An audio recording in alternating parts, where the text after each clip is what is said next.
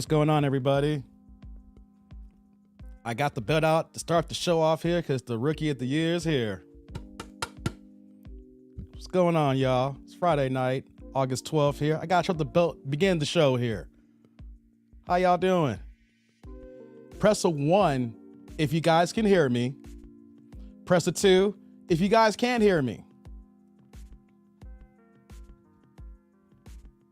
We gonna get this started a second, y'all. It's been a long day, guys.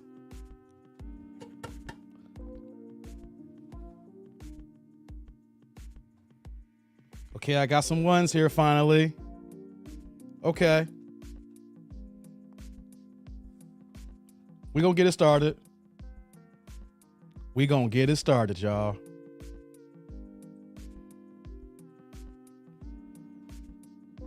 How's everybody doing tonight?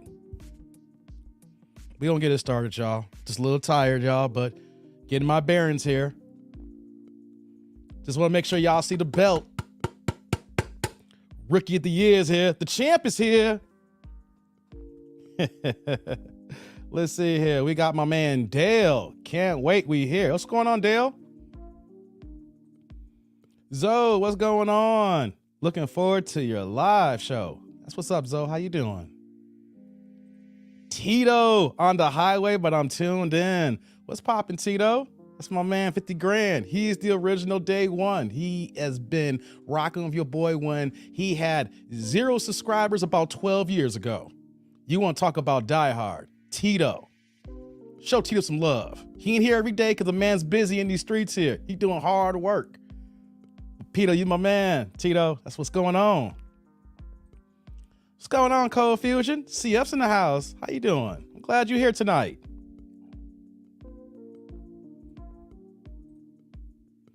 Hey, hi, this is Dave. We got more Daves in the house.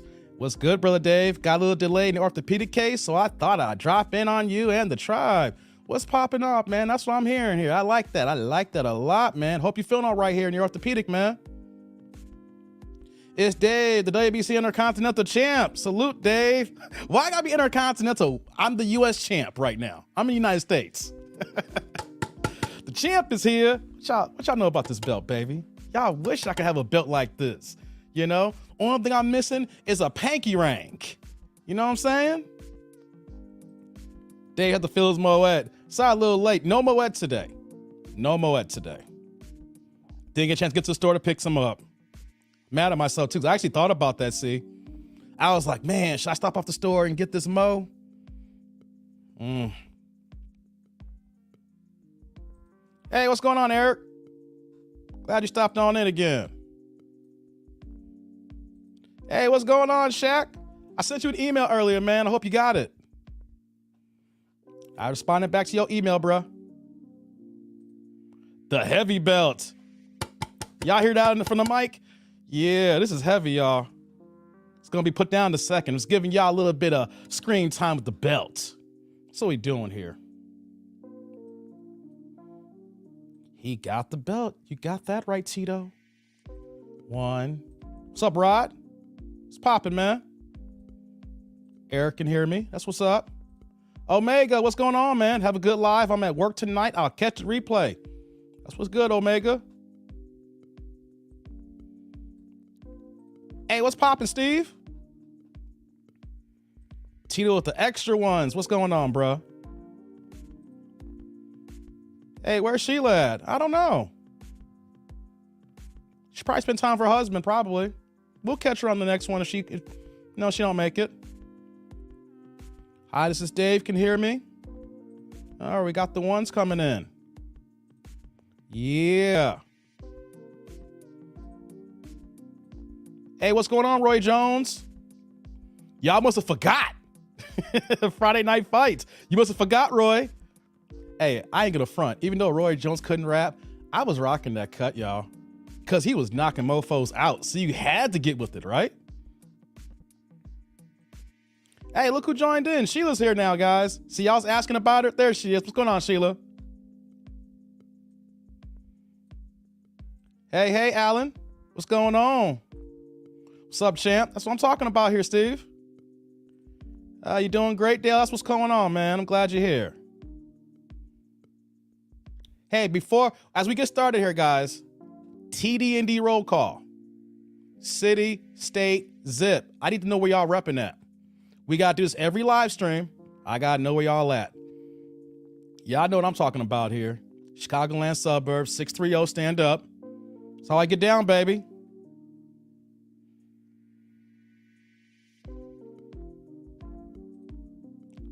No, it's not a boxing stream, Sheila. I'm just bringing the belt out early, baby. I mean, I could talk some boxing if I want to later, but it's not a boxing stream, though, tonight. Don't worry. I won't burn your ears with the boxing talk like that. Hey, man, we're going to get this kicked off here with Dale with the 199 super chat here, man. The champ is here. Do I got to... Hey, let's give him applause, y'all. Hey, what's going on, Dale? I appreciate you, man.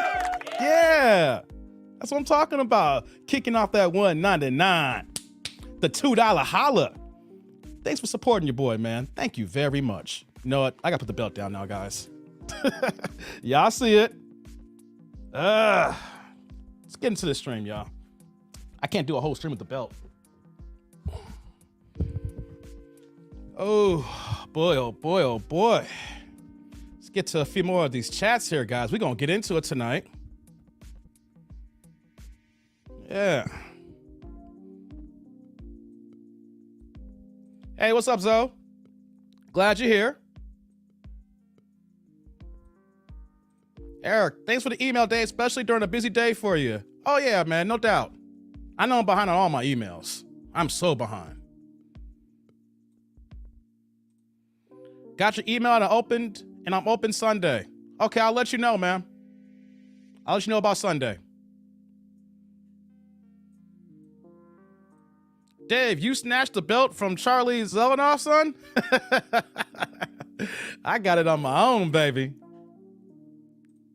Hey, what's going on, Sean? I'm glad you're here. Glad you made it, bro. Yeah. Alan's like, box needs to have a comeback for show. Hey, man, boxing's been trash the second half of this year already, man.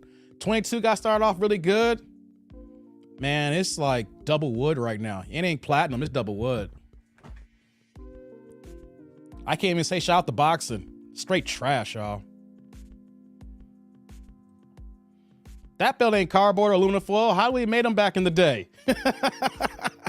Hey, man, this cost a couple of O's, man. It wasn't cheap, Tito. Okay, here we go here. You're in Green Bay, Shaq. Okay, 54302. I see you. Anchorage, Alaska. Wow. Whale's vagina. Okay, Ron Burgundy. Ride with that H-Town. That's what I'm talking about here. Tito's in Columbia. What's going on, JQ? I'm representing the 305. That's what I'm talking about, man. Hey, we got Chef in the house, man. She was like, I don't mind the boxing. I used to watch boxing. I feel you. Gotcha, Sheila. Sean's like the land of the 216. Oh, wait. Gotcha, man. Memphis in the house. Got the sound clips? Oh, we'll talk about that. We're going to talk about that tonight. Greensboro in the cribs, though. All right, all right. Hey, what's going on, Rose? Glad you're up in here. Dallas, Texas. Hey, hey.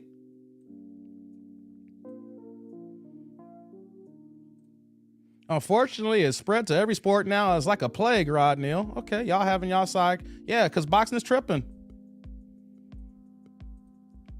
Go Packers, go. Tito, are you trolling the Packers line again, man? You and them damn Packers, Tito. Let's not start this tonight, Tito, the Packers. Let's not do it, Tito. Oh, man. All right, we got 205, Birmingham in the house here. That's what's up. Hey, man, let's get these likes up. Whoever's here. Don't know if we're going to have a big crowd tonight. I don't know if I'm going to go an hour. I'll go 2 hours. But, hey, man, if you guys here, let's get these likes up. Come on now. Help your boy out. Don't know how many people going to be here. It could be just a 30 of us. It could be more. Come on, let's get these likes up. Dave, how did you become interested in boxing? Did you box ever or just interested in watching as a fan? Okay, Code Fusion, aka CF. Interesting question how you said that here, because that actually leads to what I was gonna say here. Happy birthday to my pops. If he was still here, he'd have been 77 today. He's the reason why I'm into boxing. See? That man is the hardest working man that I have ever met.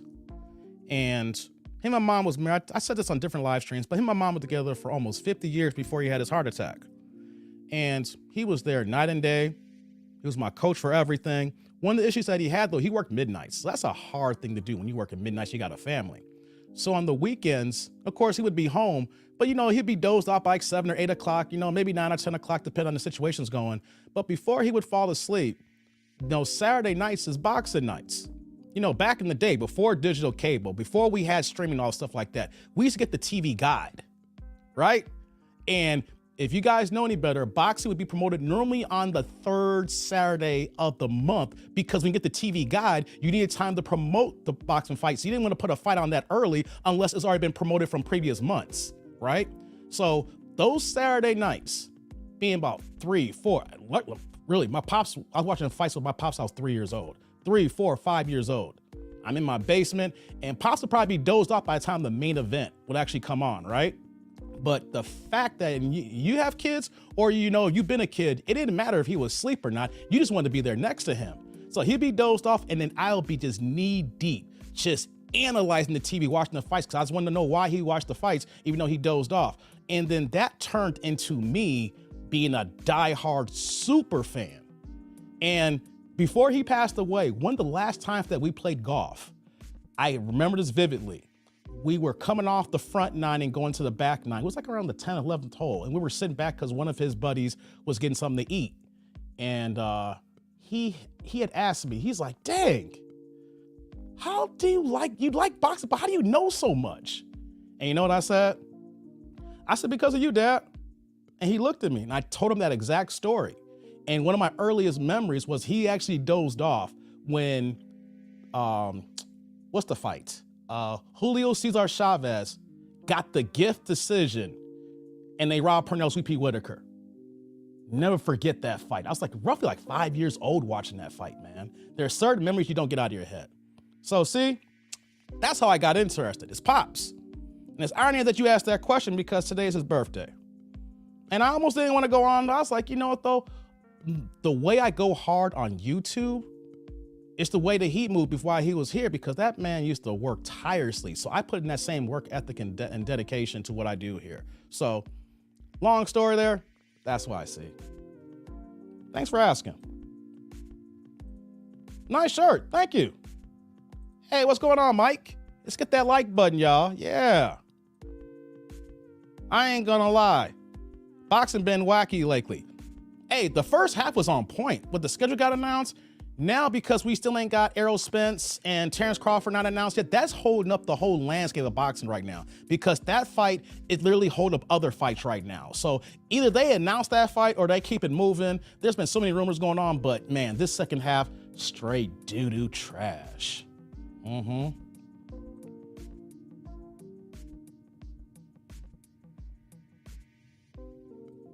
Hey, what's going on, Dell? 843? That's what's up here. Sean's like, happy birthday, OG. Yeah, shout out to Pops. Thanks, Tito. That's right, Zoe. Thank you, Zoe. Eric's like, hey, glad you're honoring your dad's birthday by using your talents online. Hey, man. Got to represent. Sweet Pea styled on Chavez Sr. Hell yeah, man. That changed history, y'all. That changed history. By Sweet Pea not getting that win, who's to say the type of star that Pernell should have been?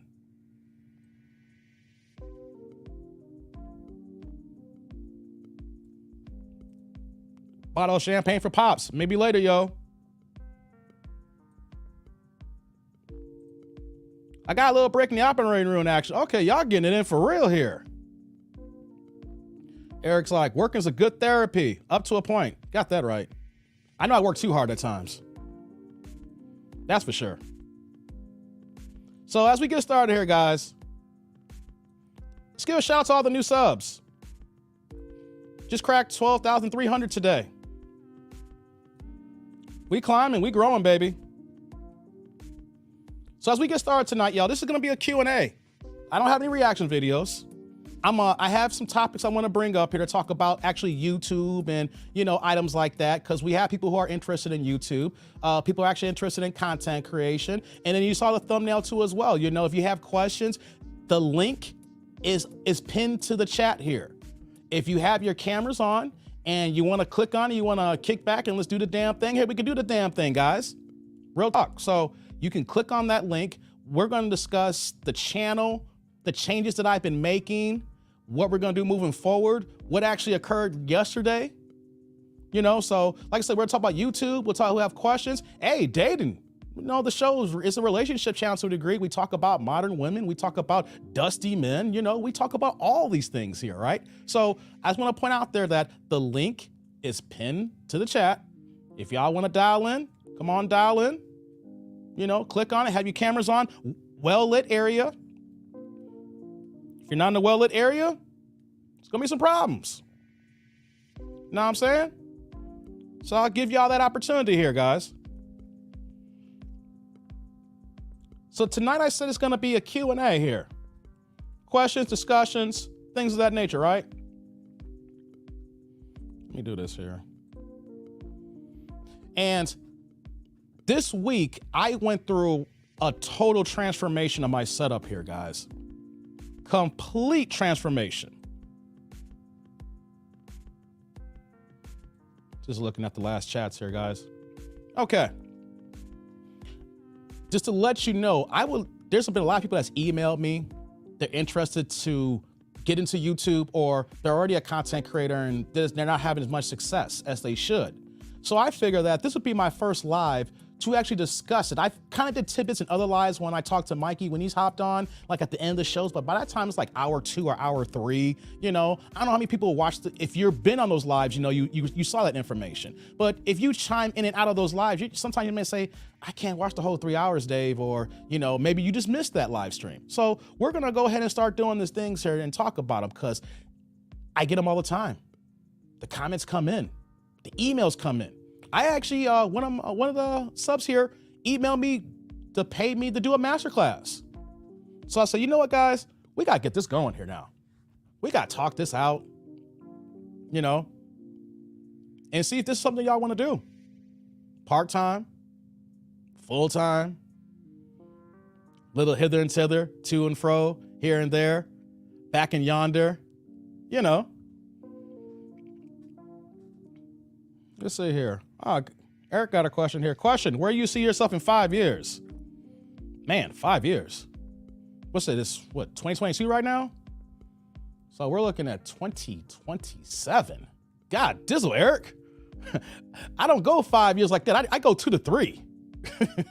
Dig interested. But 5 years, see, that's interesting because I haven't thought 5 years. I've only got the 2025 so far, to be honest, because I'm taking each step in YouTube, and every time I make a step, I gotta be honest, and I'm not trying to, I could pop my collar if I want to, but my journey right now has been unusual compared to the average channel. So I make these items that I wanna pursue, and then next you know, things are actually going faster than the way it's supposed to be.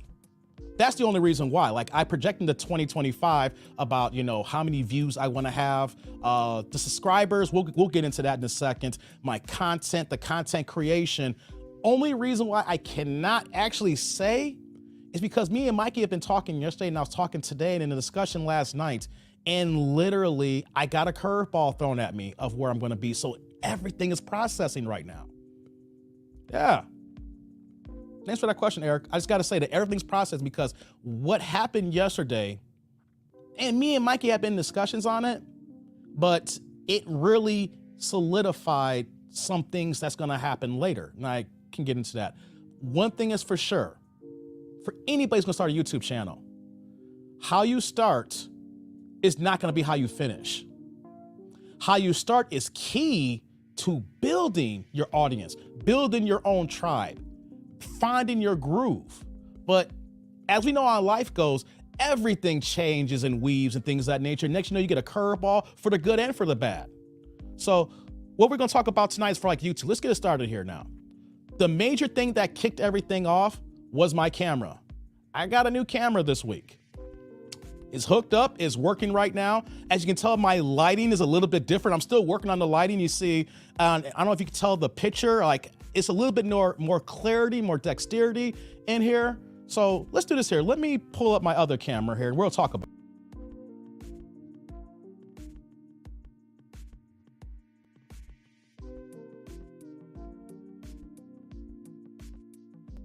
Okay, so right now the new camera that I'm using is called the Canon M6 Mark II. I'm sticking in the Canon family because the first cameras that I've been using for the first 6 months is this bad boy here. Let me see if you guys can focus on this one here.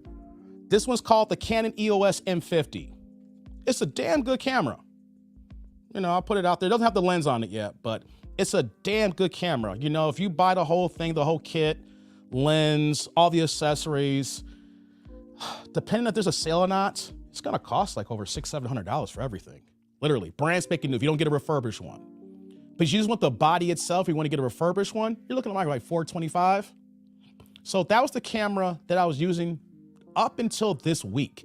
Matter of fact, I say up until the last couple of days. I got this camera finally working and up to speed, but why did I change cameras? I changed cameras because of the capabilities of the M50 that I did not know 2 years ago. See, the changes in my channel that I want to do is my set, as I'm kind of growing in here and I'm adding into it, is I want to have a multi-camera setup. So to have a multi-camera setup, if you guys want to, you know, some people just going to have just one camera and that's it.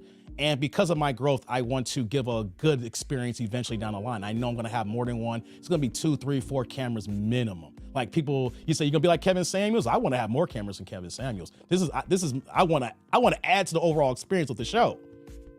So the Canon M50 does not have a clean HDMI out. What does that mean, guys?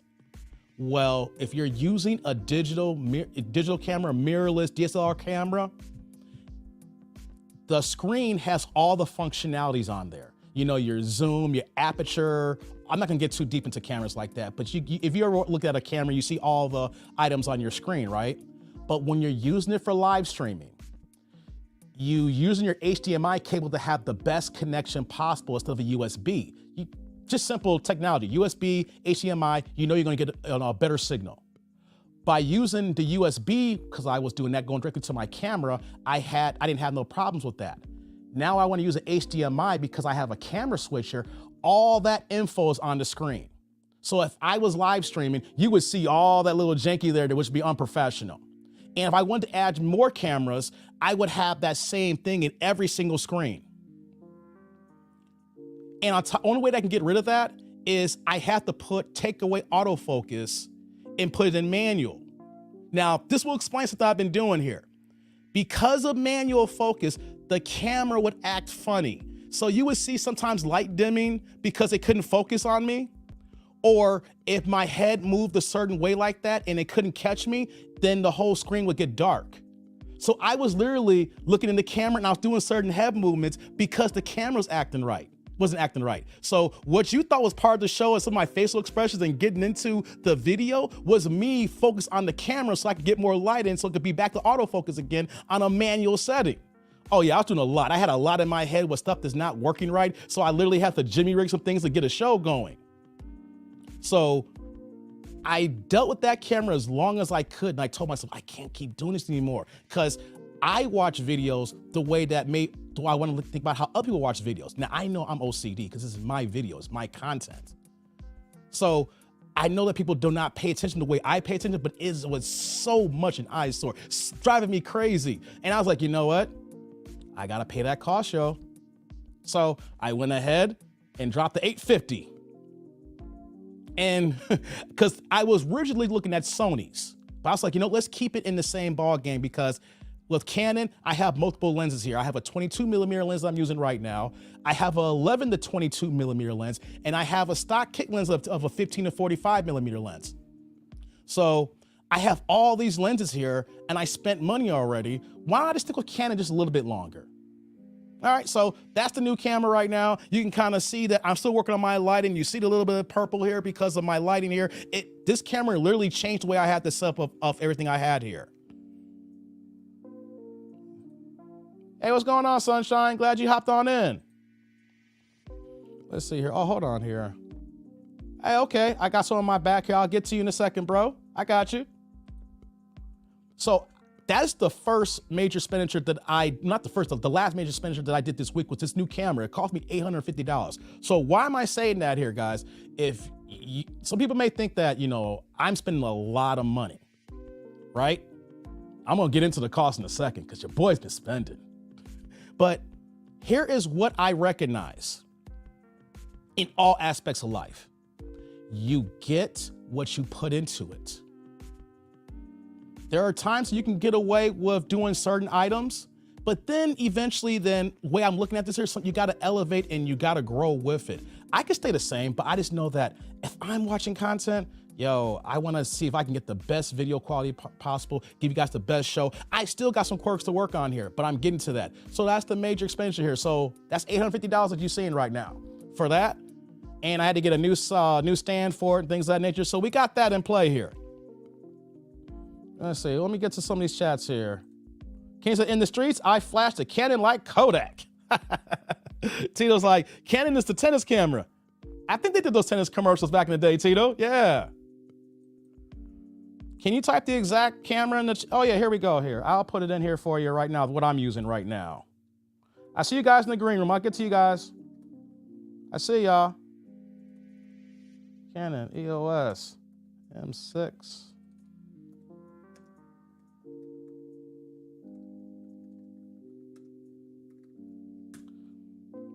So that's the current camera that I'm using right now.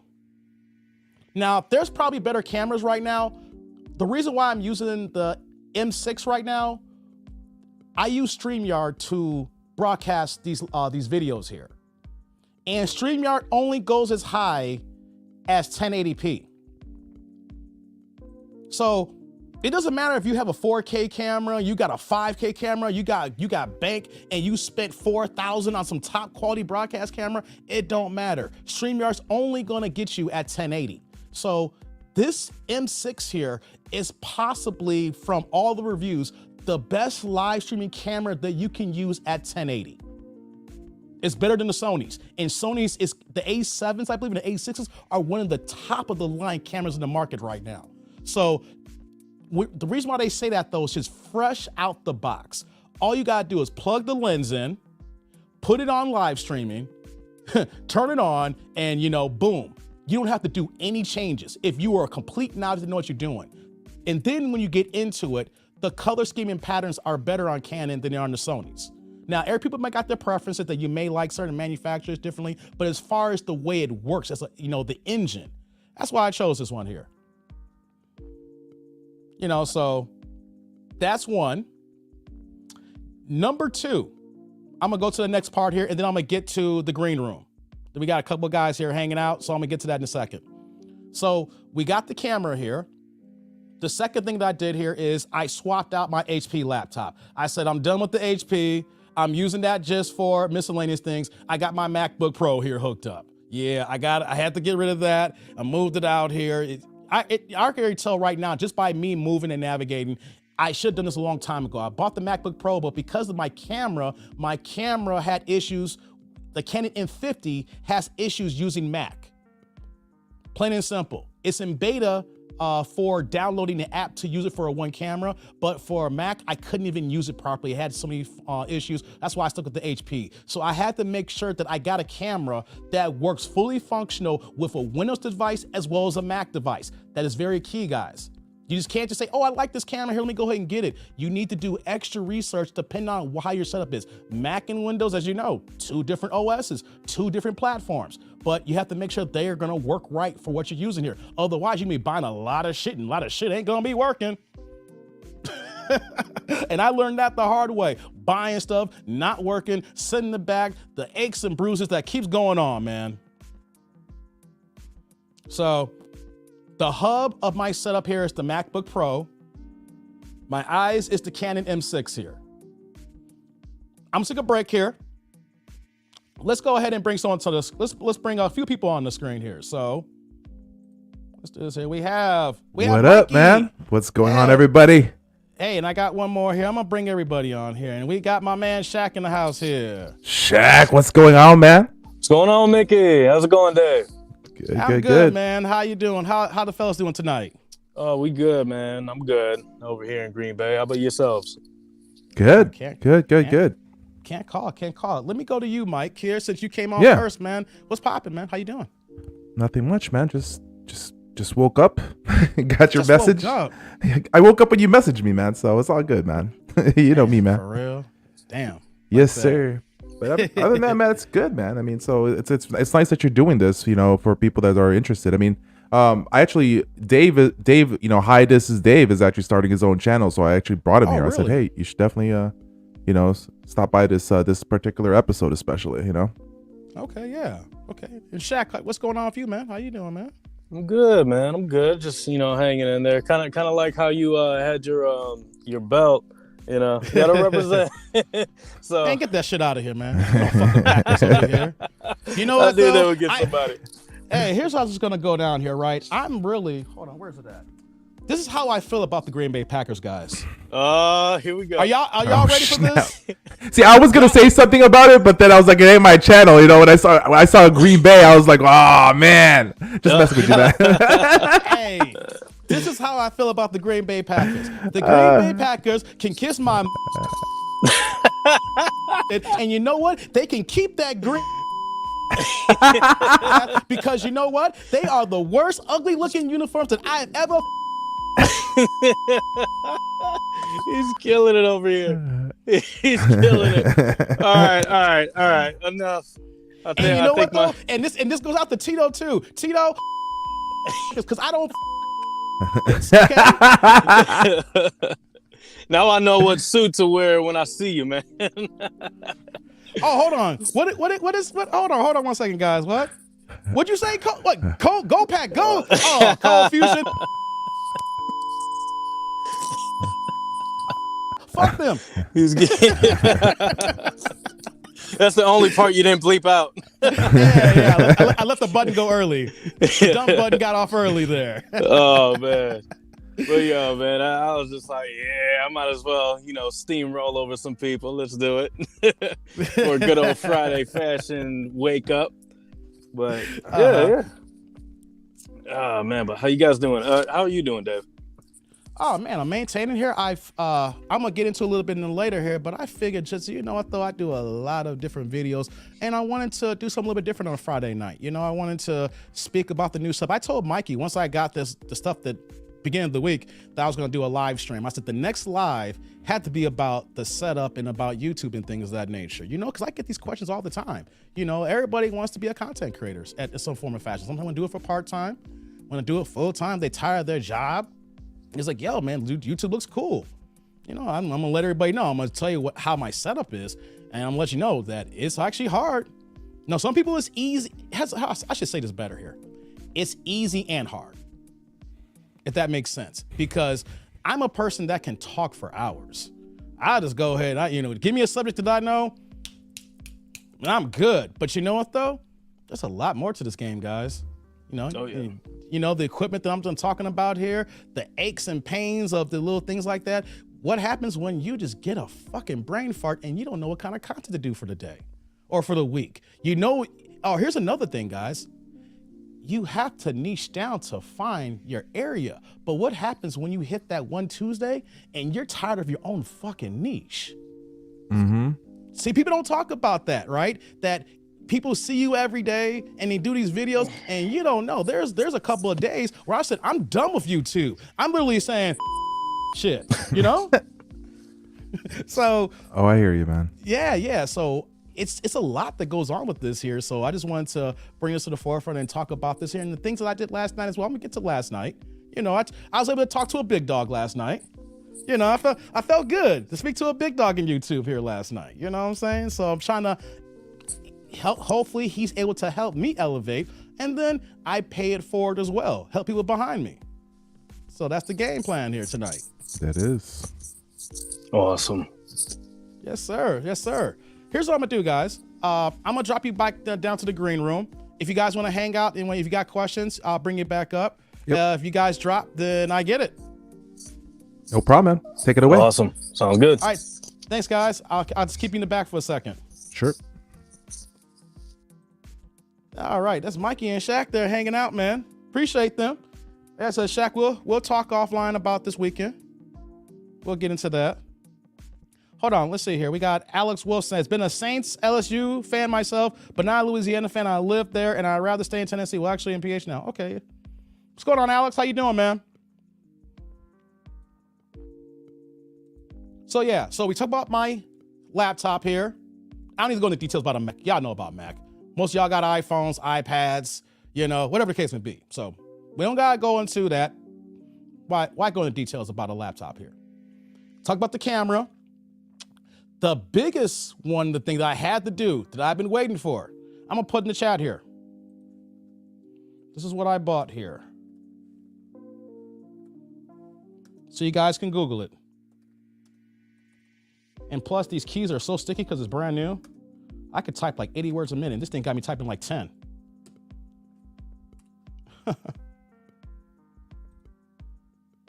Okay, the Rodecaster Pro 2. That's the mixer that I purchased. Now, what I've been running on the last 6 months is this thing here, which is also a decent mixer. Let's see here. Is this thing stuck? Okay, here we go. This thing is called the Zoom Live Track L8. So I'll put this up here.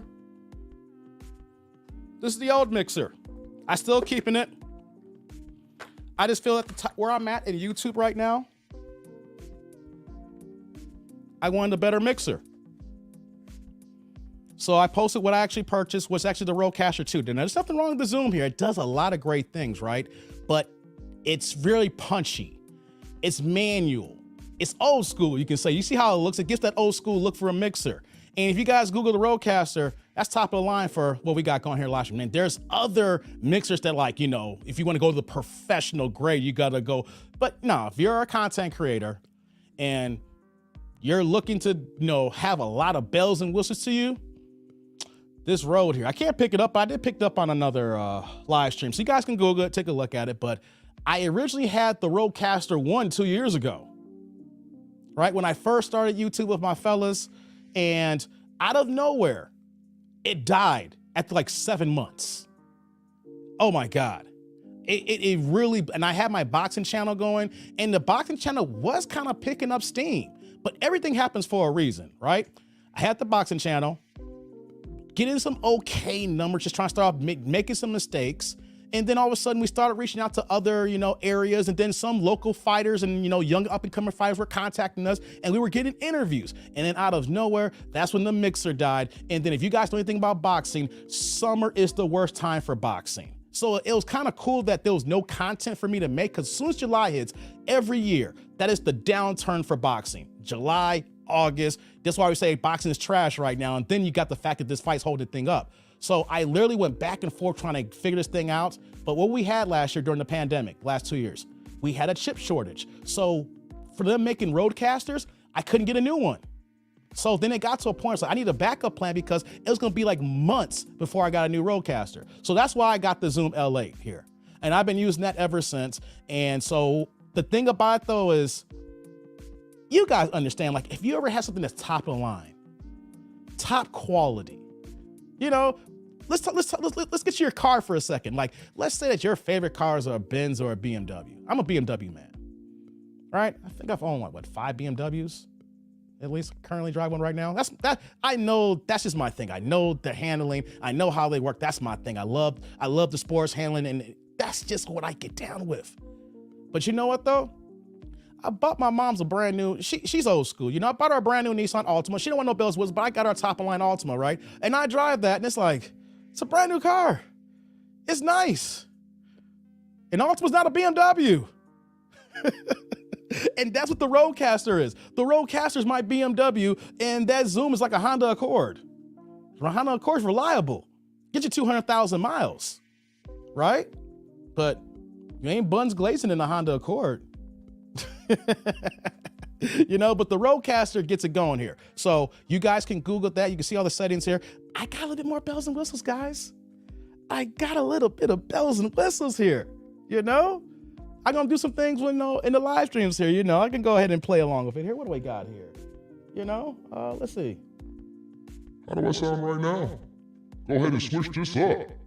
Yes, yes, yes, sir, indeed. Oh, Or, hey, what's going on, y'all? So, A little bit toys, bells and whistles, but the performance, I can already tell about the acoustics, the sound quality, but here's the main thing why I want to get the Rode. I'm using this mic here, the Shure SM7B. Now, this is probably one of the most expensive mics that you can buy in the market. I've had this since Jump Street here. So when I found out that I was like, hey, I'm gonna do this YouTube thing, the very first purchase was this mic, guys. And why? Because if no one can hear you properly, who the fuck is gonna wanna listen to you or watch your live stream? This is the mic that Michael Jackson made Thriller with. Yes, Thriller. I mean, there's other mics that you can use, but I literally walked into the store, wanted to buy a Yeti, about $130. Didn't know no better. And the guy just kind of just said, hey, if you're into live streaming, you know, I don't know how much money you got to spend, but you can just buy the best mic and call it a day. I'm like, what do you mean? He's like, yo. And then this is the one that Joe Rogan uses. You can look at all the major podcasters, you know, you look at Fresh and Fit, and they got like 20 of these bad boys in their studio, you know? So I made the commitment saying that, hey, the one thing that matters is the mic here. So the Shure SMB here has, what's the way I want to say this here? If you buy this here, you have to buy additional items. Do I have it over here? No, I don't. It's on the other side of the room here. I got so much equipment around here. What happens is when you have a Shure, the output is not that strong. So you need to buy a cloud lifter so that you can give the gain the microphone. And with the Rode here, you don't need a cloud lifter. It has those gains built into the mixer. Every mixer you can think in the game right now does not have that. So if you have any other mixer and you buy a Shure SMB and you're gonna probably pay over $400, get a warranty close to $500, you also gotta spend another $100 for a cloud lifter to give the gains. But if you have a Rodecaster, you don't gotta spend that $100. Let me get to some of these chats here, guys. I'm missing something. I know y'all have been typing some stuff here. I've been going on a little tangent here. Yes, good piece of equipment. I got that mixer too. I love that you can add sound effects and it's user-friendly. Yep. It's got a good sound bank with already sound effects and... Let me hold on one second. Okay, Mike. Yeah, it's got the extra sound effects and everything, so I love that.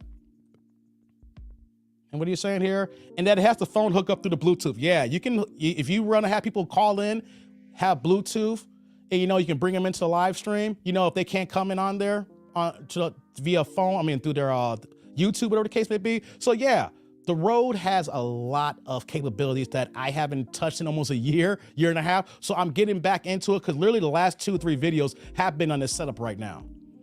Let me see, what else we got here?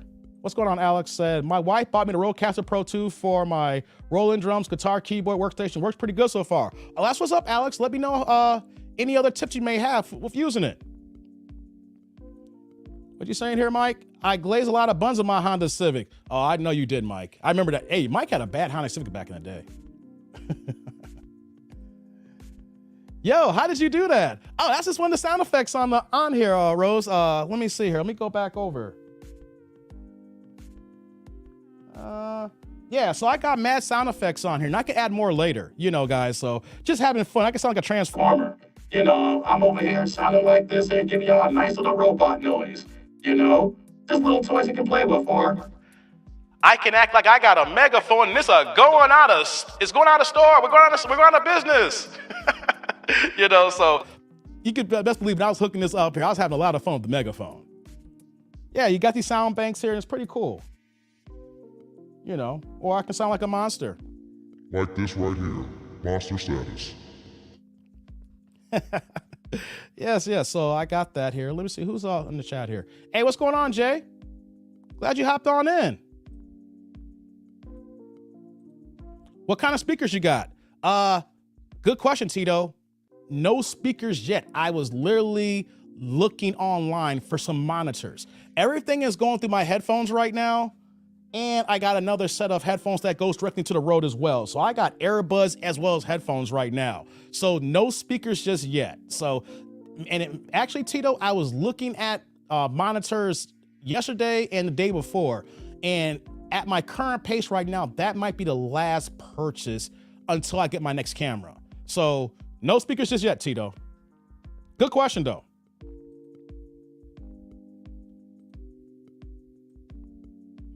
Let's see, whoop the chat here. All right.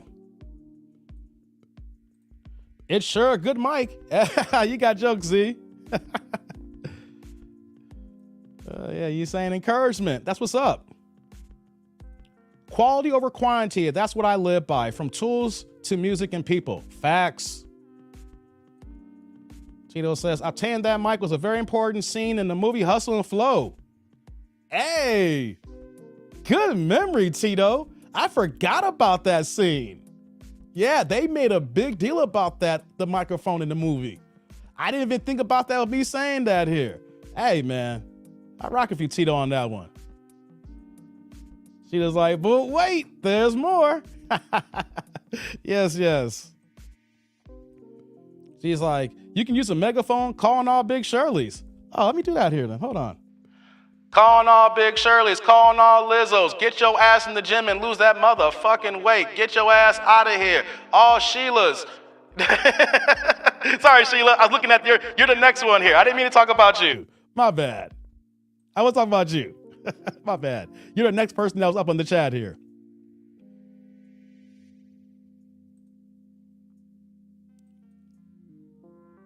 Okay. So we talking about the road. I talked about the camera. I talked about my laptop. Oh yeah, I got the wireless mics too. Hold on one second, guys. One second.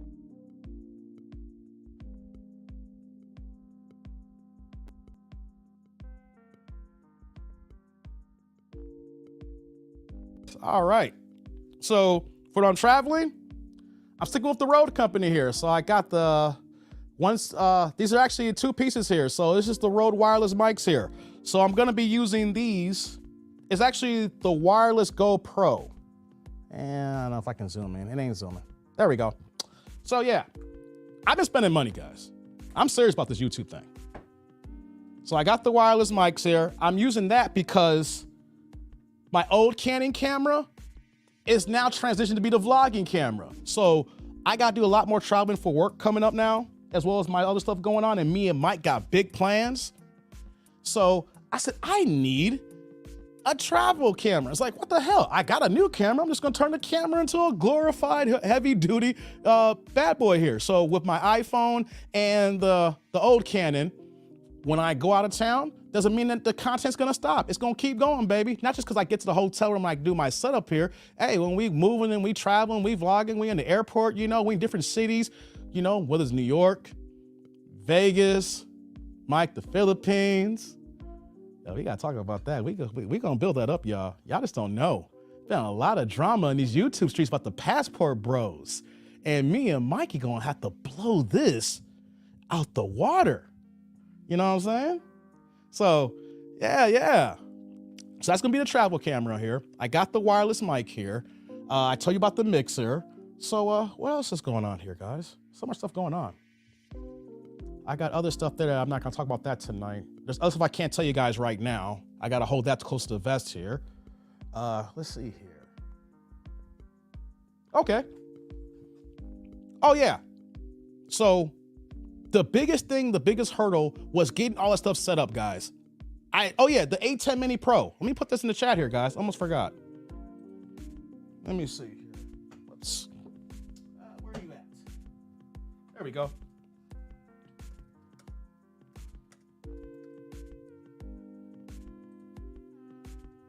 All right, so what is the A10 Mini Pro? It's my camera switcher or the capture card. That was the huge issue with my old camera. If you're looking at this bad boy here, the A10 Mini Pro, The one that I have actually has 4 ports, so I can actually, in any time here, I'll be able to connect 4 different cameras to have a nice little setup. They got the bigger production ones, they can go 8 and they keep going here. So you can Google ATEM's website. But this one here, the Mini Pro, the difference between this one and the regular A10 Mini is the fact that I have the ability to watch my camera monitor here. See, if you go cheap with the A10 Mini and you want to connect multiple cameras, you won't be able to preview your other camera before switching to that camera. So you spend the extra money so that I can actually preview my whole setup here. Now, currently, I only have 1 camera right now. So I'm watching myself in my monitor right now. But if I had multiple cameras, I can go to camera 1, 2, 3, and 4. And just to let you guys know, I'm about to go black here because that was my camera switcher right there. So if I plugged another camera in here, or if I plug my old Canon here right now with no autofocus, I can have that running here. And so this was the biggest thing here that you need if you're gonna run multiple cameras. You can't plug multiple cameras into your laptop, or you wanna get like a USB hub or things of that nature. You're trying to plug them all into USB. It will not work because the way your camera, your laptops, or your device is gonna be, it's only gonna look for one device for your video. So this actually helps you do the multiple setup here. I think this is like $500 too for the A10 Mini Pro. And then after buying the A10 Mini Pro, I had to buy a monitor. So basically it's just a regular, TV, computer monitor, but that actually connects it to as well. So I wish I had another setup here, but I'll probably do another time. I need to take a picture of my whole area here. It's expanding here. What I am explaining though, is that I have taken my little pocket here in my basement and turned it into a studio. And you guys can do it too. You just have to curate it that it'll be your style, your personality. It's your home already, so it should already have some sort of personality, but you want to accentuate that if you are trying to be a content creator. Now, I know that I always like to say I go overboard. Mikey would tell you I spent a lot of money compared to him, but I want to take this to the next level. And I felt that I can't do that if I was just basic in my understanding how I run here. Hold on here. Let me see. Let me get to some of these chats here. We're gonna. Hey, what's going on, Teron? Harlem World is here. What's going on, man? Yeah, travel camera. Content is king, no doubt. Z's like, this is great to see progress and growth. This is only 6 months, guys. I know that what I'm doing is not the average 6-month person. And on top of that too, my setup is not the average 6-month person. Because the first video that you saw February 7th was with this Canon, my brand new HP laptop, the Zoom mixer, all these cables here that I got going here, my ring light. So I've already spent a decent amount of money than the average content creator getting into the game already. And I felt that, hey, I need to spend a little bit of money so that I want to be to the next level. Hey, what's on the agenda tonight? Hey, we're doing a Q&A, man. Kiki, we're just doing a Q&A. We're just chopping it up, no ratchetness. Just kind of switching up a little bit of information for the night. Hey, what's going on, Rada? Blessings to you too. I'm glad you're here. Rosa, ideas of becoming a content creator, equipment and tips. Yeah, glad you filled them in. Thanks, Z. Yeah, hit that like and subscribe button, guys. We got a small crowd tonight, but that's cool though. We keep it small and sweet. We don't got to have like the 400 live streams all the time. If you guys got questions, yeah, we're going to get into it. Yes, like and subscribe. Why would you need a monitor? Doesn't the camera have a flip screen? Good question, Rose. It does. But you know what happens? When you turn off the HDMI signal, I said the clean HDMI, what this camera has, and I'm gonna get to I gotta get into a little bit extra of that too as well. And this goes into the A10 Mini Pro, the flip screen turns off. So I can't watch myself in that camera here when I plug into the A10 Mini Pro. So the A10 Mini Pro, I plug that into my monitor. And on top of that too, the monitor is big. Like literally, I have 1, 2, I can see 3 of myself right now.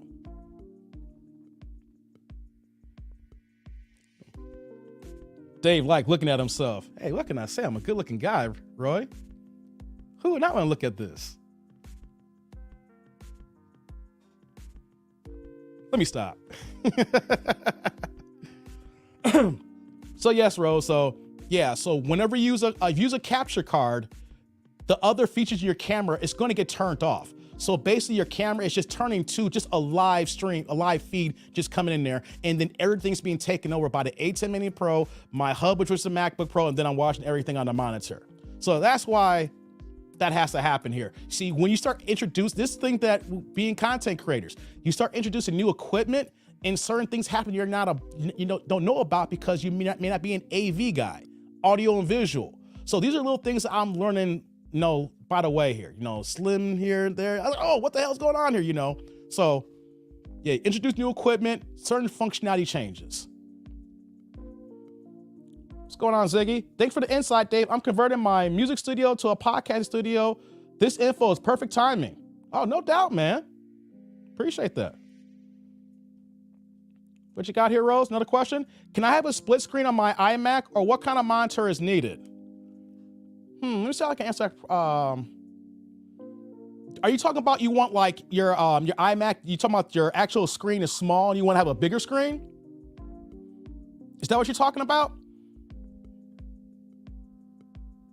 Because if you want to project your screen, then you can just plug, a monitor into your laptop, or you can have an adapter for it. But repreface that question. I'm trying to find, I mean by split screen, like you trying to see yourself on, bigger, or I just want to make sure I can answer that question properly for you, Rose.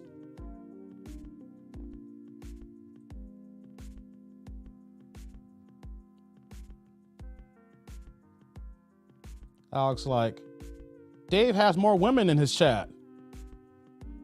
Hey, I'm liked by all. This is not a sausage fest. No, I only have one screen. Okay. You don't have to have a split screen if you don't want to. I mean, it all depends on how you want to project and how you want to see yourself when you're recording. It kind of helps when you have multiple ways of seeing yourself so that you can actually gauge what's your best view, or you're trying to, find your spot. Like, I'm able to do all these things by watching it here, so I hope I answered that properly. Or maybe if I didn't ask the question differently, it's kind of hard. Or if you want to cam up, the link's at the top here. If you guys want to cam up and ask a question, just click on the link.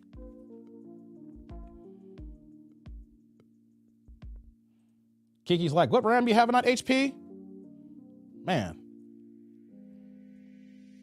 what do I got in this thing over there? I don't know. I thought I had upgraded to I think I had over 80 gigs maybe, I think. I had upgraded when I first bought it. No, it's got 20 gigs. I think it got 16 or 20. I take that back. No, that's my personal laptop. Sorry. I'm sorry there, Kiki. My personal laptop got that here. This one here has 16 gigs. But I also have an external hard drive too. Sorry about that. You gotta do a review by the new song of Division called If I Get Caught. I like Division. I'll check it out after the show here.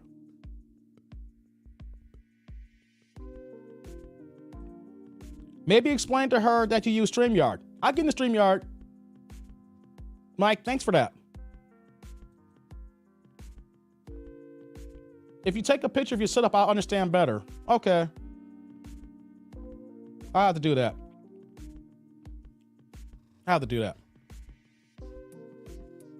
So, let me see. I'm just looking at the chat here, guys. Bear with me for one moment. Yeah, I'm using StreamYard, Rose. So StreamYard is the application that projects everything to broadcast. So I don't know if that may help you. If your question too, if you want to Google StreamYard or StreamYard.com, that's what I'm using here to broadcast this here, if that helps out. Hold on here. A lot going on here behind the scenes, guys. Hold on, give me 1 second here, guys.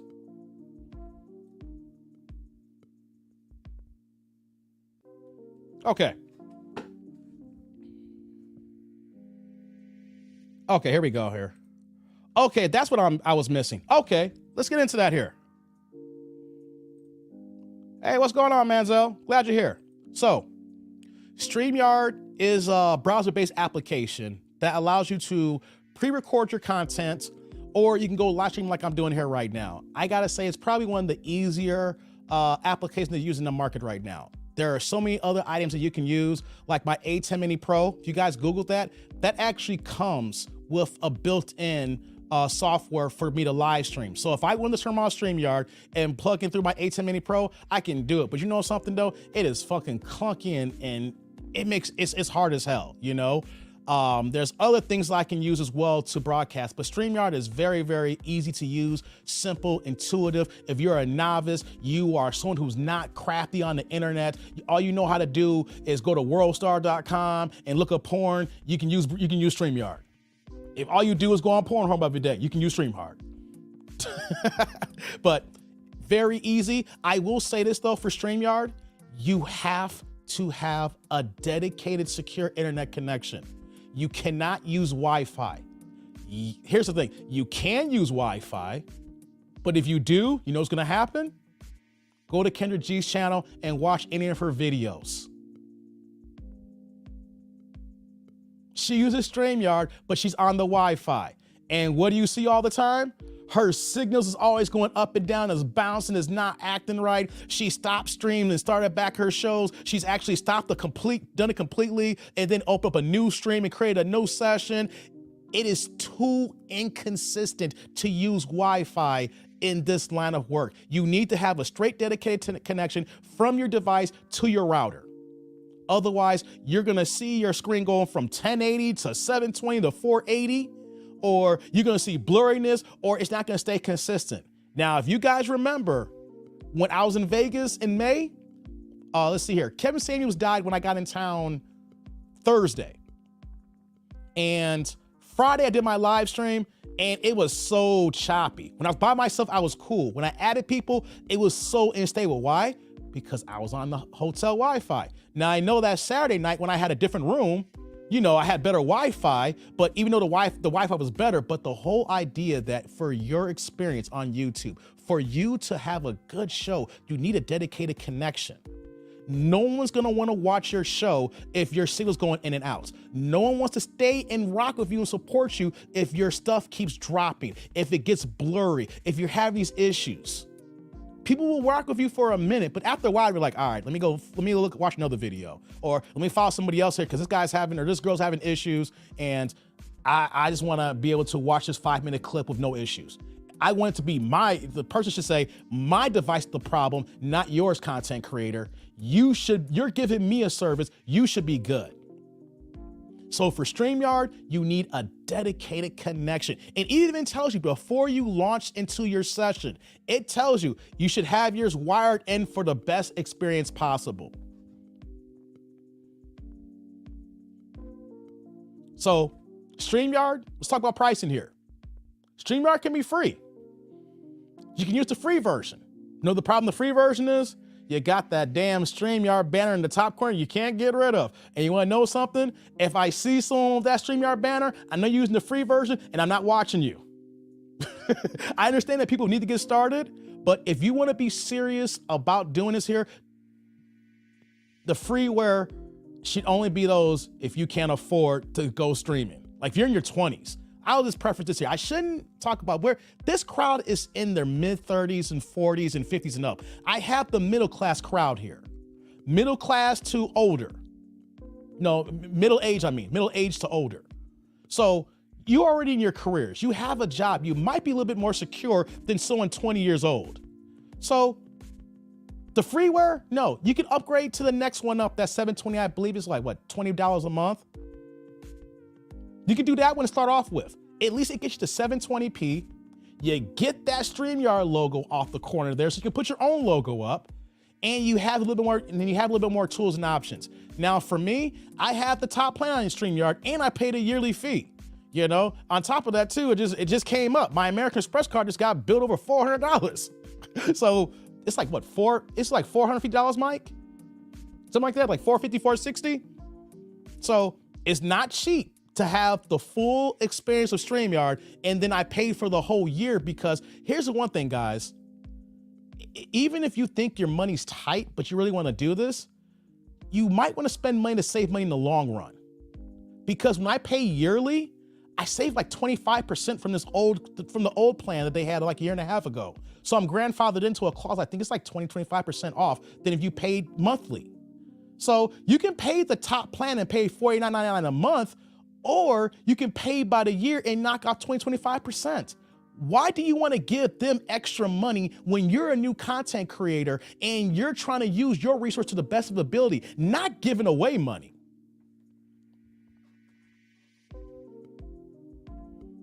So if I have any suggestions for StreamYard, at least if you're saying, hey, I'm going to start producing content. And I looked at StreamYard, I looked at Restream, it's another application. I think there's a couple others, Mike, that me and him talked about too. There's Melon, me and him talk about Melon. But let's say that you want to do StreamYard, you can look at the pricing plans, go with the middle plan at least. Here's what I want to say. I don't want to shame people, but we are too old to do the free 99. Hey, I'm 42 years old. Y'all see these grays in his hair?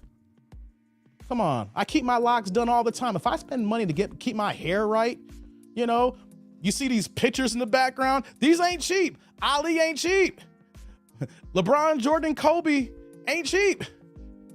Jordan, game 6, that wasn't cheap. So these glasses that y'all see that I'm branding myself, these weren't cheap. So if we spend money in our personal life, and it is something that you want to be serious about, sometimes you got to squeeze that juice a little bit. Hey, before I keep it going here, hey, insurance agent with the $10 super chat, man. Let's go. Hey, give insurance agent a round of applause here. That's my boy, man. IA in the house here. Yeah. Insurance agent, your boy, keeping your boy going here. And you guys know, I don't trick off my money. See, here's the thing that I want to do, and I'm being full transparent with my tribe here. You guys can go back here. Anytime that you guys commit to me, you pour into me, you donate to me, it goes right back into the product. You see, I'm gonna take that money, my man insurance agent, that $10, that's going to the show. Matter of fact, it's already spent now. That went to StreamYard. Thanks, insurance agent. You just pay for Stream. You're paying a portion of StreamYard for the month. You see how I'm trying to work it out here. This first year, even though this is a monetized channel, I'm not looking at the profit margin. I'm trying to reinvest so that I can build my product to be even better. Then eventually, I will see, hopefully, the tribe grows and everything, and then I can look at the money. Even though I'm making money, I'm not focused on the money right now. You can say to a degree, just spend it or whatever the case may be. I'm focused on trying to overall put my product at the best it can be here. What you saying here, Rose? Sorry, I'm not technical when you say not to connect to Wi-Fi instead of having a dedicated line or a direct cable up. Okay, Rose, good question. I'm glad you asked that. For people who do not understand that, or at least you're not technical, Wi-Fi is wireless. So basically, if you're using your laptop, you can just go anywhere, if you have your device connected to your router in your home, you can go wherever you want. When I say connected or dedicated line, that is you purchasing an Ethernet cable, an RJ45 jack, or or what nowadays they're coming Cat 5, Cat 6, Cat 7, and Category 8 cables. You can go to Best Buy, or you can go to Amazon and just Google Ethernet cables. Here's the catch though, that I was telling Mikey, and then what I experienced here for most new devices. See, old school laptops will have an Ethernet port for you to plug in. So you can plug that cable to your laptop, and then that cable plugs to your router. The problem with new devices is they made them so streamlined that they don't have as many ports anymore. So you literally probably have your power cable, and then you have another port for your USB-C. You may have another port so that you can plug another monitor in so your screen can be bigger, and that's about it.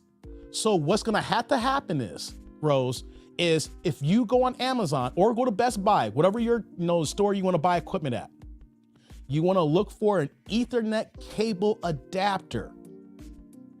Basically, it's gonna be like an adapter. It's gonna be like a USB-C that can plug into whatever device you have, and it's gonna be an Ethernet. Matter of fact, I have an extra one here. I can explain this better here. Hold on, give me 1 second, guys.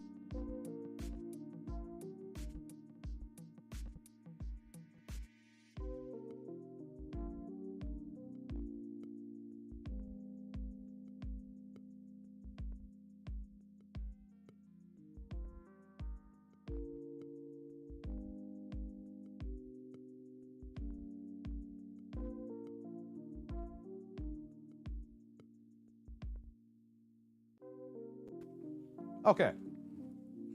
So this is my extra one here. I bought a new one. So you can see this end is USB. So a plug in, and this is the end where that the Ethernet cable will plug in at. So depending on how your laptop device is, you want to buy one of these connectors for an Ethernet cable, and of course it'll go into your laptop, and this end goes to the Ethernet cable, and then your Ethernet cable goes directly to your router wherever your internet is set up in your home. That gives you a dedicated line, your dedicated connection, Rose. Because when you're using Wi-Fi, you basically having your signal wirelessly going to your hub, which is right now, my setup is I have my hub about 20 feet away in my basement here. Let's say that your hub, if you have a house, then it's upstairs or downstairs, and you have a far way to go. Then your signal is farther away, which means that there's more room for distraction or interruptions. So that's why that anytime that you are going online, you want your dedicated connection. Otherwise, you're at will of the Wi-Fi, and it's gonna be going up and down, and you're gonna see static. And then on top of that too, of your Wi-Fi, depending on how your home is, if you're like me, you have too many devices connected to it. I literally have 2 personal phones. I have 2 iPads. I have this MacBook Pro. I have an HP here. I have my 2 work laptops here, and my TV. That's just in the damn basement. Oh, and the road is wireless too. It connects to the network. That's just in the basement alone. I'm not talking about upstairs in the next room where I have my 2. I have 3 TVs connected to the Wi-Fi. I have another iPad for my daughter that she's on there right now. There's 3 more phones with my family in the house here sharing the Wi-Fi. So you gotta think about the days now that there are so many devices on Wi-Fi that your internet connection is sharing all those resources. It is sharing all that communication. And then you want to try to live stream a show with all this going on here? It ain't gonna work on Wi-Fi. That's why you gotta plug directly in to have a dedicated connection. So at least if all that stuff is going on, at least your device is not gonna be bouncing. It may not bounce as bad. I hope that helped, Rose. Dave, get in your KS bag. I can only try. Don't get in the KS bag. What you got here, Kiki? I have a Samsung 32 RAM, probably a way too much RAM for my use.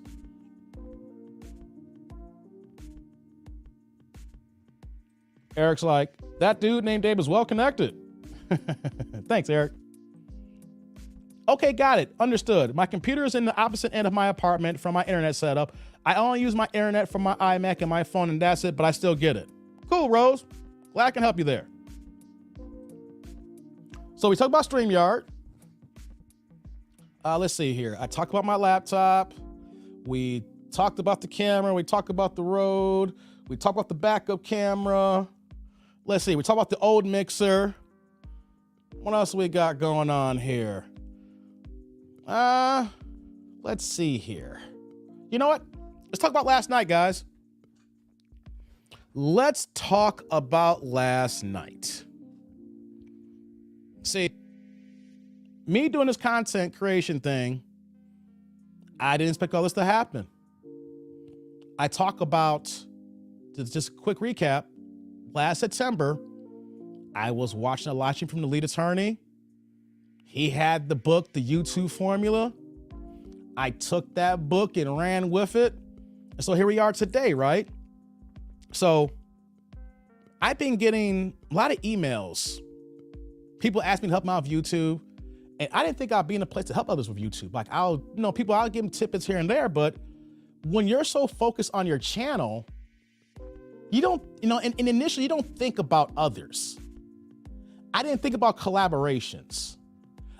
Some people do. Don't get twisted. There's people who were emailing me left. When I was at 2,000 subscribers, people were blowing me up. Like, yo, let's collaborate. And I get it, I gotta own it. I'm the hot thing. Your boy is doing numbers consistently here. I'm not juking the stats. Y'all watching. Not only y'all clicking, y'all watching, and you guys are staying. You see, if I was clickbait, it wouldn't reach y'all. See, you gotta understand that my videos, y'all are staying almost to the end. So after 6 months, I said, you know what though? I just can't keep my head down. I just can't be like a racehorse with my deflectors on and only just focus on the finish line. For me to grow properly, I do need to open up a little bit. I need to engage. I gotta talk to others. I need to see other content creators, whether you're smaller than me or bigger than me, because you guys can see things that I can't see, right? So before I got on YouTube, I followed all the content creators, who does reaction videos, things of that nature. But the main one, the people who helped me out, of course, is Kevin Samuels. You saw the content I've done of him.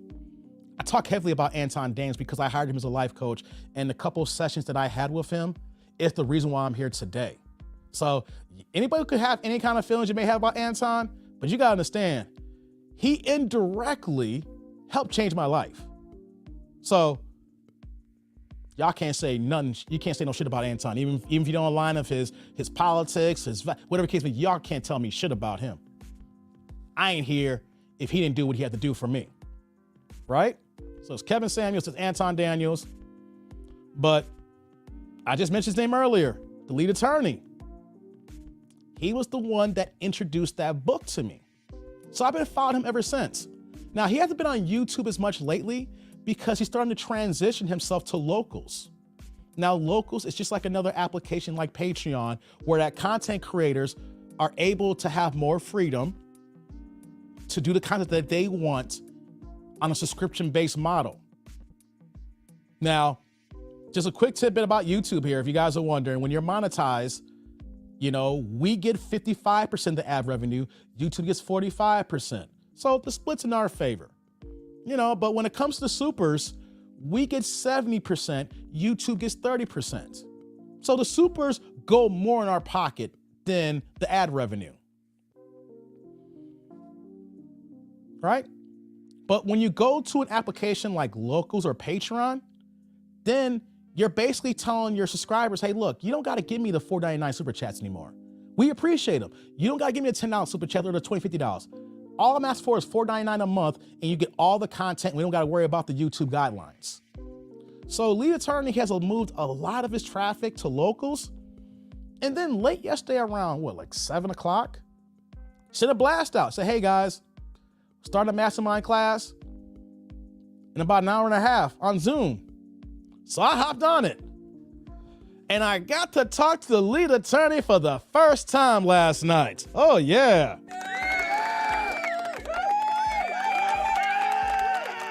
Yeah. Yeah. Cool, brother. Cool, brother. I told him, because he's like, we were introducing ourselves. He was like, hey, just let me know about, your name, your channel, things of that nature. What made you, get here? And I told him, I'm here because of you, bruh. September in that live stream. I never forget watching it. I was having issues with my brothers. We were trying to do our channel and we just couldn't agree on the same page. The light was at the end of the tunnel for the expiration date, of us running this thing here. And I still wanted to do YouTube. And when he mentioned that book, I bought it that night on Amazon.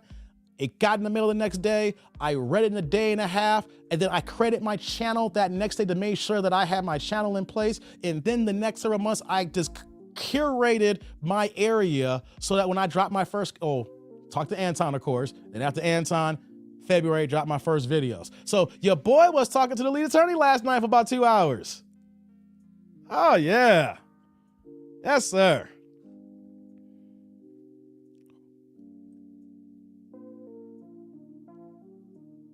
Let me see here. What y'all saying here? What you saying here, CF? We girls are here because Dave keeps all of our buns metaphorically glazed.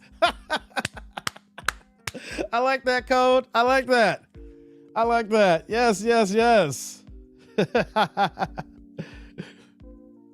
Oh, man.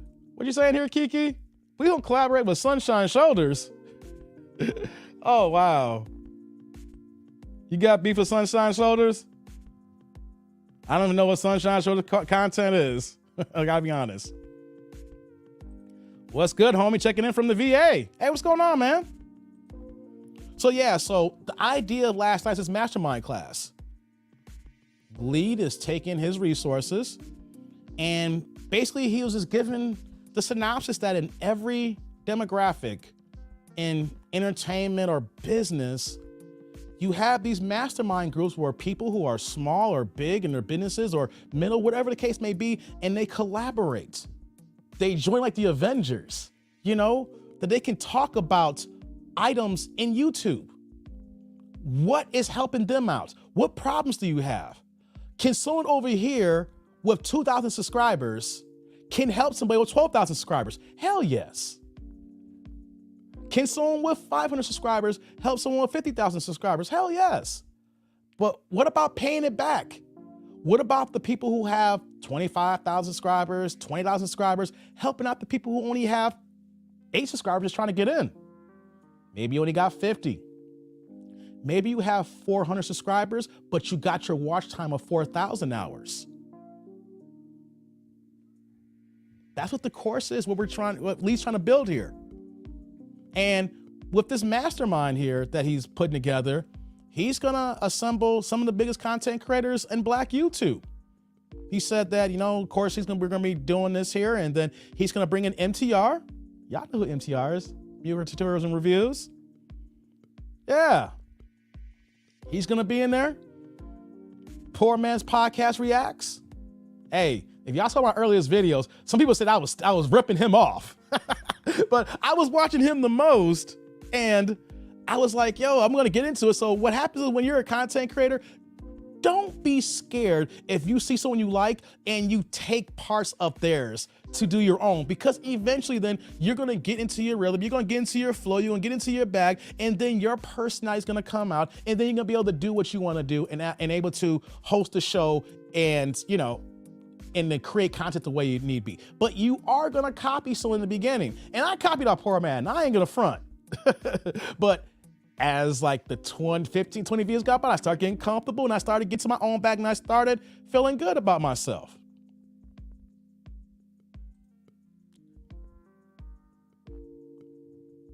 What are you saying here? He's Mike's arch nemesis. Oh, really? Oh, okay. Oh yeah, Mike, I remember now who you're talking about. Oh, I ain't collab. No, I'm good on that collabo. But trust me though, if I talk to dude, he won't collab with me anyway. I ain't on that fake sucker shit. I ain't had to censor that. I can't be faking this, man. Hey, Zoe here. I've known Zoe just as long as I know Mike here. Zoe knows I don't have a poker face at times. If I don't like it, you're gonna see my facial expressions in real life. The name of the book, Rose, is called The YouTube Formula. I'll put in the chat here.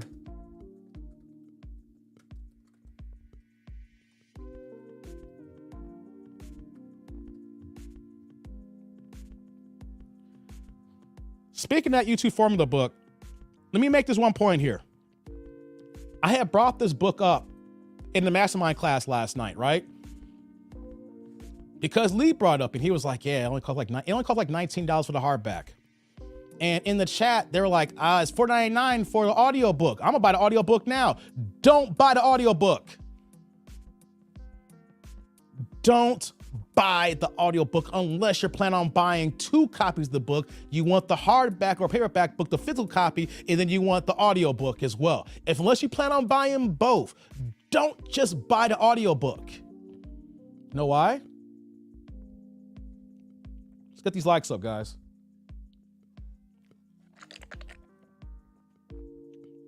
I get something to drink there. Why I don't buy the audiobook? Because I would say the first 6 months to the year, that book is going to be your gem. It's going to be your Bible. And I still go back to it. I don't have it here with me now because my nephew's 15 years old. I'm letting him hold it down now because he want to get into YouTube. He's already 100 pages deep into it in 2 days. So I got to see how serious he is, and then we'll kind of go from there. I got to, if my nephew going to get in the game at 15, and if he can be successful as me out the gate, when college time comes, we'll figure out college in 3 years. Be a different ball game. You know what I'm saying? So no audiobook unless you're buying 2 copies. Why? This is going to be your Bible. You're going to need to go through and thumb over certain chapters. In the audiobook, you're gonna have to go ahead and search for certain areas. All you gotta do is pull the physical book up and say, I want to go to this content here, and go to the page, and boom. I don't know how many times that there's at least 4 chapters that I was reading last week alone. I have 12,000 subscribers, and I think I may be cracking 1.9 million views probably by tomorrow, give or take. I know I'm really close right now. 2 million views is coming this month. Yo, nothing to sneeze at, and I'm happy for it. But you need to be able to go to that book, look at certain chapters, and say, hey, what's going on here? Why am I having problems with it here? Let me go ahead and look at this here. Matter of fact, 3 weeks ago, I had reread like 3 chapters over again. I had just cracked 12,000 subscribers around that time, and I am rereading chapters over again. Why? Because just because I read it a few months ago, there's so much going on that sometimes you got to go back and redigest things. Or at the time that I read those chapters, it wasn't as important to the other areas of the book that I need to focus on for my YouTube channel. So do not buy the audiobook unless you're planning on buying 2 copies, the audiobook as well as the physical book. I'm telling you. And I tell everybody this, even those first chapters, that is not about content creation. It's about the history of YouTube. You have to read those chapters. You know why? How can you go somewhere if you don't know your past? You may say, that dude, it's just YouTube though. Those introductory chapters put you in a different state of mind when you can understand where YouTubers came and then where you at and where it's going. Because some of you may look at the YouTube partner monetization program from an old lens. You see how it used to be, and you're thinking that's how YouTube is when you get in the game. But there's so much evolution, there's so much evolving going on that you don't want to do that. You want to read about the past, and then you want to build up to the present and then go into the future, not just skip over that. You want to understand these things. Yeah, I know I'm OCD. I was reading that. I said, no, let me just go ahead and read it. And you want to know something? I remember reading these early chapters and remember my first time on YouTube. I literally remember when YouTube launched and I was working the midnight shift for Office Max and IT. And I remember my guy had put me on. I have a mind like an elephant, and YouTube only been around for like 3 or 4 months. And I remember him saying, hey, Dave, you here at midnight, man, there's this site here, man. They got videos, you can check it out if you're bored. That's how I found out. I cannot erase that from my head. But the book talks about the early days. It talks about the wild, wild west of how content creation used to be.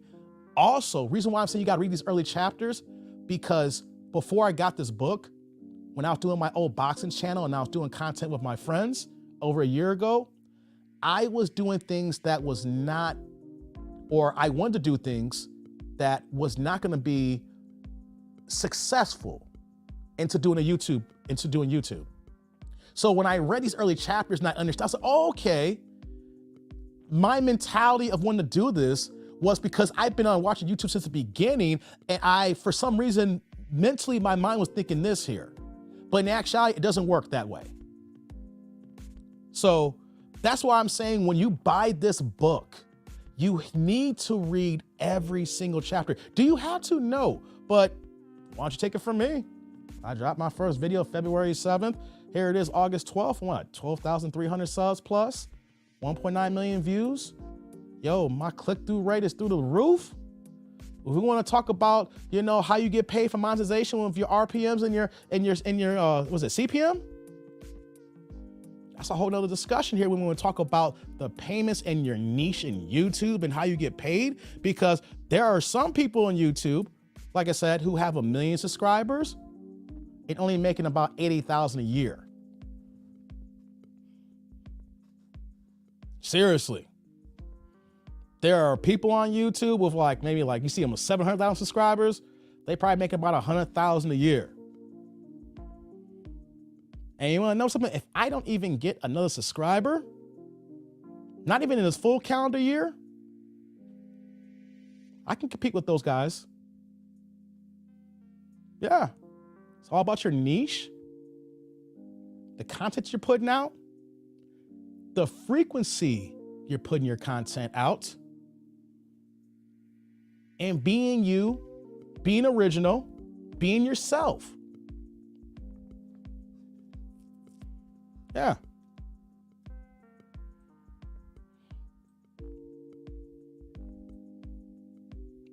See, y'all have been here. We'll see. What we got going on here? What you saying here, Kiki? I have to have an actual book to read. A bit old-fashioned my ways, old school Kiki. Yeah, Kiki. That's what I was telling people about this book here. I think that if you really want to be serious about this, you have to go old school. You have to take this like you're in school, right? That's why I looked at it. You get what you put into it. So, yeah, so last night, chopped it up with lead attorney for 2 hours. So what is the goal? The goal is to create better content, collaborate with more like-minded individuals, and then expand the channel. And then also to add, after I'm done with lead attorney in this mastermind class, who's to say that I may start my own mastermind class? Wanna know why? People wanna hold on to information to the vest because they're scared that someone's gonna lap them. They're scared that someone's gonna make more money than them. They're scared that you may take their followers from them. They're scared because they don't want anybody else to get these gems. And you wanna know something? I don't care. Anybody can get these gems. Everybody can get this money. Everybody can eat B. Hey, where'd I get that from? Yo, everybody eats B. I'm hungry. It's Harlem. What y'all know about that? Come on, man, in the chat. There's gotta be somebody who know where I got that from. Hey, yo, B, cats get shot every day in the hood. But everybody can eat, guys. I'm not scared about letting people know this information here. You wanna know why? Anybody can give you the tools and the tips, but you have to put in the work too. And you know why I'm not scared? Because let's just be honest, if you look at the actual stats of YouTube, people who try to start channels and want to be successful, 90%, 99% will fail. Only 8 to 9% will actually get a channel that's monetized, that makes money, and then is consistent with it. Then out of that 8, 9%, then there's even a smaller percentage that really takes to the next level and then make it their full-time gig. So I have no problem telling y'all this. There's gonna be some people here who's gonna take it and be like, nah, that's not for me. I see what it is, it looks cool, but I just know I can't do it. I don't have the time, or I don't have the bandwidth, and there's some people's like, yo, they can go ahead and push it, but they're gonna do it part-time. They do it and they hit it in there, and two in there, their family gets in the way, things of that nature. Or there's people like me. Your boy don't sleep. Talk to Mikey. He's like, stop pacing in the basement. Stop walking back and forth. Even when I'm not content creating, I am literally meditating on different ideas. I'm practicing the ways to deliver my content. I am looking at the camera. I'm trying to work on my posture, my dexterity. I'm looking here, my tone intonation, how I deliver. I do so many things that you guys don't realize that even before turning the camera on. So there's so much that goes involved with content creation that sometimes you don't realize. And some people's like, you're doing too much, Dave, but you want to know something? I'm here to entertain. I'm here to give y'all the best show possible. And how can I do that if I don't practice? But where's my man AI? And we talking about practice. Not a game. Not a game. Practice. But you want to know something? Cold Fusion know the movie I was talking about. Hey, y'all, how the hell is a woman gonna know everybody eats beeline and y'all dudes don't know it? Y'all sleepy. Shout out to Cold Fusion. Shout out to Cold. Everybody eats B. Everybody gets this money. It's Harlem, baby. It's Harlem. Give that man a thermometer, you know, give him some soup. He gonna be all right. You know? Shout out to Cold Fusion who knew that. Very few content creators will achieve 1 million subscribers. Here's the thing, Kiki. I don't care if I get 1 million subscribers. Subscribers mean nothing. It means something, but it doesn't mean anything. Let's talk about this for a second. Let's talk about this, about subscribers, guys. Subscribers really matter to get to your first 1,000. The partner program. To be part of the YouTube partner program, you can't have any strikes, right? You can't have content that you're making copyrighted, that you're getting things for, you're getting reports like, hey, you know, you just can't be just making any kind of willy-nilly content. You know, you got to play by the rules, right? But the two main factors are getting the 1,000 subscribers and the 4,000 watch hours. Once you hit that marker and you fill out all the paperwork, you know, and once I fill out, you know, you're online on the YouTube page, you check all the boxes and you hit submit, right? After you get to that 1,000 subscribers, it don't matter about 1 million. It's all about who is watching your damn content. Can I give you guys some real deal stuff here? Out of all my views here, the total amount of views, 39% come from you guys, the subscribers. So I got 12,300 subscribers. All my views come from 40%, 39% come from y'all. The other 61% come from non-subs. You don't have, see, a person who's not subscribed to you is still watching your content. They're still commenting. Comments drive the algorithm. They're clicking on like, that drives the algorithm. You respond back to them. If I respond back to them, that helps the conversation, push the algorithm. Once that person watches a video, you guys know, even not subscribing, they're gonna be, that person, that content creator will be in your feed again. So like Kiki here, for example, if I clicked on one of his videos tonight, I will see his videos for at least probably at least a week or two, depending on if I'm actually scrolling by it, you know, then there's this whole thing about the click-through rate. But I will still see Kiki's videos after I clicked on that first video and watched it. It will be in my feed. So you don't need 1 million subscribers. You want to know something? And I told Mikey this here too. Let's say that I stayed at my current pace right now, what I'm making every month right now. Now, so I started in February. I got monetized in 3.5 weeks. So I didn't get my first check to April. Was it April? Yeah. YouTube pays on between the 21st and 26th. So I got my first YouTube check on April. So then that means that I would get 9 months of payments this year if I kept making content for the whole year. Can I tell y'all something? If I stay at my current pace, I make more than the average black man. The average, you know this, I'm not gonna say the stats, you know the stats. What the average woman makes, what the average black man makes, and what the average white man makes. I'll be over what the average black man makes in less than a year. So who cares about 1 million subscribers? Is that dope? Yes. Will you be a superstar? Yes. Will you be one who's like, yo, you want to be out here extra YouTube famous? You want to be on these streets so everybody recognize you? That is cool. Hey, man, want to know something? Sometimes praise is cool. One of my old managers used to say, pay me, don't praise me. Know why? Because the praise is in the pay.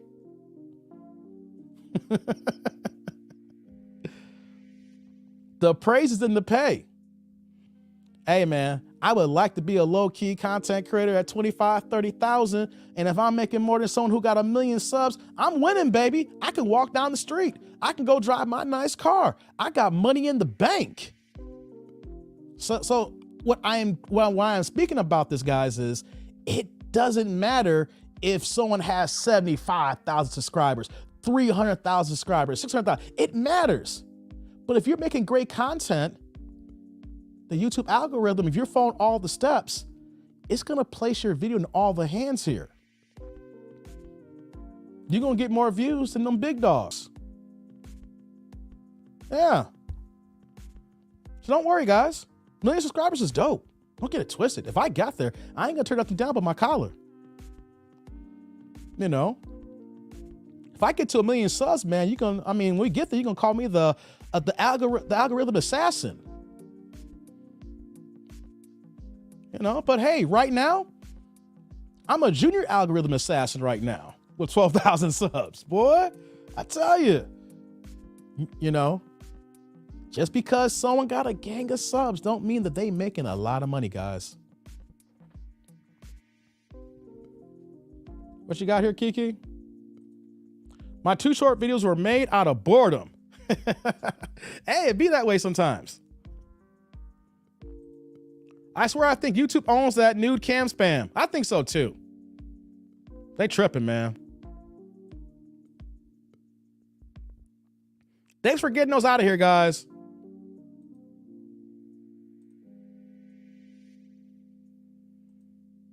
They tripping with that spam, yo. Hey, if y'all ain't clicked on like yet, I know we got a small crowd tonight because it's not the fancy, it's not the, you know, we're not out here wilding out on modern women. If y'all ain't clicked on like yet, get them lights up, y'all. You know, we're educating tonight. We're sitting back and we're talking about YouTube. You know, I put the dating aspect up there, but I ain't thinking I'm just going to hop on the dating if I was going to talk about YouTube questions. You know, we'll see what happens. But you know what, though?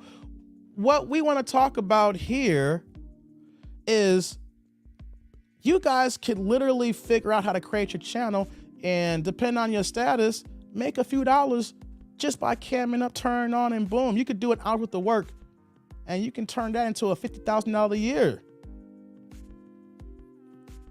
Once you get the machine going, I'm not lying to y'all, you could literally, if you got on your grind,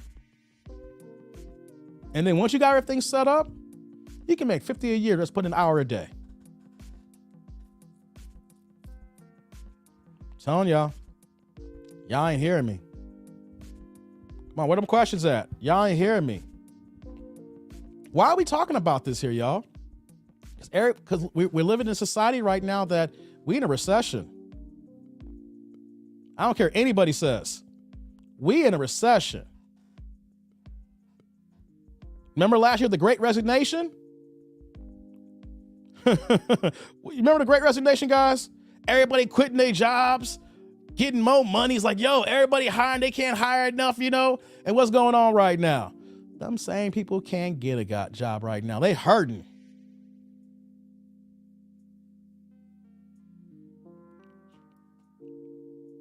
So, what better way to make money if you could do it out of your crib? Or if you want to be smart about it, you have your job, you make this your second business here so that your regular job pays all the bills and you're able to stack them away, and then YouTube becomes your vacation play money. How hungry do you want it? How hard do you want this? Are you a doer? Or are you a pretender? Real talk. How hard do you want this? Because everybody want to be famous, but no one will be put the work in to be famous. And I'm not talking about just being famous, but you know, YouTube, part of this, you will be YouTube famous. But the whole idea is that how much work you want to put into this. Hey, somebody's back here, y'all. Let me go ahead. Let me get to more of these comments and I'm bring my man back up here. So what you got here, Kiki?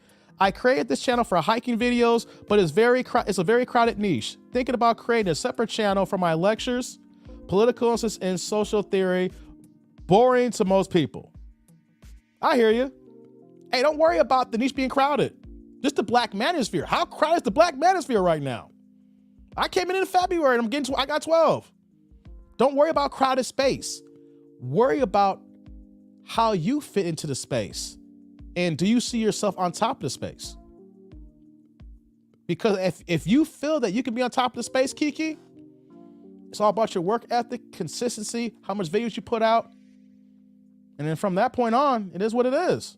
Don't worry about crowd. I mean, of course, if it's crowded, of course, then people are going to be jockeying for position for videos. But I felt that same way too. There's people in my niche. Look at Poor Man's Podcast got 600,000 subscribers. MTR is knocking on 500,000 subscribers. The Lead Attorney's got over 100,000 subscribers. Just naming off the top of my head, right? There's other people. What Beast Mode Smooth, him and this girl, they got like over 100,000 subscribers. Don Lexi's moving up. He got like 27,000 subscribers. Hey, it's crowded over here, yo. But don't worry about being crowded.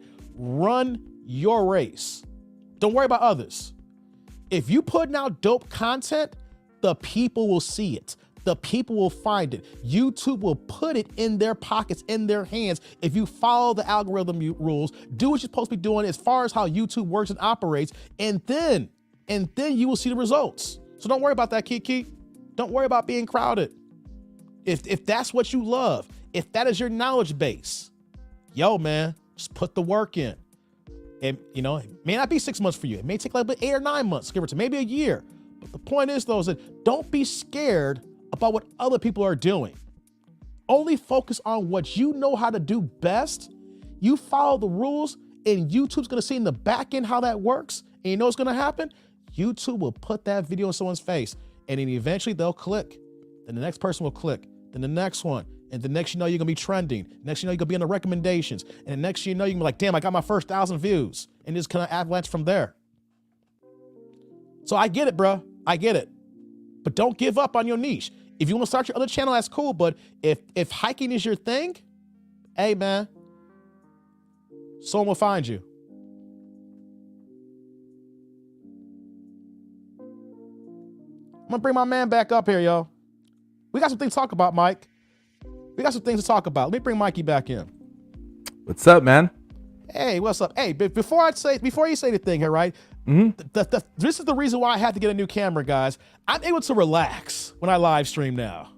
You see, when I was live streaming, I was stuck to the camera because my autofocus didn't work, guys. I mean, I'm able to move the mic and I can chill, I can literally live stream, and then let y'all know that I am the new algorithm assassin, and I'm not only here for the Rookie of the Year, I'm coming for the MVP next year. I'm putting it out here, Mike. You my man, 50 grand. I gotta coin myself, hashtag Rookie of the Year. Next year, most improved player. Next year, MV motherfucking P. If I don't believe in myself, who the hell's gonna believe in me, Mikey? I believed in you, man. Oh yeah, I know you rock with me. But you know what I'm saying, though. YouTube's got a lot of haters. YouTube's got a lot of haters. I know. I believed you from the beginning, man. Remember? Hey, Mikey believed in me before I dropped my first video by myself. Mikey believed in me before I bought the YouTube Formula book. Whatever it was that my man I've known for 20 plus years, he was like, yo, do your stuff, Dave. You got it. And I was, I was reading that book, OCD, for an extra month or two. And he's like, dude, you got it. You got it.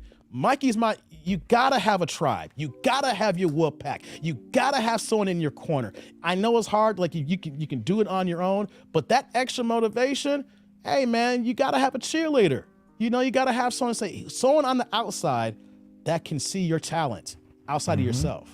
True that. Thank you. So I gotta say that to say thank you, Mike. Because we're 6 months. This is 6 months this week here, and the channel does not start without you either. Appreciate it. But I mean, a lot of people are always let me go get that nice camera. Let me do this. You just have to do because technically, in your standards of style, your camera that you had at first is still considered basic, and then now you're upgrading to it to better everything. Lighting, slowly painting the walls. All those kind of things adds up. But see, just do it. I mean, because everyone's worried, well, what if they don't like my content? The truth is, most of the time is the content that you like the most making, I have content that I'll make, and I was like, man, this is, I love this content. This is like what I want to give. And then you post it, and it's like no one watches it. Doo-doo! Right? And then the worst content that you're like, I just need to put something today, post it, all of a sudden it's like it racks up scores. And it's like one of the craziest thing ever that happens, and you're just like, damn it. Because it's like, you have to understand, it's the consumer, it's not you, it's what the people want. So you have to, in a way, adjust yourself in a way that, okay, I can. So for me, maybe out of 20 videos that I'll put out will be my favorite video. Just it pleases me, right? It pleases me. But then all of a sudden, the ones where I still put the work in it, but it's not like, I would say, whatever, it's the one that gets viewed the most. So it's like, you have to look at it as like, don't be selfish. Don't look at it as like, I want to put out content that I want. I want to put out content that, that just, is me. Sometimes it's not that. It's like, as long as it's within your niche, just go ahead and do it. I mean, in my niche, it's such, you have a niche, it's already dropped down. My niche has been even microed and made smaller. And within my niche, I'm completely different than the dudes, and I get hate from it. But the people that, you talk about the million subscribers, sometimes it's like, I don't need the 30 or the 40. It's the ones that keeps on staying around, the ones that people, and if you can keep the same people around and you give them respect and they respect you, that counts the most, because that you're able to keep the same people, at all times, man. But, Hold that thought. I want to get to my super chat here. I got my man New Jordan Error with the $1.99 $2 super sticker. Hey, yo, no comments, no information, just the pure love. Yeah, that's what I'm talking about, New Jordan Error. Thank you for supporting the channel. Had to get that out here, Mike. Hey. Gotta support the people who supported me, man. I'm not here without them. Hey, these $1.99s add up. The roadcaster's not here about the $1.99s. Yo, y'all crowdfunding a show that y'all want to watch on a Friday night here. You see, y'all paying, it's like we say crowdsourcing, you put into it, and what did? I put right back into it, and y'all here for a Friday night, and we talking about having a good time here. So your money's not going, I'm not tricking it off. I'm not going on here and, going to a strip club and making it rain with the $2. It's $2 in the garter belt. Well, mine is at 20 pesos, man. Oh yeah, the 20 pesos. Yeah, 20 pesos. 20 pesos, man. Yeah, 20 pesos. No, 20 but pesos. but Yeah, continue though. Let's add this thing to as well as like something that sure. And a lot of content creators or people that give advice hasn't put this out as much. You really have to approach this as a business, guys. Right? You have to approach it as a business. When somebody opens up a business, they put in some money. They put money in order to be able to make the place nice, the store nice. But at the same time as you have to have a good product. And then at the same time as you have to do some advertising. So like for me wise, advertising is considered like for me is like me going to, Facebook, for example, and commenting. And so people start seeing my name. I go to other channels, comment. And then, so that's me advertising in a way, my name. And then hopefully people then clicks my link or clicks my username and brings it back. But if we drop it down even more to business for you guys, you can set up your channel to be an LLC, to become an S corp. Like when you join in, it's first considered a sole proprietorship. But once you start leveling yourself up and saying like for example, my channel is an LLC. Okay, so I'm gonna give you guys a quick example.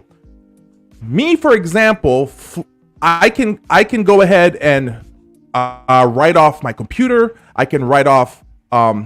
Here's the fun fact: because you're an LLC, you can write off a certain corner in your house to be considered as you're renting, and it's also another tax deductible for that. Okay, taking it to the next level. If you're doing travel stuff, so for me, for example, traveling to the Philippines, guys, my plane ticket is a write-off. My hotel room is a write-off. I make a video in my hotel room. That's content that I made because of that. My hotel is technically a write-off, a good percentage of that. If I'm eating, making a video, my video, that meal that I ate is a write-off, right? So it's a matter of like understanding that this is a business, and at the same time is, you're literally creating a business for yourself. And that's why, you talked about, Dave, like for example, the Great Resign and all that stuff. you guys have to understand one thing. People were laughing because, people can't find jobs, right? Or I mean, people can't find workers for their companies. What that did was people were laughing at these companies. Oh, look at them. Now they're going to go down because of us, because we're not working. No, they just found a way to save money. A good example is look what happened when people started leaving McDonald's and all that stuff. What did they start introducing? The self-service kiosk. All these smaller jobs that people thought it became a career of theirs is going to disappear within the matter of the next 5 to 10 years. Any service jobs right now, say goodbye to it. You know who's going to own it in the next 5, 10 years? A Filipino in the Philippines. Why? Because they actually show up to work all the time and they want to get paid $5 compared to your $20, $25. So everyone has to start, in a way, creating your own content a little bit, because menial jobs now are being given across the pond now, right? So you have to find a way that can you supplement your income by doing these kind of things. I mean, I thought I was going to have 2,000 subscribers by a year, 1,000 to 2,000. The fact that I get some people that rock with me at 13K now, that's surprising to me, but as long as you approach it, there's like so many different ways that you can actually eventually put yourself in a situation to be happy where you at. I mean, Dave's doing it, I'm doing it. And then you look at the other aspect where you can make businesses, right? So I'll give you guys an example. I have a website now for my channel. I now have a store where I sell merch. Okay. So I have, t-shirts and stuff like that. Well, I've sold close to about 7,000 shirts now. Since I launched that channel, since I launched that website in January. So 7,000 shirts, if you look at it, the profit margin is pretty good as well. So it's already, it's already 5 digits profit earning already on it, low fives for a shirt, for shirts, and to see people like sends me a picture, send me a video of them wearing a shirt. It's like, damn, for reals. That's an amazing thing, because there's more that you can make other than just on the revenue, the AdSense that you're going to get from YouTube. I have other YouTube channels that's for businesses. I have one channel where I teach people how to pass their state examination. Okay. I have courses there that sells for $39, $49 and $39, $59 and $79. I get approximately about 5,000 people a year that signs up for those courses. So you can use that to springboard yourself in a way to make other income on what you're good at. I mean, there's a lot of things you can do. I mean, other than just AdSense.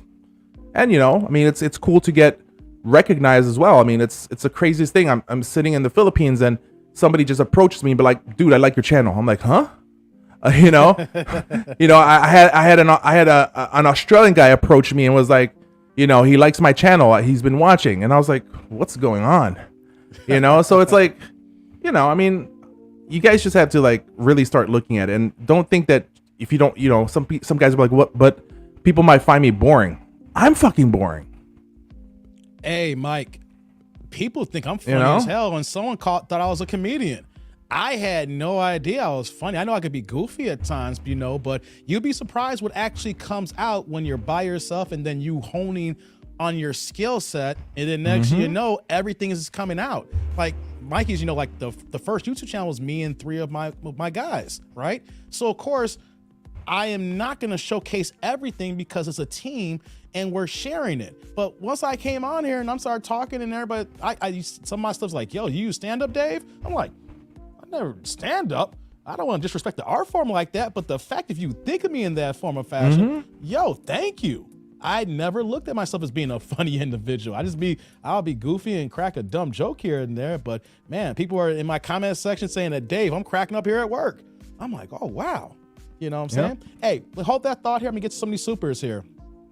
I got Z with the $4.99. We're going to call it the $5. We round them up, baby. We don't do pennies here. The $5 holler. Shit, I just want to hear the party horn again. Here you go, bruh. No, you get the... And you get that, too. That's what I'm talking about.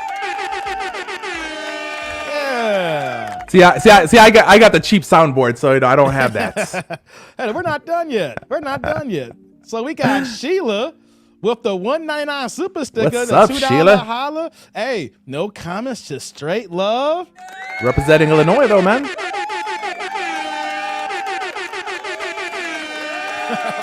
Thank you, Sheila. Thank you for putting in. We got more. But wait, there's more. Code Fusion in with the $2 holla with the space there. Thank you very much. You get it too. Yeah. Get this work. Get this work. Bumper clock. Bumper clock. Thank you, Code Fusion. Y'all pouring in here. Appreciate it. Appreciate it. You know? You know what though, man? One of Yeah. these days when Dr. Zoe comes on with us, because I was like talking to her earlier on in the chat. I was like, when she comes aboard, I'm like, I has Dr. Zoe ever said bumbleclot before? I don't think that word would come out of her mouth. Dr. Zoe, a challenge for you. I have known Zoe for 20 plus years. And I never think she never said what the bumper clock. I don't think she's ever said anything she's such a wholesome woman, you know. And I was thinking about it right when he said, I was like, would Dr. Zoe ever say that? We're gonna have to like challenge her when she comes on. I'm like, Doc, come on, Doc. Yo, when she Come on, turns Doc. on the password, yo, you can't even recognize what the hell she's saying. But Bring it out. I have still not heard her. That's what I'm go saying. ham. I kind of figured, you know. Hey, what's going on, Rashik? I don't recognize your name, but if you're new, thank you for hopping on tonight, man. Each one here, love it. Look at that. She said, we're all winning tonight. Yes. Well, let me get to this other question, Mike. Maybe you can help me answer this question too. Kiki's asking, what about tax liability? Tax liability. Wait a minute. Actually, Kiki, can you further explain your question? How about that? I just saw tax liability. I scrolled back up here. So rephrase your question, Kiki, because that's kind of vague here. I think just because like Kiki's Kiki also watches my channel and stuff like that and my niche type of stuff. I'm guessing it just depends on maybe where you're located, right? So I mean, because like there's a lot of people that are traveling and stuff like that. So as long as number one is YouTube is mainly US based. So let's say for example you are international, you're outside the US and that's where you have your channel. You have to set up your tax setup with YouTube. So you have to do once you have your AdSense, once Google AdSense has it, you have to make your claims for it. So once you make your claims, then that's pretty much how that kind of works. You every year at the end of the year, you just like any job that you're in, you're gonna get your YouTube tax forms, and so you're gonna get your 1099 depending on how it works, on how you set it up. And so then you just have to bring that form in to your tax person, and then that's how, and it's just an added income for you. So, but for me, like for example, it's a separate application. It's a separate tax thing because it's an LLC. But for like Dave, for example, I don't know. Did you set yourself up as a business yet, Dave, or not yet? Yes, I have. So you have. So okay. But I still got a lot more things to do, man. I'm still learning. Okay. Yeah. So if it's a personal account, let's say somebody who just has a sole proprietorship set up, then he just has to add it to his income on his tax return. So that's how it kind of ends up going. Before I forget here, we have another super. Cool.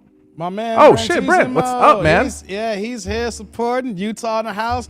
$4.99. We got called the $5 holla. You know, no comments, just the pure love. Bumper clap. Yeah, that's right, Brent. Thank you for hopping on tonight, man. Glad to see you. I am glad to see you, man. He's like, I'm late, but better late than never. You got that right, man. Hey, you are, even though you late, you on time, bro. You are on time. And Zoe's like, Dave, you had me laugh for years. Yeah, one-on-one, Zoe. You know, when I was getting drunk off Long Island, you know. Long Islands. My nickname used to be Snap, Crackle, Pop.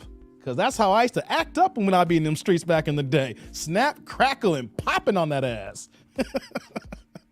I wasn't right, man. Hey, Zoe, remember that time at Isaac Hayes' place about 20 years ago? We was at there's this place in Chicago called Isaac Hayes' Place. It's the same place if y'all can, you know what I mean, I remember this, but Kanye almost got jumped there like 19 years ago, you know? But we were hanging out there one night, and let's just say I lost my goddamn mind, and I wanted to curse and fuck up the workers there. I didn't use my censor. I got to remember to use that. You know, I got to use that. You gotta use it. I'm, Man. I'm still good though. I ain't killed the monetization on this yet because I've been using my censorship. Yeah. Let me see who else is in here tonight. Okay, I think I'm all caught up here. Okay. Hey, Mikey. Yeah. Before I get off tonight, I just want to talk a few more minutes. Sure. There's been a lot of stuff going on. Where? We've been talking about it in the YouTube streets here. You know, I sent you a video earlier. Okay. You know, I want to talk about this because I want to close out on it. You know, been gone 2 hours here, 2:09. Hey man, shout out to everybody here tonight, man. You know, we ain't talking ratchet this tonight. You know, we just kicking back and just talking about who wants to get in the YouTube game. But me and you been kind of teasing this here. Yep. You know, and it's been a hot subject lately now. I know, right? I guess I know what you're talking about, man. I think tonight we might end off a little ratchet. Maybe. It's still be educational though. So okay. Tell me how ratchet you want to get, but that's fine. Okay. Hey, well, it depends on this conversation goes for the next few minutes or so. Let's let it go. All right, guys. Passport Bros is under attack right now. Yeah. See, my videos talk about the modern woman. Yeah. And we seeing how all these banshees, all these wombats, all these hood boogers, all these Tatianas. Tatiana. Yeah, they out here just wilding. 3 babies, 2 baby daddies, looking for a husband. 4 kids, 4 baby daddies, 44 years old, never been married, and looking for their covenant. Sure. 29 years old, 3 kids, 2 baby daddies. The first and the third one the same baby daddy, but 29 years old and you celibate and waiting to get married, right? Yeah. So men are saying, they're saying we tired of this and so there's some guys that saying, you know what? This ain't a new thing, but the internet has opened our minds. Yes, it has. We can see so many things. Or if y'all seen that Usher on NPR, like Usher, I can see it. What can you see? Overseas, huh? What? Overseas? What? Overseas. What are you talking about? What are you talking? I can't deal with the neck roll. What? What? I like fat asses, but I won't deal with fat asses no more. What? You don't want big booties no more? There's big booties everywhere, Dave. Blasphemy! There's big booties everywhere. I know, but the biggest butts are here. No, Dave. No, you just don't get it. You don't get it, that dude. I am doing the best that I can. I'm getting to the money. I'm not rich, but I'm a decent guy. I make good money. I can go on vacation. I can trick off a little bit. I can give the girls the cheddar biscuits if needed. But they're not checking for me. They don't want me. What do I do that, dude? Do I go to Thailand? Do I go to the Philippines? Do I zoom to Thailand? What? Yes, that's what I'm doing now. I am getting away from the US and I am going to Asia or South America, and I'm going to search a different type of woman. But guess what, Mikey? But wait, there's more. What is it, man? Tell me. We are finding a direct divide where that men are using sign language against other men to find the desired results they're looking for. A la the shames, the insults, the guilt, the need to be right from men telling other men, you are a goddamn simp if you go to another country to find another woman because you ain't strong enough to find a woman here.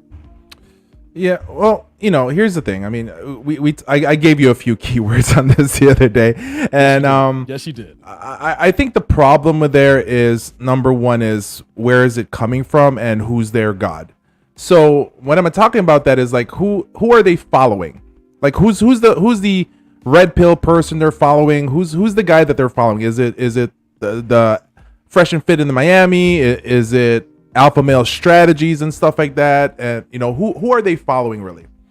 And the thing though is that you have to divide the men, just as we divide the men on how we talk about, here, especially we'll say in the Western countries, for example.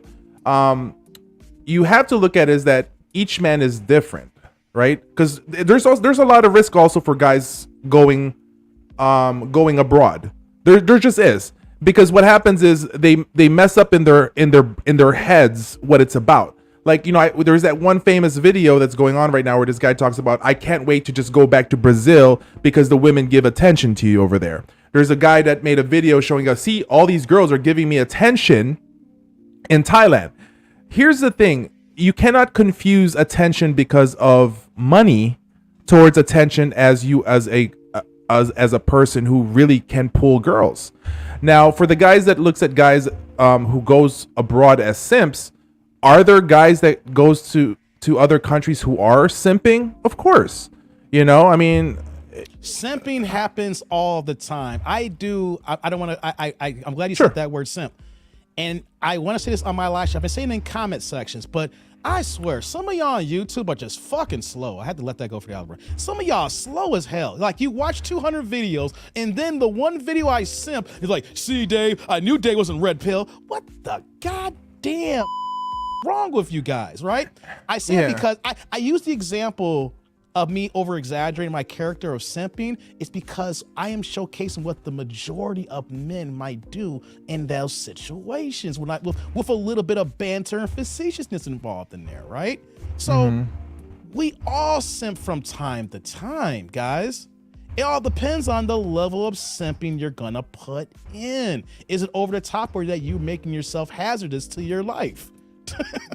But I just want to say that everybody's simp. So for the guys out here that says you're just gonna go to another country to simp, or if you're a simp here and you're simping in another country, everybody simps. Even the hardest guy is simping, because if that hardcore red pill guy is married, just know that he is simping with his wife.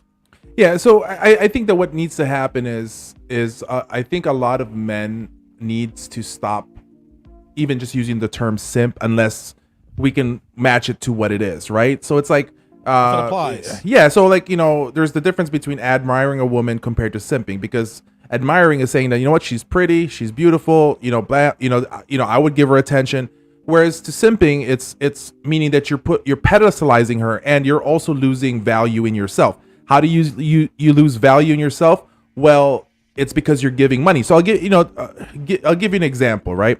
There's this guy in my niche, for example, just really tells guys how to tell what it is. I'm not going to mention his name because it doesn't apply to this, but he gives people advice about relationships, gives about that stuff, right? But then all of a sudden, oh, by the way, for the guys that are from my channel, who's been in my channel, don't put his name up here. Let's not do that right now. Please don't put his name up. We'll just use that as a basic example. I just want to get, whatever. So he talks about all this stuff, but then all of a sudden he purchases his girlfriend, who has 2 kids that's not his, a house, okay? And the house is never going to be under his name because he cannot own land in the Philippines. Oh, hell no. Now, that right there is straight up simping. Hell yeah. Because you gave up so much value, but then he can also want to talk and tell people how it is, how boots in the ground and all that stuff is. Now, that right there is simping, okay? But for a guy to give attention to a woman, that's not simping. That's just saying, I admire this stuff. But what happens also, we have to understand, is like, even the part in the whole manosphere setup, when we start talking about red pill, blue pill, all those kind of things, it even gets complicated, because then guys starts adding more stuff. There's the white pill, there's the blue pill, there's the brown pill, there's the purple pill. No. Pill. It's literally saying red pill or blue pill. There's 2 choices you have. But people wants to put too much information out there. It's, and too much, you can just say it's a blue pill and a red pill. And then if somebody wants to jump in back into the blue pill life, well, then that means that you're a cipher. You're cipher who just wanted to get plugged back into the machine. Plain and simple. Don't overdo it. But some guys are overdoing it and as men, we try to position ourselves and alpha position ourselves as much as possible. Here's the thing, guys. Anybody that calls themselves alpha is a beta. Because a real alpha doesn't need to be able to say that he's an alpha. Plain and simple. Now, some guys may disagree on me, and you guys can disagree with me on that. And that's perfectly fine. But at any given point, you are a beta to another man. Plain and simple. Right? So so it's about shaming and who can position himself. And listen, a good example is this. So, you have Coach Greg Adams, for example. Last year, he was talking crap about passport bros. Was he? Yeah. Oh, There's wow. videos of that. But then now, he respects passport bros. Okay, Interesting. so then what's the change? It's because you're now more knowledgeable. People don't like people sometimes because they just don't know enough about them and have not put in the work to be able to know about them. Alpha male strategies. Respect the dude. Love the content. But he was talking bad about passport bros and calling them simps as well and stuff like that. But then at the very same time, he says in the same commentary, I've never left the country. Oh, How would you not know? And see, this is the thing where people just don't. That's a very ignorant statement to make. The fact Exactly.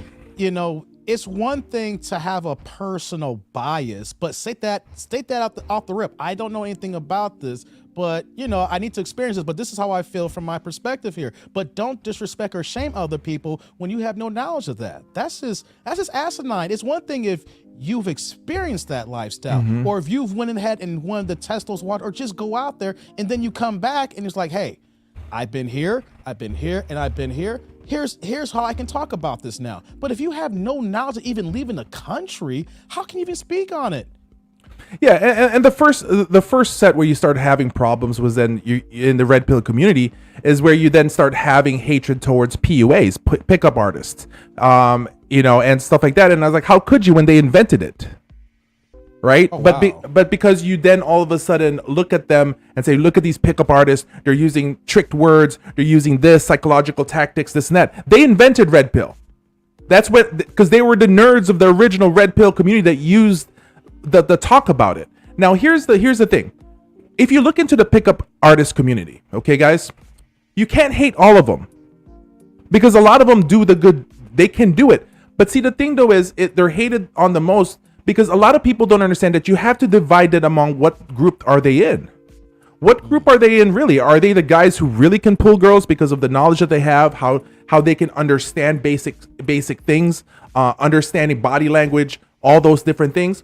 Of course. Then you have to give those the props. Then you also have some guys that jump into the pickup artist community, and unfortunately, they're just regurgitating things and doesn't eventually make it on their own. And those are the ones that you can sometimes, okay.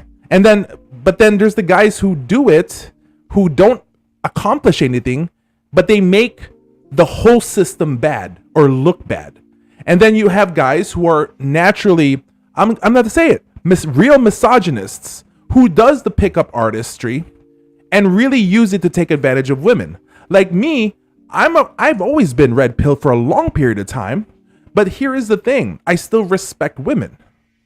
I won't respect a woman who doesn't deserve respect. I won't respect a feminist. Heck, I respect feminists as well because most feminists out there can only regurgitate the top basic line of the talking points of feminism. And sometimes if you can break that top layer, they're actually good people, but they've just been among other people. But no, you cannot all of a sudden blame everybody as feminists. Sometimes they're just in the top layer. And I'm sorry to say, if you want to hook up with girls, those first layer feminists are the easiest one to lay. Because once that gets broken, they're like, they don't know where they're at. And then they realize that's pretty much sometimes that's their shit test for men. But see, most men nowadays will subscribe to the part of all women just hate men. No, there's a lot of beautiful women in the United States of America that are perfect. But the question is, why aren't you finding them? Because most men don't want to put in the work. That's true. Hey, let me get to this comment here. On that same point here, Ziggy got a good comment here. I want to put this up. Alpha Male Strategies made a good point on the passport thing. If you can't tame one you don't have a cultural divide with, how easy will it be for you over there? I feel him, but it ain't that simple. I think that's a very, very vague concept to what he's saying. Let me see if I can decipher this right here, Ziggy. And then maybe Mike, you can chime in on me too if I'm Sure, wrong sure. here or not.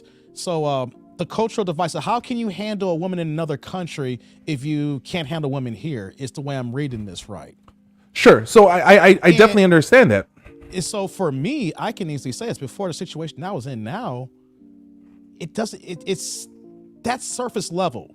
If that's how he is, I know I want to see the whole quote that he says, so I don't want to, but Okay. there's been situations in my life where that I've never had a problem finding women, but the things that I talk about in my channel has plagued me up into my current situation.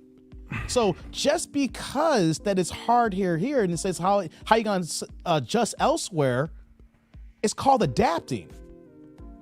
That's what we do as human beings. We adapt, we assimilate.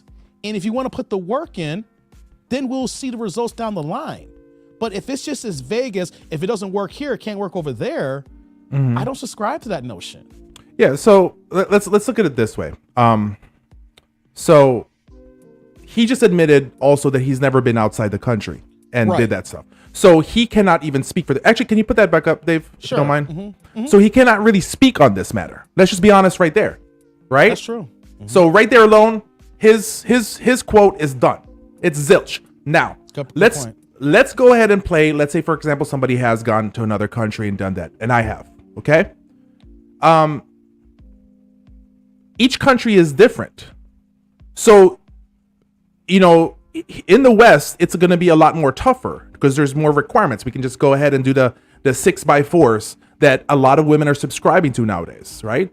Before it used to be the devil's number 666, right? 6-pack abs, 6-figure income earner, 6 feet tall, and then of course now the minimum of a 6-inch dick. Okay, fine. we'll put that out.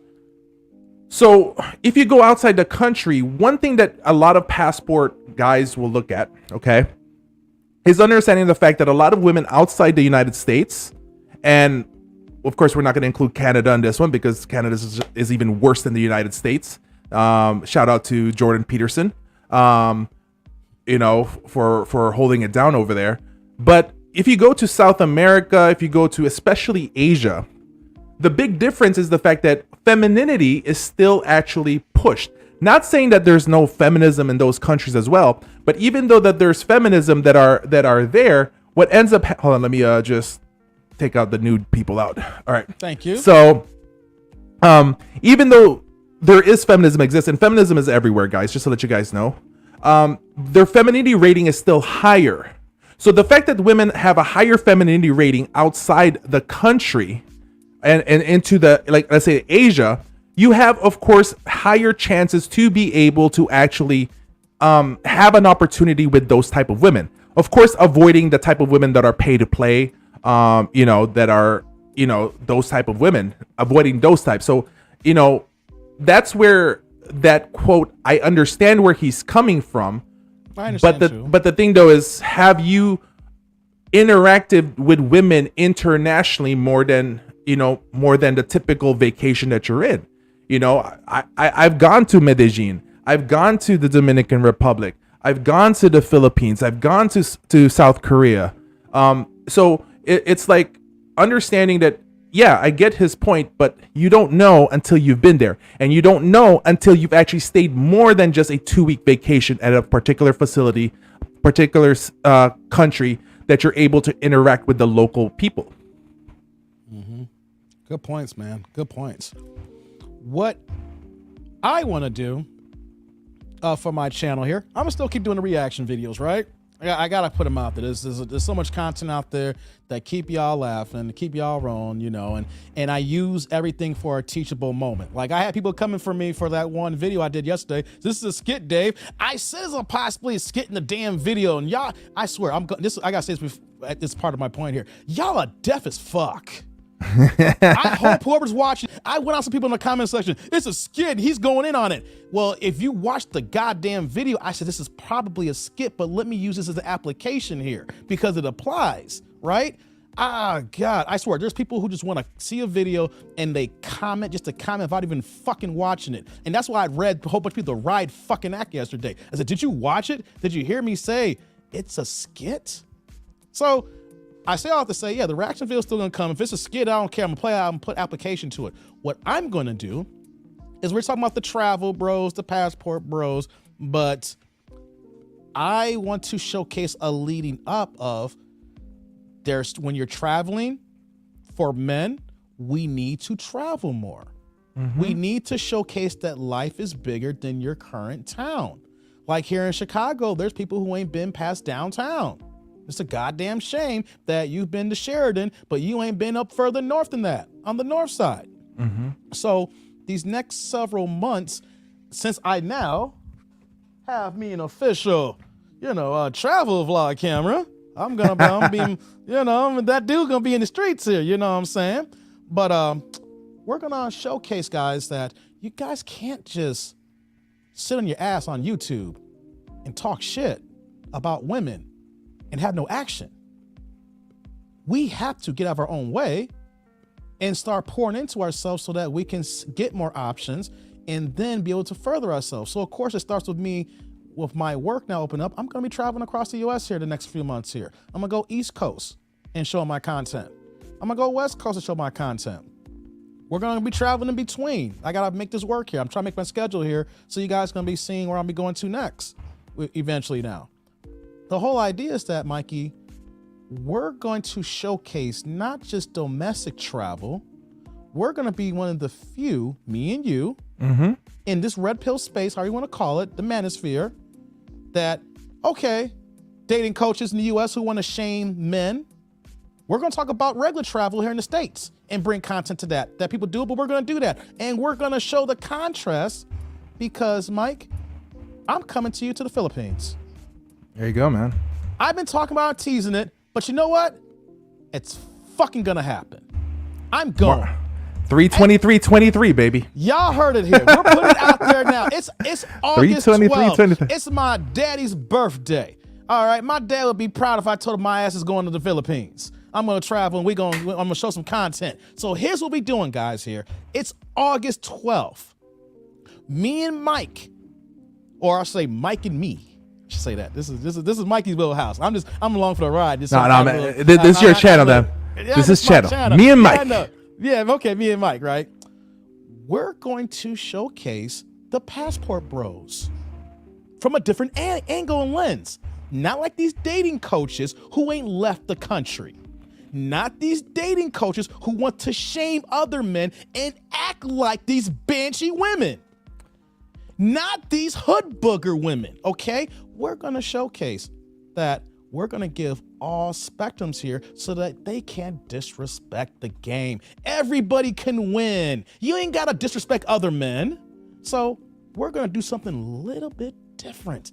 We gonna leave the country. We gonna bring the content. We gonna show you the work and we gonna show you the play. And on top of that too, I'm gonna be in the States showing you the work and showing you the play. So even though I'm not really the dating coach, I'm a content creator, we're gonna showcase, hey guys, don't let anybody disrespect you if you have goals and you have dreams or that you want to experience something different that somebody else hasn't done, but they're too ignorant to get out of their own goddamn way to experience it themselves. Yeah, and if you really look at it, some of these dating coaches, let's say for the male dating coaches, unfortunately, it's because if guys starts figuring out that they can find something better for them outside the country, then what's the use of having a dating coach? Exactly. The dating coach is only worried about their content, their channel, and they're not worried about the hurt that they're giving these other guys here. Of course, they're worried about their business. But what did I say earlier? Human beings is about adapting.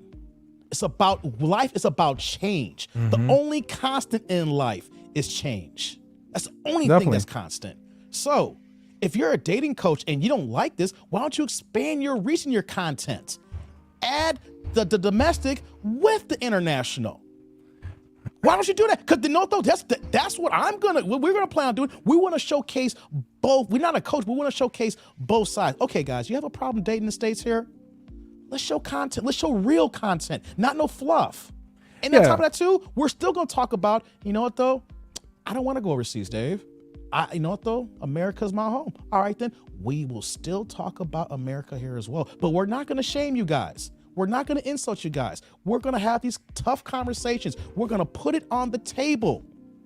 Yeah, you know? And then from there, we'll then we'll be what it is, you know what I mean? But we're not gonna be the guys like, oh, you going to a country? Man, y'all some simps. Y'all can't get it done in the States. Or, oh, you over here, you kind of come to America. No, we are men here, and all I wanna see is my men win. I wanna see my men get it. Like I said earlier about the YouTube thing, everybody can get this YouTube money.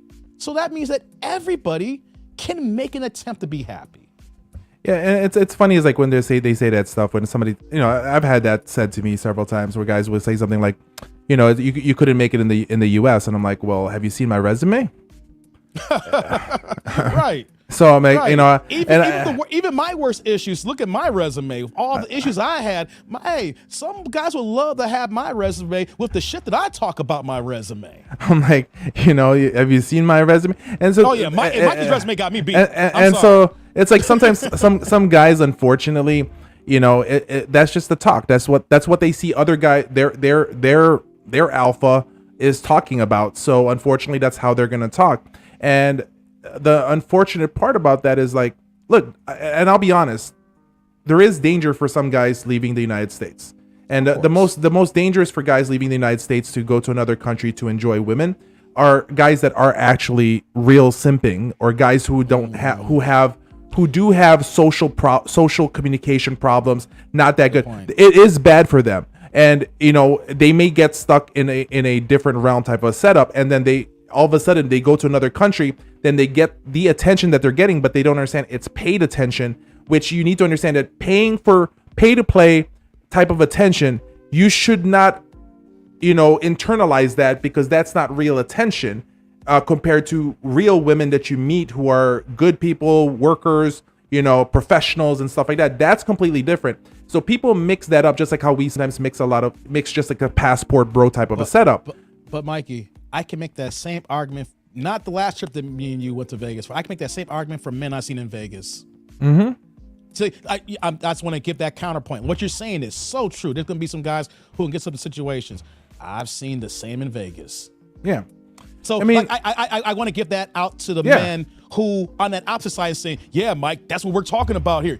These men don't know what they're doing. They can't make it here. What's going to happen over there? And I will say, when's the last time you've been to Vegas?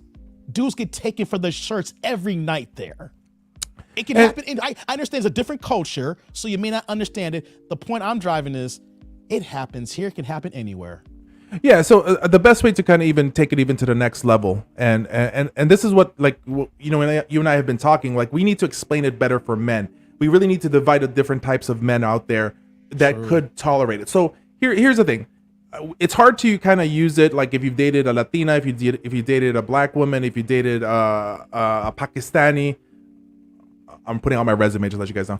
So if you dated a white girl, you know, whatever, dated a Puerto Rican, Dominican, Mexican, whatever. Okay, so Belizean, Chinese, not yet. So I didn't do no Chinese. I did a lot of South Koreans. No, I said me. Oh, got it. So that and then occasional Cambodians and Laotians. But no, anyways, so let's remove the U.S. for now, right? So let's say you have an average guy. And there's guys out there, you know, you can handle yourself with conversations. You're good at that. You know, you got your money on point. You know, you have a decent job, all that stuff. And then you're not as socially awkward. We'll just say that. That man may not be able to tolerate a Dominican woman. He probably can't handle a Dominican woman.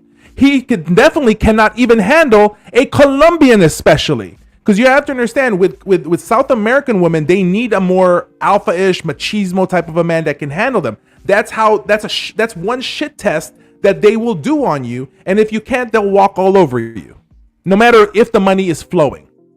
All right, a good perfect example is just watch 90 Day Fiancé. You see it happen all the time. Now, that guy might be perfect for Thailand or the Philippines. He may not be perfect for South Korea, but he may be perfect for a woman from Thailand or a woman from the Philippines. So you need to also really assess the men on how they act, because some guys will watch some of these passport bros, and we'll just say, you know, let's say a black man watches these passport bros, and you know they see all the women in Colombia, and they're like, I like that big booty, you know, fake boobs and stuff like that, beautiful face. Some of the most beautiful women in the world are in Colombia. right? And then next is for me is Brazil, okay? But here's the thing. He can't handle that, and he's going to get torn up in that country. If he's going to try to look for a relationship, he can get some pay to play relations, but if he's going to look for a future wife, that may not be for him. So unfortunately, the guys are not being given that sense of things. All you're hearing playbook. is they're not getting the playbook. They're just going out there blind playing away games. Yeah, That's all a they're term that people don't understand. If you're going somewhere else and you don't know your script, you're playing an away game, which means that you're at the mercy of the opposing team's refs, if you want to say that in the sports terms. Yeah, and that's the thing. It's just guys need to understand, and guys need to self-assess them, not just looking at a video like, oh, this dude is having a good time, you know, in Cartagena, in Medellin, in Barranquilla, and all those things, right? You have to also know yourself. You know, there's that quote that they always say, wherever you go, there you are. Okay? So you still need to know yourself and what you can handle, where you can handle it, and how to how to take care of it. So, you know, because there's guys, unfortunately, that are coming, and I'll just use my neck of the woods, that have come to the Philippines because they hear so many other men that, you know, that, oh, you can find a really good woman over there, you can find this, and then you see this guy who's not sure of himself. If that's the case, that you can find a good woman, why is your, and ladies, I'm sorry I'm about to use this, but why are you gonna travel to a different fucking country to get the fuggliest woman in the world? You know, because there's ugly girls everywhere, there's ugly guys everywhere. So why are you getting an ugly girl and you're also simping and giving her money, and then you see her once a year, you come back to your country? Then it doesn't make any sense to me on how that how that works for some guys thinking. And so, you know, it has to be assessed. And that's a good point. I know something that a video that's been coming around, making the lines on the internet. I forgot what channel it was. Someone from the dating coach community was interviewing a guy who was giving a girl from Thailand money every month he's living out here. That's what we call a woo. That's the woo simp I was telling you about. That's the woo simp. Yeah. And then they were using this example of why you shouldn't be going overseas, because this guy here, which in this case is simping to a hardcore level, because he's giving money for her to live and rent and help their family out. And they were asking questions like, why are you doing this? And he couldn't even answer that. He said, that's not your wife. He's like, well, I'm going back out there. You know, basically he was trying to make the explanation that he's keeping the oven warm to make sure that let him know that he was serious. That's why he gave money. So when he goes back out there, she's waiting for him. And it's like, that's not how the game works, baby. Say that would have happened if he didn't go to Thailand, or he didn't go to the Philippines, or he didn't, I think it was in Colombia or DR actually when this was going on. South America actually. But the point is that this kind of guy would have done this to any chick, no matter the location. He could be in California and would be doing that for a girl in Indiana. Yeah, he's just like he's just like that guy from your one video that you were reviewing, where he sent her $5,000 already, spent all that much, and then all of a sudden flew her out to wherever he was, and then all of a sudden he's upset in the phone, just pissed because he couldn't, she wasn't giving it up. It's happening all over the place, anyways, locally and internationally. And so the reason why I call those people woo simps is because of this. There's this thing called Western Union, and these guys meet a girl in a particular country, whatever it is, South America or Asia, and then they like this girl. Then all of a sudden they're like, oh, cool. At least she gave me time and we hooked up, but you gave her money. You paid to play her. And then you come back to your country and you want to keep on sending her money? Why? You don't have to. Like, now listen, I'm a guy who's a proponent of guys to pay to play. You can do that, as long as it's legal in that particular country, as long as it's done correctly. Now, the thing though is, if a girl is a pay to play, just like these IG models, why are you paying when you're not using it? You think you're keeping it warm? Guess what? It's warm because somebody else is already rubbing that cheeks. So buns glazing when you're not there. Don't think, like I said, all my videos, if you never want to mess with one out of state or not in the same location, because best believe when you leave, the next dude in her back pocket is buns glazing until you come back around. Do you know how many girls I know that, is it's funny. I've heard girls do this, right? While they're removing their money from Western Union, they're with a guy at that moment, and it's somebody else is sending her money, because why is she in Western Union getting money when there's a guy next to her? But here's a guy knowing she's getting money from another dude, and he's still there, and he thinks he's the boyfriend. Like, understand that just because you're in another country where there's a high femininity rating, okay, and they give you they take care of you.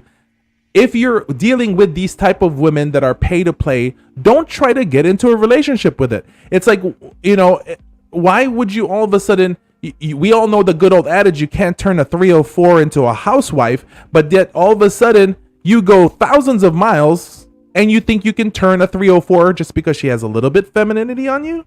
No, you don't do that. But some people do, unfortunately, See, in that scenario, what you said there, Mike, is very key. Because these are, like I said, these are the men who you can say are socially awkward.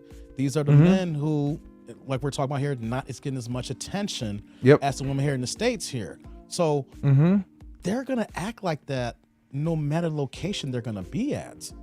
So it's all about them being educated to finding the content or someone close to them, or recognizing that, you're going the wrong way, make a U-turn, make a left at Yellow Street or something like that. You're going the wrong way. So when men want to disrespect or want to shade or get these signals to these men, they're going to be in a situation regardless. Whether it's Colombia, whether it's the DR, whether it's Texas, what's Indiana, because we talk about flew out here. This is happening now. Like my video, you made that great analogy here. These guys are going on IG, which is the devil. The biggest dating app in the world is IG.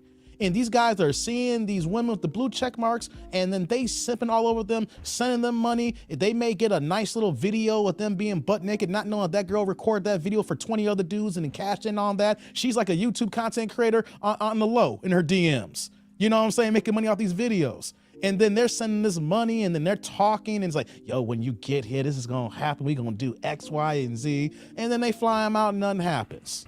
You know what I mean? It's the same thing. The flew out culture, whether they realize it or not, is the same as these guys who are socially awkward, who are getting taken for their pants in another country. It's just the fact that the flew out culture now has made it regularly to fly domestically to do this here. It's just the fact that people see an $1,800 plane ticket to go to the Philippines, and you're thinking that's too much. Well, March is 900 right now. March is 900. So. Oh, my bad, 900. Yeah, you know what I'm trying to say, though. Like, they'll see like a $900,000 plane ticket, and they're like, oh, that's too much. But you already gave this girl $500 last week, and you didn't even get to sniff the draws. All right, she showed you a picture of hoo-hoo-ha, and then you gave her $20 on that, but you didn't even get to smell it. You know what I'm saying? Guys, guys are simping as hard as ever right now because of IG, because of socially awkward men who are not getting the regular. So we gotta make these things like, yo, guys, we gotta stop dogging men out who want to look at other options. That's the key. Where people are looking for alternatives. So because you're looking for something different, that makes you weak. If anything, that man was already weak, and he just needs some education. But we just can't go here and say, he's weak, don't do it. You're going to shame him, because all the thing you're doing is the same thing that women are doing, and these guys are not getting action from the current women here. So now they're getting double teamed. Yeah, exactly. So like my aspect, the way I kind of handle it for my stuff is in my niche and stuff like that, is to at least make it easier for guys and for them to be at least understanding of what they're going to face and how to face it, and maybe adjust themselves to the right setup, because there's some guys thinking that they can find that diamond in the rough. And guess what, guys? Exactly. Diamond is not rare. It's all right. You can find it everywhere. They're hiding it in banks right now, pretending that there is a low supply of it. Okay. You know, if you've ever watched Blood Diamond, there's an explanation in the end and how it's controlled in the market. You know, and so what you're also now seeing is that you just now, and then you also get the hate from women nowadays, and the women are starting to say that, oh, you know, these guys are leaving, blah, blah, blah. And I was like, the fact that you're complaining like that, that's exactly why a lot of men are leaving. So, I mean, it's no difference than black women hating on black men because they're going for white chicks. There's no difference than Asian men hating on Asian women because the Asian women are going for white men. Okay, it's like understand that it doesn't matter. If you're a man, you have the right to look at any place that you want to be able to do that. But what's even best, let's talk about it this way, is now you're starting to have more women because of 90 Day Fiance. That's why I love 90 Day Fiance. Doesn't matter because it's gonna fuck with women even worse. Because now women are like, oh, we can get ourselves a man across the country. I can go to Ghana and get myself my king. I can go to Israel and get myself get myself my matzah balls. Are you telling me that I can do this? I'm like, yes, ladies, you can. But what you're seeing is with a lot of these women in 90 Day Fiance is that it's the masculine aspect. They can't get men either in their countries, which then allows them, because those type of women, masculine, they have less opportunities to find men. So they have every right to leave the United States of America, leave UK, wherever they're from, to go to another country and find themselves their man. But what you're seeing is, no matter what is this, those women are very masculine and they want a man that they can control. Just look at 90 Day Fiance. They're trying to control this man. When they bring the man to their country, they tell him what they should wear. They tell the man where they should go, what kind of job they're going to have. They want themselves the type of man. But guess what? Those guys appear more masculine. But look at all the relationships. Did they work? No, because by the end of the show, they're separated. The guys left them. Because once again, you have to also understand that in those countries, in the Philippines, in Colombia, in Dominican Republic, guys are more machismo than men in the US. It's a means to an end. Okay? The only problem is they have less opportunities. So the women are hoping to find a better opportunity, because guess what? Men are looked at as providers, provisions, security, safety. And women are, and for men to think I'm going to leave the country because, I'm sick and tired of hypergamy with women. Guys, hypergamy is everywhere in the world. Yeah, don't say you run just because we're going to be showcasing, we can do this trip. The most feminine woman will have hypergamy in her heart. Of course. It's natural. The problem though with men is they hate the fact that women are hypergamous, when the thing though is, stop hating that they're hypergamous and be the man that they want to be, that they want to choose. So Adapt. So guys need to understand. Guys need to understand those. Yeah, guys need to understand their level. I talk in my channel. There's different levels that you are. You have to know where you are. If you guys remember the crazy chart thing for women and stuff like that, I created my own chart that's 3D model similar to it, but brings it out a little bit more. Why? Because you need to understand where your level is, so you know what type of level woman that you have to actually be able to approach. And guys are not willing to do that. Guys rather be like, oh, where's the easy place to go? Oh, Colombia. Oh, okay, let me go over there. But did you read about Colombia? Did you understand the nature of things before you bought your ticket? Or did you just watch a few videos that a guy tells, and then guys will sometimes see another guy and want to live his fantasy. When you have to understand that another guy's reality is not going to be your reality. Facts. But sometimes men, unfortunately, want another man's reality. There's guys that will talk to me, Mike, you've seen a couple of my videos. I have 2 girls with me in the Philippines, right? So when I was over in Angeles City, I had 2 girls with me. Guys were like, man, how do I do that? I was like, well, do you know how to talk to women? Well, no. What do I have to say? Then you can't even start with, why are you trying to get with 2 women? You should try to get one woman first. You can't even talk to one. You still awkward in the States here. You still gonna be awkward in another country. That's just how it goes. So we're not trying to paint. I'm glad you're saying all this, Mikey. We're not trying to paint the picture that as soon as you go somewhere else, you're a Superman. As soon as you go somewhere else, this is gonna be what it is. Yes, it's a different culture. Yes, the women's mindset is gonna be different there. But what we want to do leading up from now, August 12th to 3/23, and yes, Kiki is a Thursday, but if we're in the Philippines, we don't care if it's Thursday because we're gonna be in town for a week to a month. All right, so Thursday don't matter. If you out there with us, it could be Monday, it could be Tuesday, it could be Saturday. We on vacation, baby. So don't worry about the Thursday. Yeah, we're saying, I was saying that's 3/23. It is a Thursday because it's getting guys there right away.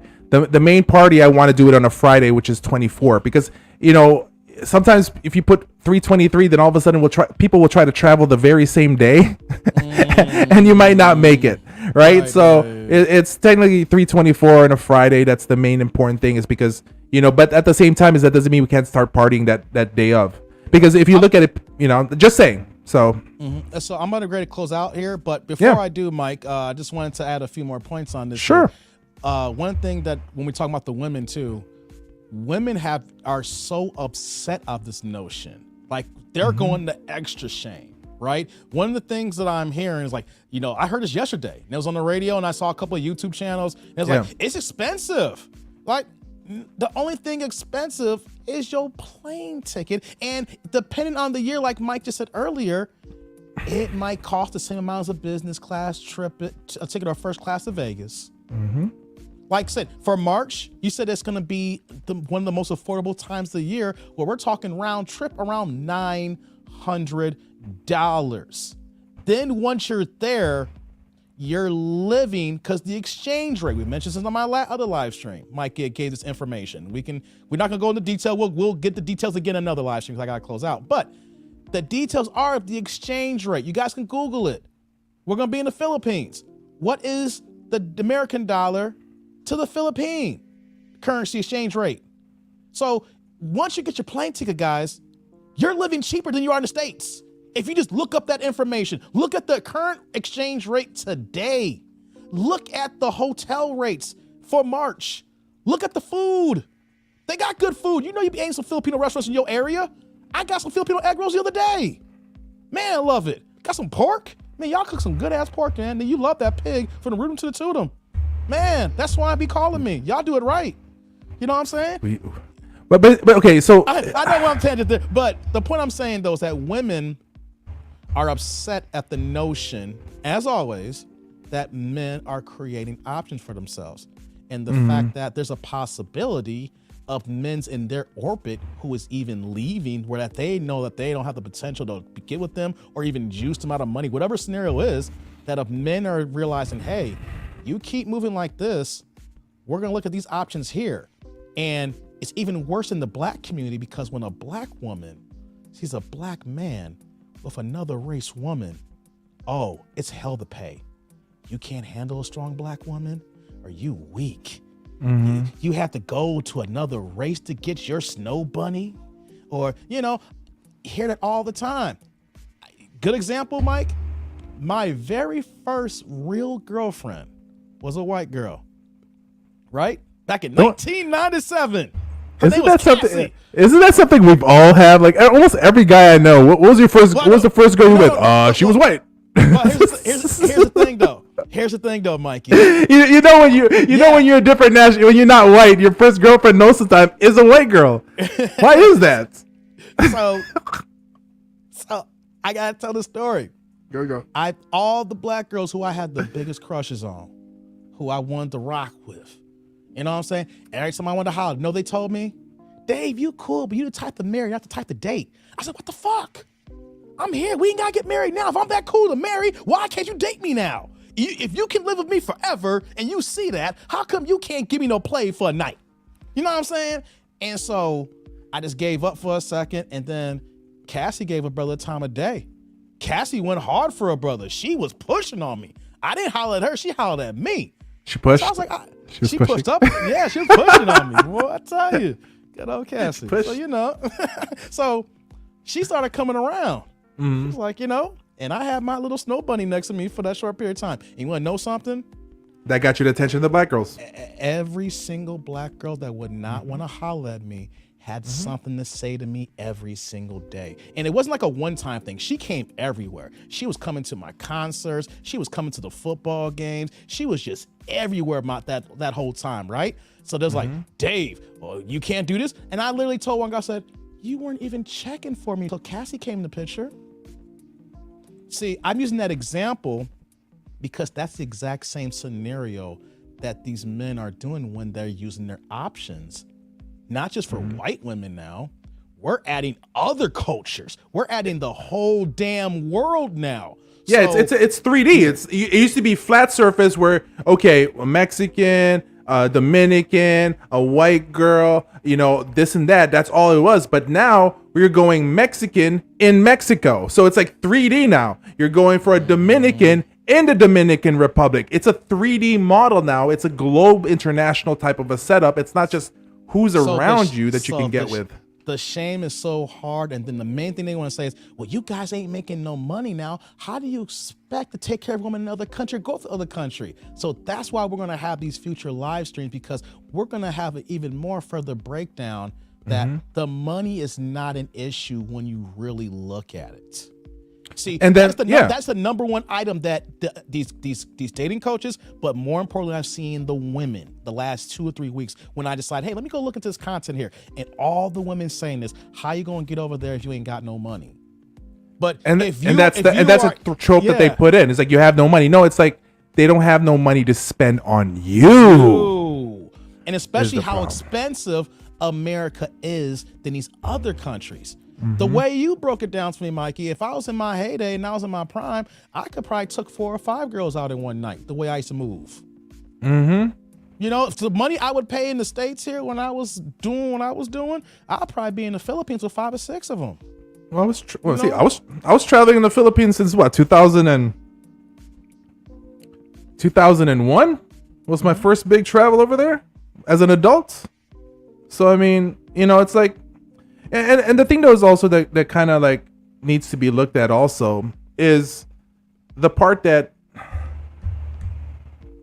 in the long end game of things, sometimes a lot of women who are higher femininity, it's not about having that dates nonstop. It's being able to have somebody that they're actually having a conversation with, somebody that they can actually talk to. And so what these women, let's say, for example, in the West, and let's say, you know, in the US, what they don't understand is the cost of entry for men may be a ticket that's expensive to them, but the end game, let's say, for example, a guy, you know, courts a woman in the Philippines, and then all of a sudden, he, you know what, let's make it easy. He wants to court somebody in Colombia, okay? So, but he has an intention to meet a girl, find her, and then he wants to bring her to the US. Well, when a woman has a higher femininity rating, she wants to close the gap from meeting a guy in marriage and having marriage. So let's say a guy flies over to Colombia because he's been chatting to a girl online and stuff like that, meets up with her. She's not a pay-to-play girl. She's a good girl. And they hit it off. Well, they're going to have that agreement. He's going to meet the family. He's like, all right, I'm game for this. Because guys already know if you're going to marry a girl. Most guys know that already. Sometimes the guys, the moment that they hit it, the moment they were with a woman the first week or so, the guys are like, you know what? This is marriage material. Now let me go find if she's crazy or not. Unfortunately, that has to be done. So if he sees that, you know what? I'm interested in this girl. So maybe his cost to Colombia, $200 ticket round trip. Bam. Hotel, $50 a night. Stayed there for 10 days. So that's $500. 500 plus the 200, that's 700, you know, that's $700 that he spent. $50 a day for food, let's say, for example, like that, for that 10 days, that's another 500. So now he's looking at maybe what, $1,200 of expenses. That's it. And then guess what? Have conversations with her every day when he's back in his country. Comes back the second time to really make it serious. All right. So he spends a little bit more. Let's say he spends double that. He spends $2,500 this time, you know, over in Colombia, because he's going to go out with the family. He wants to be able to that. So right there alone, his expenses is less than what? $4,000. That's less than a guy on a flew out trip who spent 5 G's on the girl from Indiana. And he wants this girl, and he makes his case with the family, and they say yes. Yeah, he's already smashed. And so he's going to get her, and he's already smashed, and she's a beautiful woman. Now he wants to take her to his country. It's going to back to the US. It's going to cost him somewhere around maybe $3,000. Are you telling me that he was able to find himself a woman for under $8,000? That's somebody is a good woman. Let's just say that she is a good woman, good family, and he now brings her back to his country. Now, let's look at the cost of being with some of these women nowadays. They want, you know, just like that girl that got flown out. He didn't hit it, but he spent like some surf and turf on her the night before because she can only eat crabs and stuff like that and lobsters and stuff like that. So just look at that. $500. He's like $300. You take the girl out every week it adds up. The cost to entry of finding a good woman with high femininity rating in another country is a lot better than finding a high femininity rating with low masculine rating woman in the West nowadays. Hey, I gotta get to this super chat here. I've had this for a minute here. So Steve with the $5 holla. Dave, sometimes not being able to smell it is a good thing. Also, coming out earlier when you can't even smell it. Scratch and sniff. Yeah, Steve with the $5 hot up. Yeah, get your boy some love, Steve. Thank you. Hey, no, sometimes you don't want to smell it. It's a good thing sometimes because some people have that odor. Hey, Dave. That's how Mr. Kevin Samuels used to say it, that odor. Shout out to Kevin Samuels. So I just let you know, Dave. I recognize. Somebody was like, I don't recognize this person's name in your chat, but he brought up a particular person from my niche because the guy has a different explanation. So, it's Raiderin. He says that I guess my messages is a little bit different compared to another person that he's explaining, another content creator. Well, that's the same content creator. What he said was, let's see here. The person says in his channel all the time that Filipinas don't care how you are in your country. They treat you like a rock star in the Philippines. That's a total cap. Because it does matter to them. The right woman, it will matter to her what you are in your country. It does matter on what you are as a person. Because this is a thing where, unfortunately, there are some guys who are not in decent level, looks for a woman in another country, brings them back, but then totally lied to the woman the type of life that she can live in this country. And those same guys who brings that woman will bitch later that they got left behind by that woman because they lied. It does matter what you are in your country because who you are is who you bring in here. If who you are in your country is you're going to lie to the woman in another country, that means you're faking yourself. And I think men who fake themselves is the worst thing ever to try to pick up a woman because that is very small. And I'm sorry to say, the gentleman, Roderin, that same gentleman is the guy that's actually bought a girl a house who has 2 kids, acting like a Pookie and Ray Ray made 2 other kids in the same country and left them. So, I mean, so if you want to listen to a guy that's simping in the country, go ahead and please do. But, the thing though is, let me get to this point here. I want to add to that because Roderin says, don't care what the exchange rate is. You know what though, Roderin? I rock with you. That's ignorant as fuck to say. You know why? If you understand your finances, you should want to know your exchange rate is because what inflation is happening right now. yes. So you may not care about inflation, but you want to know something? When you're investing, when you're buying, I'm doing a whole bunch of things right now. I keep a close eye in what my dollar represents. I try to keep as less cash as possible because cash is trash. So I'm just giving this a high level of it here. So just in general, United States. But when we're traveling, whether you're going to go to Mexico, you want to go to whatever the case may be, you want to know the exchange rate. You want your dollar to go as far as it does, bro. You don't want your dollar. If you're using a dollar to only get $1, you should use your dollar to get $5 to $10, depending on that country. It's not just about the girl. We're talking about also the experience. It's more than just the women we're talking about here. Yeah. Even though that's the main focus here. So you have to look. You need to open your lens. You just can't look still. I don't care about exchange rate. Well, you know what though? If you care about money, you should. Real talk. Yeah, you have to. Yeah. I completely agree, dude. If you care about your money, you care about your dollar, you care about the way you look, you care about the food you eat. You want to eat a nice, juicy fucking steak and shrimps and crab legs, or you want to get some new, whatever it is, your dollar is key, bro. You should want to know about that, whether you leave the country or not. I don't have these conversations on my channel because I know no one will watch those things here, but we're having this kind of conversation right now. You should want to care about the exchange rate. That's just serious, man. You should care about at the end of the day, do you care about your money? Yep, that's bottom line. And if you don't care about the exchange rate, so let's go ahead and make it just an easy setup. Starbucks in the Philippines costs the same exact stuff pretty much almost as Starbucks in the United States. So are you telling me if your exchange rate is in a bad situation for you when you exchange your dollar to the pesos, then it can be bad? Yeah, go ahead, man. No. Was it Kiki that was saying this here? No, which one? Listen to Calvin's advice and you'll suffer the consequences. I'm just trying to play catch up here. that so Roderick was talking about Okay. that content creator. I'm sorry and to cut you off. and Kiki's just telling him like, if you listen to that, there's gonna be some consequences. Yeah, don't support that guy, man. Me And- and Mikey had a side conversation behind the scenes. You don't And- want to go down that path, Joe. Hey, he's the old. I don't care. That dude is the ultimate mother Pookie and Ray Ray. Lord He's have mercy. he's the international. You know, he's making babies and leaving them there with the woman to raise here. He is creating kids and saying, you know what though? Fuck them girls. I'm gonna come back home to the States. These women are raising kids with childless fathers here. That dude is a fucking Pookie and Ray Ray. And I hope he finds my channel and I'll curse him the fuck out and tell him he's a fucking dickhead asshole motherfucker who don't care about shit because he is a fucking asshole. and No man should move like that. No man should move like that. I'm sorry, I'm gonna go off like that. If he finds this video, fuck you.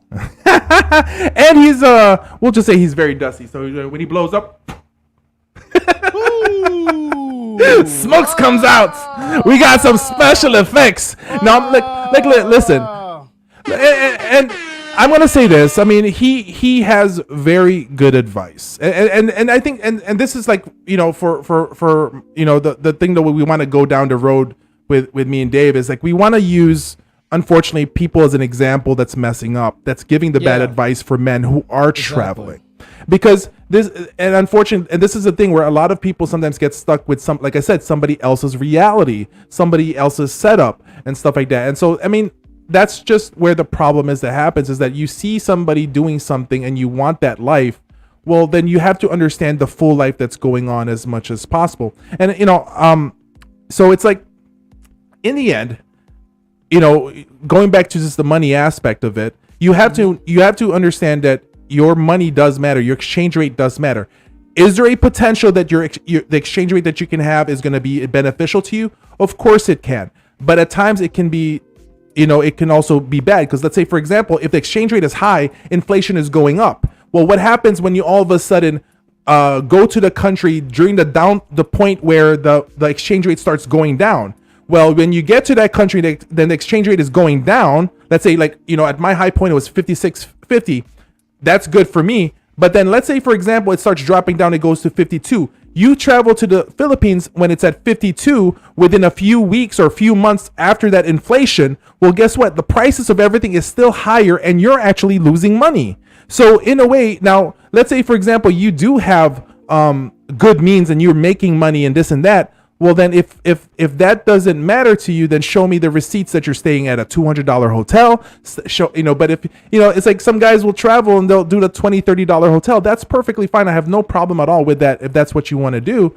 But don't be saying that money doesn't matter, because money does matter. Yeah. Wherever you go, it's just always going to matter. And let me say this, Roderick, that's the most stupidest shit you ever said here. That's why I depend on you depend on your, God doesn't have an ATM. Let me say this, dog. We've had some good discussions, but that is the dumbest shit you ever said. Every time you depend on God for the money, that is ignorant. That is asinine. I know people who depend on God and they are homeless as shit. I was raised in a cult and a religion who depended on God and not on money. And you want to know something? I would say over 80% of them people are broke, are living paycheck to paycheck, living off less than $30,000 a year for their God, or ain't doing the right things here, man. Hey, you can serve your God to the best of your ability. I'm not gonna disrespect anybody's religion, but when you put that context that God over money, dude, I'm gonna hate to see where you're gonna be at in 10 years, bro. Because I'm sorry, that's ignorant. Because know what God's gonna tell you? You acting ignorant right now. Yeah, it's like, for me, wise, and that kind of a thinking is this, is like, you know what, you know, because I'm religious. Sorry, bro. No, I get it. And you're religious. I'm not religious anymore, but I used to be. But no, bro. Yeah, God is important, but here's the thing, though, Radarin. Okay, God gave you a brain to make money. He gave you your arms, your muscles, your everything like that. So for you to say God is going to give me money, I depend on God for my money. No, God's looking at you and saying, I gave you all the tools. Now use it. Right? Faith without works is dead. You know, if you start looking at, you know, the whole, I don't know if you probably read the book The Secret, you know, where they have the laws of attraction. If you just think that the money is going to come, it's going to come. It's not going to happen. Part of the laws of attraction is action, and you must create action to be able to do that. But for you to think that money is just going to land on you by you praying, no. It's not. I always say it again. Faith without works is dead. Now, not even a biblical. That's a scripture. Someone tried to tell me, Dave, you take that scripture out of context. No. Scriptures are used for every context available when it applies. Everything has one and more meaning. So when they say faith without works is dead, you can have all the faith in God you want, but what is the work that you're putting in so that God is going to reward you if you believe in that God that way? If you're lazy as sin, God ain't going to reward you. If you got the faith, what's to say? If you got the faith of a mustard green, come on, man. I know you're smarter than this here to state that. I hope you're trolling me, because if you really move this way, hey man, God ain't gonna reward you. You gotta put faith.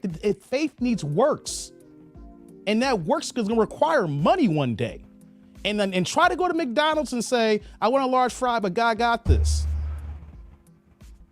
Try to go out we talking about these banshee women here. And let's say you find that one woman here in the States, and you take her to Ruth Chris. I mean, and you order that 12 ounce, and they want that 20% gratuity, and you say, hey, God got this, bruh. Man, they gonna kick your ass out of that place. Man, they're gonna make you wash dishes in the back first, then they're gonna kick your ass out. Yeah, it's no difference than, I see what he's saying. It's like, so money trumps God. No one's saying that.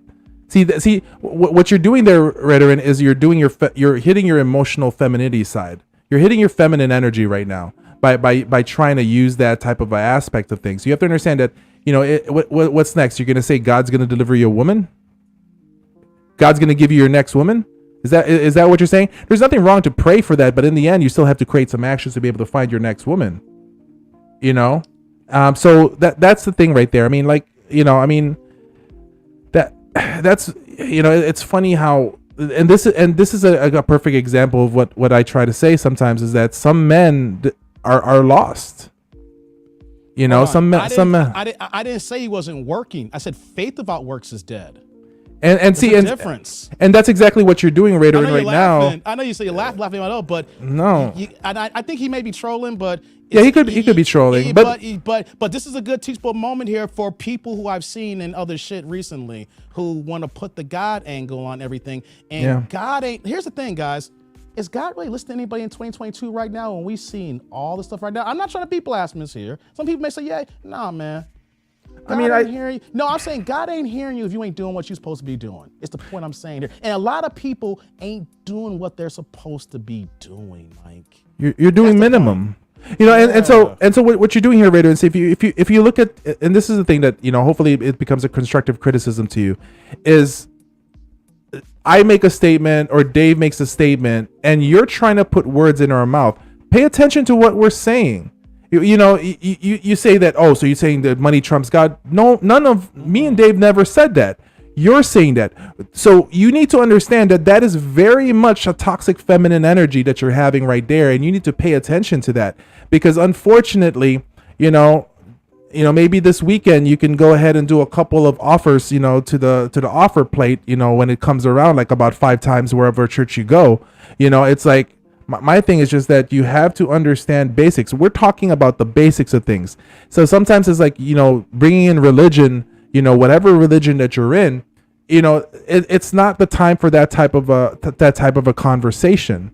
Like, and that's also unfortunate. And so that's just where I'm just going to leave it for that.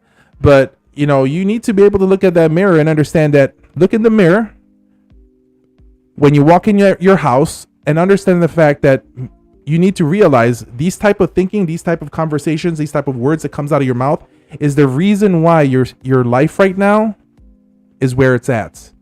And I will guarantee more than likely that you can't find a right woman. I can guarantee more than likely you have a mediocre job that you work really hard to, just because of how you are having this conversation. Because any guy that is actually doing good for himself will not be talking like this, would not be using his feminine energy the way you are. And I hope that you look in the mirror and you fix yourself a little bit, because most of the time it's people that keeps on talking about God this, God that, is the people that need God because they need to pray for money to hopefully drop in. You know what, guys that don't have to include God about money are the guys that are giving money to the right people that's able to make the money, that doesn't need to be able to be talking about this all the time. So, hopefully you can you can do better than that. You can click on the link, man. You gotta have your camera on. You we say can you have this called in. conversation, man. Sure. Yeah, you gotta click on the link. It's on this pin to the top. You Camera know, gotta be on. I think it's a good conversation. I mean, so if you feel that you're being attacked or whatever, come aboard. We're always open to that. And this is where conversations is such an important thing, because as men, we need to have this conversation, because just like what Dave was saying earlier, that this whole passport bro thing, a lot of guys are being shunned a little bit for who they are by the same dudes that are saying that guys need to empower themselves from a lot of Western women.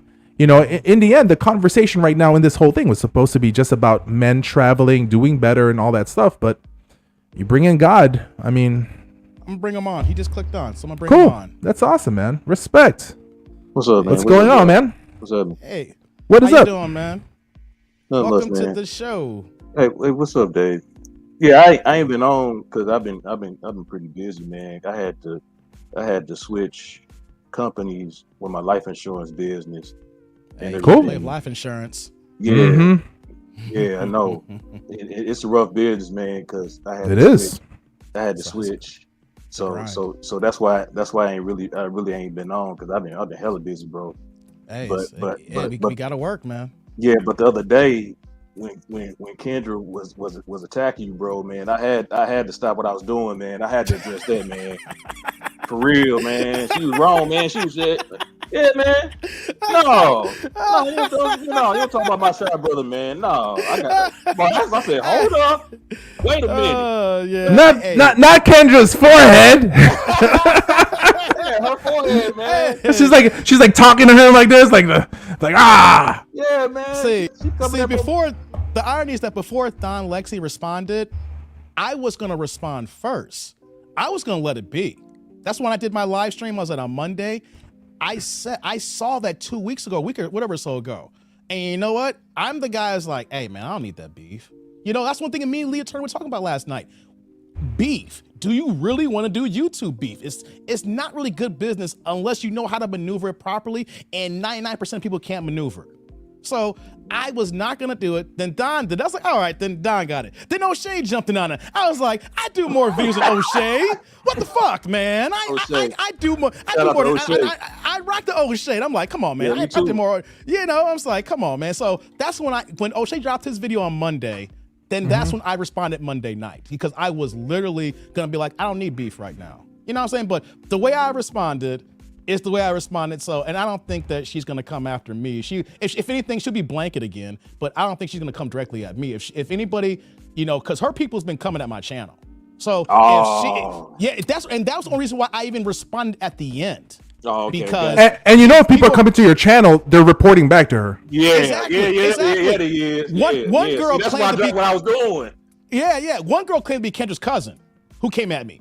What? Was it last week, something like that? One girl, yeah. And I still was gonna keep quiet. I laughed at her. I said, tell Kendra, I said, Kendra's your cousin, tell her she needs to learn fair use.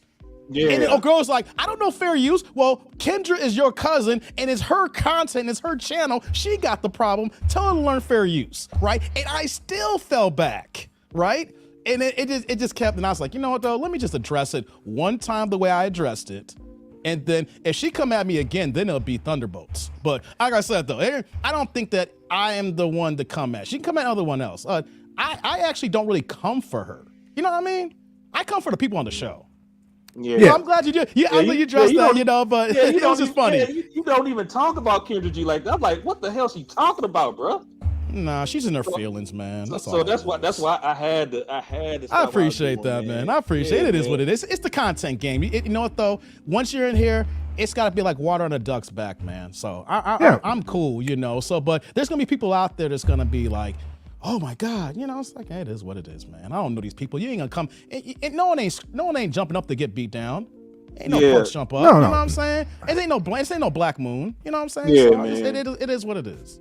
Yeah, It is what it is. I did kind of feel like attacked, man, because I'm like, damn, I'm not in my feminine energy. What you talking about, man? I'm just saying what. Okay, let's get into it. I'm just saying what my experiences is as far as life. When I was younger, I heavily depended on money, right? And then I found God, and then when I found God, I pretty much found out who I was as a person. See, I'm not a so-called black person. See, that's not a nation. I'm a Hebrew Israelite. See, that's the original Jews of the Bible for people that don't know. So with that being said, the Bible says that when the Savior comes back, we won't need money. That's why I said what I said. You know, But I the don't problem worry. though, the problem though is that the Savior's not here. We have to remember that He here in our heart. No. We have to remember that we are physically here right now.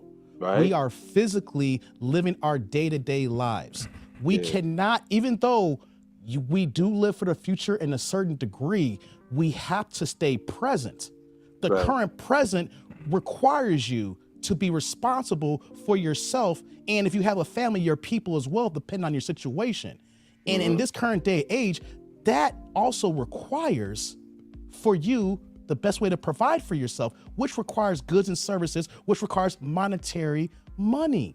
So even though you may believe, so even though you believe in I'm gonna let you finish. Go ahead. I'm tell you the story right quick. No, go ahead. So that I understand how you believe that though. Yeah. But you still living right now. If you're hungry right now, you still need money. That's true. That's true. If something happens tomorrow, you still need a place to live. That's true. The mortgage company is not going to look at God as your savior to help you out. If you're trying to rent an apartment, that company is not going to say, oh, because we rock the same guy, we're going to give you this apartment for free. Hold on, let me finish. There might be a 1 or 2 off where someone gifts you something, but we're not talking about the exceptions. We're talking about the rule. Okay. The rule is, as men, we work or we fish to get our food and we eat it, we bring it back. Now, if you have the faith in God all day long, that is cool, fine and dandy, support and rock with yours. But in this current time right now, you need physical dinero. Yeah, I do. And if you don't have it, if your bank account was wiped zero tonight, you would be homeless by the end of the month, or depending on how much money you have left over for your lease or your mortgage. Check this out. Let me tell you the story. Since you said that, I'm living in my apartment right now. Right now, believe it or not, the only thing I gave this lady, the manager, I promise you, right hand to God, I only gave her $25. Exception, not the rule.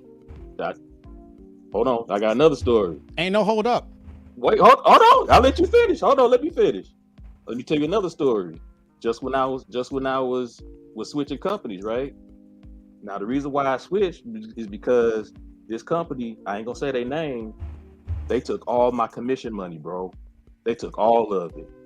All of it. I made some sales and they took all of it. So what happened was I got with this other company. I'm not gonna say their name.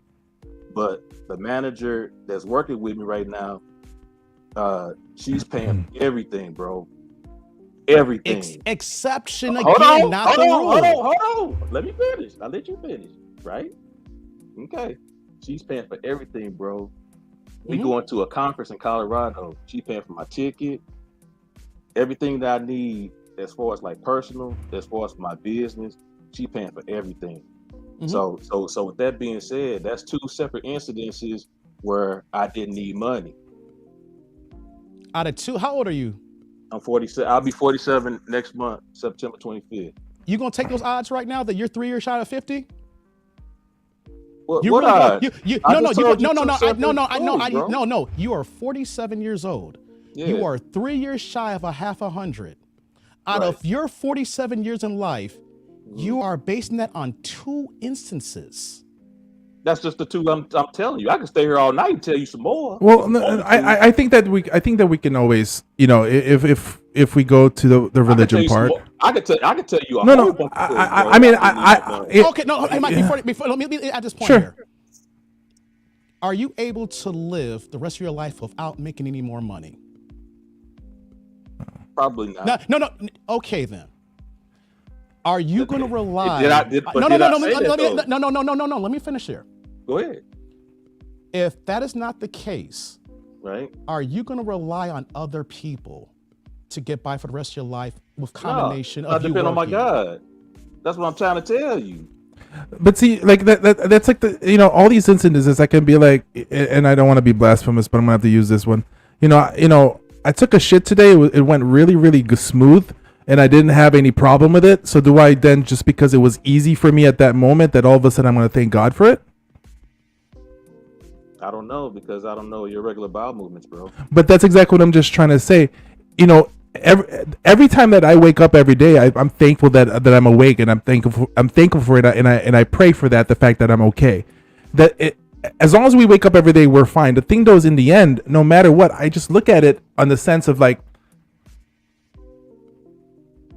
sometimes you just have to keep on doing and say, it didn't happen that way. It happened because the person existed that wanted to help you. And even at the other end of stuff like that, you can say, well, God is good. It's good for you. That's great. But at the very same time, as look at the other person. Why is she investing in you? I don't know. That's not important. The only important thing is that, no. It is important. No. It is important. It is very important. You can't be naive. Let Mike finish. You can't be naive on this point here. It's very important that you need to know what's her underlying issue. What's her real issue? Now, you can go at it and you can thank her and say, you know what, God is good. God answered my prayers, that you give that stuff. People say that all the time until that they get taken. So you're saying that she might have intention, and I'm aware it is. She might her intentions might be her own. So then, if that's the case, if something, how many times have you said that God is good because something came into your life? Like, let's say, for example, your previous job. When you got that job, did you say, thank you, God, for giving me this job? No. You didn't say that? You didn't appreciate? I didn't. You know why? Why? Because I had the skills to get that job. Okay, then. So guess what? The job that you got right now, it wasn't God's. It's also the skills that you got and the experience that you have and your resume. So you can't. You're talking on both sides, but you're talking on both sides. You have experience. You can't say that. I don't have experience selling insurance, bro. Other than the sales I made with the other company. That is experience. That is experience. I mean, just because it is experience. Job, you had experience to get the job. Yes, it is experience. They looked at your resume and let me give you an example of that here. I can correlate this here. In 2007, I worked for Office Max Corporate. I've been working in IT for 22, 23 years. I never worked in application support or in development up to that point, but I have done everything else to that point in networking, in support, things of that nature. Worked in labs, worked on Cisco. And even though that I didn't have the direct skills to one thing here, I had all these other items here. And then they brought me in because even though I wasn't an application support guy, they brought me in because these other aspects. I didn't have the experience, but these other items got me in the door. That's the same thing for you. You may not have had an experience for that item, but your overall things for sales got you in the door. So the fact that you just said that you didn't thank God for that job, you are talking out of both sides of your mouth. You're thanking God for some things and you're not thanking God for other things. So that's why I called you out, because you're not being consistent. If you're gonna go on that angle there, then you're thanking God for everything that's happening to your life. But if you're picking and choosing the things, then that's kind of a hypocritical, inconsistent movement there. No, not to me. Well, no, and look, your reality is your reality, and you have every right for that particular reality. Yeah. And that's my situation. It's my life, right? Yes, it is your life, but let's call a spade, bruh. You're not being consistent. It's I like have to be. You have to be. You have to be consistent. If we're gonna have a debate or have a conversation, no debate. No. Okay. Yeah, we you have have to a be consistent. If we're gonna have a conversation and you're not consistent, how can I trust the way you move? You're gonna say one thing 1 minute, and then you're gonna move the other way the other minute. All we doing is no. This is not about no. This is not about me. This is about for everybody who you maneuver in life. If people can see this, if I can see this here, what have your loved ones seen? If I can see anything, because I don't deal with them. Okay, so okay. Take away loved one. Your friends then. Do you have any friends? I don't have many friends, bro. then you know what though? We got a bigger problem then, bro. Yeah. Let's just keep it 100. And so Because Wait, no, hold on, let's be, hold on. Why would y'all have a problem with? I don't have friends. no. No. Because no. You're taking it the wrong way here. If you don't have any Okay, explain. friends, I'll be quiet. Go ahead. if you don't have any friends or associates, I or have a wolf, associates. or a Yeah. wolf, okay, a wolf That's pack. different from friends, bro. No. Okay, who keeps you in check? God. No. God don't talk to you directly. Have a How do you know conversation. that? No, a conversation that comes back to you saying, "Hey, Rod, you need to go ahead and go to the store." Or, "Hey, Rod, you need to know what though? You got a haircut, but the barber messed up your lining. I got a better barber for you." Or, "Hey, Rod, this is a restaurant over here. You should check this out here." Do you have people that you talk to and move like that? Do you have a wolf pack? Do you have a crew, at least a couple of people that keeps you in check, that can talk to you and let you know to call you out on your bullshit or give you your wins or give you your losses? If you don't have that, then you're a solo sheep. And Well, you cannot, Yeah, go ahead. Go ahead. if you are a solo sheep, you cannot move the best in your manhood. I have a best friend. He's like a brother to me. I mean, But does he we check talk you? and stuff. Does he check Oh you? yeah, of course. My little sister, she, we talk. And, But okay. Now you're not being consistent. I said I did that on purpose. Now you're being consistent. Now I just asked you about your loved ones. You said I don't got no loved ones, but you just said your sister now. You I see said- how you see, no, I you see said- where I'm going? You see where I'm going here? Hold on. I think- literally said that. Wait, calm down first. Hold on. Calm down. It's not about calming down here. Calm down, I bro. did that on. I did You see, I'm calling you said- out here. Wait, You got to hold on, understand man. this. Calm down. No, you don't call me down on my channel, bro. We could be cool, but don't tell me to calm down. This is my channel. all right. I move how I move here. so You see what I'm saying? Okay, Dave. okay. What- So all right. What I was. Go ahead, Mike. You was quiet. Go ahead. yeah. So my thing is that, and you know, where Dave's coming from is like, once you said you didn't have any family, now there's a sister that pops up. And so the thing though is, have you ever looked at that? The fact that you're admitting, which is a great thing, that you're actually admitting that you're not a consistent person. Now, there's times where I'm not consistent, whatever. But the fact that you're saying you're not consistent as a person, right? Then, have you ever looked at the fact that maybe that you're in a situation right now, not just on the work thing, I'm not using that, but the reason why there's nobody that you can say is your friend, or maybe a lot of family members have skipped out, because there has been some inconsistencies that you continue to have done in life? Inconsistencies as far as what? Well, you say you're not a consistent person. When have I said I'm not consistent? You just said it. You said it earlier. You said what's wrong with being consistent? We can do the playback. Yeah. So I mean, it's And then the consistency we're talking about, you say you don't have any loved ones, but then Yeah, you just said that so- your sister calls you out. So Well- you're not. So you told one thing, But- and you're but- telling another thing here. Well, let That's me- what we're well, let talking me- about. Well, let me rephrase it. Let me okay. rephrase it. And I think that's good. I moved away from my family because I kept getting disappointed. Okay. And I think family members can be disappointing at times, depending on the type. Yeah, Depend on what cards are drawn, and the type of families that we have. And sometimes, yeah, I do get it that sometimes you have to leave yourself from there. But the thing that I'm just trying to say is, like, sometimes, people that always talk about, God this, God that, and just to let you know, I'm a very religious person. All right, I am a very religious person. I'm not okay. into religion, bro. I'm not a religious person. The Bible is not a religious book. It's a book of culture. The Roman Catholics made it into a religion. So are you so you don't believe in the Bible? You just believe in God? I never said that. I just said that the Roman Catholics took the Bible and they made it into a religion. So you believe in God, but isn't God a religion? God, I mean, it doesn't matter what religion. You said you're a what? I'm a Hebrew Israelite. And what? Hold on. Go ahead. What is that? The Hebrew Israelite is the original Jew of the Bible. It's a what?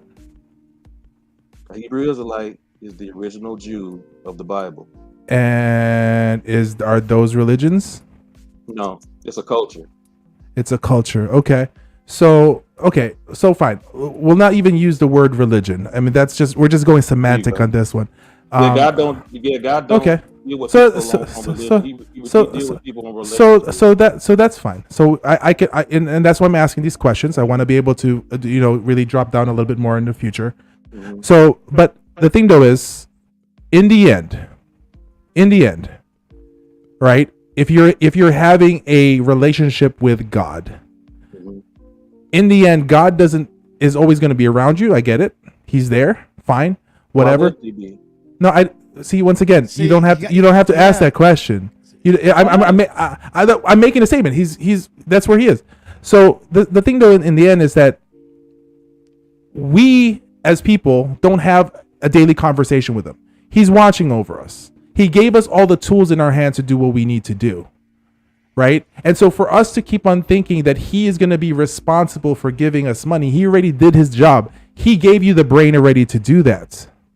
Right. That's the thing I'm going at. So when you use the claim early on today that you rely on God for your money, no, he already gave you the tools that you need. If you don't use, I never said I rely on my God for my money. I said I rely on my God. I don't depend on money. That's what I said. we're going in circles here and stuff like that. If we play this back, man, I gotta say this here, Rod. If we play this back, you're moving the goalposts, man. You should. No, You I'm not. need. No. Let's Yeah. just okay. I mean, I You put it up on the screen, bro. You put it up on the screen. I said I don't depend on money. I said I depend on my God. I never said I depend on. I never said I depend on God. Okay, I get my money. I never said that. I get it. I get where you're trying to go here and stuff like that. But in the end, no matter what is, no one in this side said that money trumps God or whatever that stuff is. I was asking questions. What we do in our life is the thing though is God gave us the ability to be able to make the money, to be able to make a decision. So my question is, why is it that? So you would assume. So you would then say that there's one God. So the God that I talk about is more than likely the same God as you because actually there are many gods. Okay, so then that means my God is better than your God. It depends on who your God is. My God is. It doesn't matter what it is because I make more money than you. You don't know that. You can't even afford an apartment, so yeah, I make more money than you. If let's just call a spade, bro. If I wouldn't if a wait, woman gave you $25, Let's talk. Okay. So I'll fall back. but what I'm just trying to say is, I understand. I get it. You should see the comment section. We're just. I get. How come I can't talk? No, you can talk. What I'm just trying to say is this: is like I feel like I'm being attacked, man. No. No one's attacking you. So here's the thing, right? We went from religion, God, this, and all of a sudden Hebrew Israelites and stuff like that. And I get it and all that stuff, and then all of a sudden you're like no religion. Okay, so I removed the no religion. Now we're just with the God thing. So I'm kind of figured there's one God at least there, just with the way we view it and stuff like that. And then you go tell me that there's multiple gods. So then maybe you should swing to my God because my God is giving me more money and gives me the skills to be able to do that stuff, allows me to be able to handle myself and be a better person. I'm not saying better person than you, but be a good person, all that stuff. So, if we're talking about all this stuff, then maybe you should come to this area. And I'm not even going to tell you what my religion is. I'm just saying is that maybe you're listening to the wrong God. Why should I trade in my God for yours? Maybe I'm happy where I am. Let me ask this. Okay, you're happy where you are. Okay. Respect. Let me ask this here. Thank you. Let me ask this here. I don't think I would. This is just me personally. I don't think that I'll be happy in my situation if someone allowed me to stay in a place for $25. Got me in there. That's you. No, there's a certain pride as a man in me here that would say, you know what? Right. Let me finish. Like you said, there's a certain thing inside of me that says, as a man, something's not right in my personal circumstances here, so that there's going to be some things I need to probably reassess so that I'm not in this situation again. And we want to use that same analogy, like Mikey was saying, maybe my God or my lack of God is treating me better than yours. Not just in money, money and life. I can accept that. So, but Okay, go ahead. I mean, wait a minute. That threw me off guard. Sure. If you can accept that now, but Mikey gave you the kind of same analogy, and you kind of said you did say, nah, I'm good on that. That's why I preface the way I do here. We play it back and we watch and just sit back here. I said some things here, and then you moved the goalpost every time that we let me be clear. something. Let me be clear. The goalpost is being moved here. Let me be clear. I'm good on not switching to his guide. Is that what we're talking about? No. We're using the examples. That's what we're talking. I think you're taking. I think we have a divide here, right? I think. Hold on, Mike. There's a communication divide, right? I think there's something that may be a barrier here. And I think that some things are being taken too literal from our standpoint to give you the example, and you're seeing things that straight through. I think that what should happen is this. It's like, listen, because it's all about bettering ourselves as much as possible. So let's do it like the old traditional Thanksgiving Day rules. Remove God from this conversation, right? That needs to be done right now because it's just going to be a never-ending thing. So how about we just go ahead and remove the God conversation here, and let's move it, like figure out like how we can actually better each other as much as possible. And the thing though is like, maybe like, is there anything that maybe that we can have a conversation about, what could be your next move or your next plan? Because, you're a young guy, you're 47, I'm sure that I'm not too sure actually. Because we jumped up a couple of here and there about, for example, what's your plan? Like, let's say, for example, are you married? Are you looking for to get with somebody to become a significant other? What's something that we can actually, if we remove the religion part, can we solve something right now that can make us better men right now? That maybe I can learn something from you, or you can learn something from us. That maybe we can have that type of a conversation instead. I have no problem opening my mind and learning different things. As long as it doesn't compromise the laws of the Bible. But since you removed it, I don't think other than my God that, because he's all I am. You know what I mean? That's fine. That's fine. Because a little bit about me. All right. I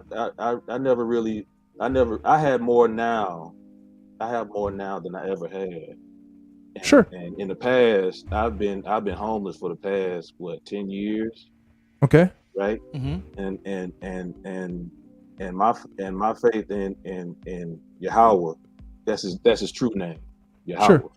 Because his name isn't God. Like I said, let's remove remove that kind of talk. Okay. So you're selling. I'm telling you a little bit about me. Sure. And I get it. And what I want to do is I want to try to remove it from having the religious conversation or the beliefs or God conversation or the culture, like you said, right? I want to make it more. Let's make it where we can actually have a conversation. So so you're in insurance sales, right? Yeah. Okay, perfect. So let's talk about sales. I think that's a good idea and stuff like that. What are you doing right now in regards for how are you getting your clients? Well, right now I'm just looking into resources as far as looking into different companies so that they can generate leads. The company that I'm with, they have their own sources of leads, but I would like to cover my bases, if you will. And because I've learned that I can't depend on people. I got to depend on myself. So I mean, my thing for that one is that I would look into like what Mean Dave does here, for example. Mm-hmm. You have a phone. I would look into creating a channel and put content in that channel based on the type of services that you're planning to sell. And talk about it. Now, I will be honest, you should try to remove God from it and all that stuff. Make it about just the information that you're trying to sell. And because it can be a turnoff for some people when you use those too much, especially if you get the wrong, if it's, we'll just say wrong culture or wrong religion that ends up having a conversation with you. So it's like, I would say, since we are in the topic of having YouTube and stuff like that, creating, social media, because this is how you're going to create. So I'll give you an example. I have another channel where I really talk about sales and marketing for a particular niche. It's a very niche down stuff, but I get a lot of clients that would then ask questions. I just give content for free, like nonstop information. And then they would give me information, for example, like, they would ask, like, for example, this year alone, just in my website, there's my YouTube channel that I don't do much. I've gotten over 200 people that ask me to create a website for them. Okay. And I don't make it, somebody else makes it for me. So I would say, maybe look into that, and then also look into your YouTube channel as also because more of the time you're going to be dealing with people in local area. Yeah. So I would look at, so let's say, for example, what state are you in? I'll just use that. I don't want to use city. I'm in Washington State. Washington But State. I'm licensed in 3 other states though. Okay, so let's say just in Washington itself, so let's say Seattle. We'll just say Seattle, right? Okay. So in Seattle, what I would do is, create content around restaurants in the area that because most people that are going to want insurance are people that can afford insurances. So what you do is you start talking about local areas to go to things to do and stuff like that, but then also incorporate your insurance into the whole content. That would be my advice to you, because that's what's going to get people to come to you. Let me ask this question here too. For what you're doing here with your company, you said that they do the sourcing here. Do you do your own outcalls? Who, me? Yeah, you. Do you do your own? Oh. Do your own outcalls? Yeah. What you mean, like, as far as my own outcalls? What you mean? Cold calls to clients. Cold calls, outcalls, Cold calls. I used to. You don't do them now, do you? Not anymore. Not with this company. That's Why not not? necessary with this company. Why not? Because they have their own system. Have you asked them? Can you cold call? I probably can. You should. See, this. Know why I'm doing this here? In the beginning of this live stream, what did I say? Today's my dad's birthday. And you know what my dad used to do for over 20 years? Happy birthday. He's not here, but but one of the things he used to do, he sold insurance for 20 years. Oh, okay. So I know the insurance. I mean, no, I'm not. I know the insurance game. That's the reason why I asked you, do you do your own calls? Cold calls is it. Mm-hmm. And so you're not doing the most for your job right now. Yeah. Cold calls, man. See, Mikey went to the YouTube aspect, right? And that's the next level, right? And so when he said that, so wait a minute. You need to talk to your boss on Monday and do your own cold calls. You shouldn't be relying on those other resources. How are you supposed to get to where you're at? You say you don't like relying on people. You're doing that right now. Well, I'm green. I told you I was green, man. No, but you could be better. Why don't you want to be better? That's true. I mean, I ain't saying that. But you keep saying you're green. I never say I'm green. I never say. Just that's just the truth, man. No. Here's the thing, though. And never tell a client that you're new at it either. Exactly. That's never. We're trying to pull you back here to say there's certain things you shouldn't say, because other people in your field, it's gonna look at this. So I'm gonna go with somebody else. Yeah, because then that means. Yeah. So, because the point I'm saying though is that when you said in the beginning about your job, it's like, wait a minute here, you could be doing this, you could be doing that, but you could be better, bro. Like, I have a good job right now. I make damn good money right now. I don't have to be on YouTube. You know why I'm here? I want more. Not just the money, I want to better my family. If I have a little bit of an inch inside of myself to level up, that's why I'm still here for almost 4 hours. See, if there is a silver lining for you to walk through that door, bro, you need to go ahead and do that. You say you don't like waiting on line of people? Monday, you talk to your boss. You like me. No, not try. Do. Yeah. Dude, no, that don't. See, I'm the tough love guy because I am not a college graduate. I went through the hard way to get where I'm at. I make more money at my job who got master's degrees and got extra 5 years experience, and I've been in the game for 22 years. Because I work hard. I outwork hard than everybody else. Someone might be smarter than me. Someone might have that schooling than me. One thing you're not gonna do, you're not gonna outwork me. You're not gonna out-hustle me. You're not gonna go ahead and you're gonna get more sleep than me. I'm saying all these things because I see you can do more, bruh, and you can do better. And if you can do better, and I can see it, then man, go ahead and do it. Nothing should stop you. Yeah. Like, it starts with the cold calls and it goes from there. I've made so much money in cold calls. I've made so much money in cold walk-ins. That was because if you just think a bit about don't do the field of dreams stuff. Don't do the field of dreams of like build it and they'll come. because that's not how sales is. Sales is you have to go for it. And then, you know, and just also to branch out to, you know, like what you said earlier, like you don't have any friends, and I get it. That can happen for a lot of men, and it does happen to a lot of men. You know, when we get older, you know, especially if you move someplace else. That's Mike had the situation this past year. Yeah, my situation. I grew up in St. Louis, Missouri. All my friends pretty much got killed off, man. And sometimes it's good to live. They got locked up, and you know, I lived a rough life, man. But that does not mean that. I mean, we all have our own upbringing and circumstances. Yeah. But at the very same time, is, you know, I hate to say, you are gonna have to put in the effort to meet people, because that's part of it, networking as well. Because you know what ends up happening is that you get people that surround yourself, and you don't have to get a good amount of people that surround yourself to become a better person.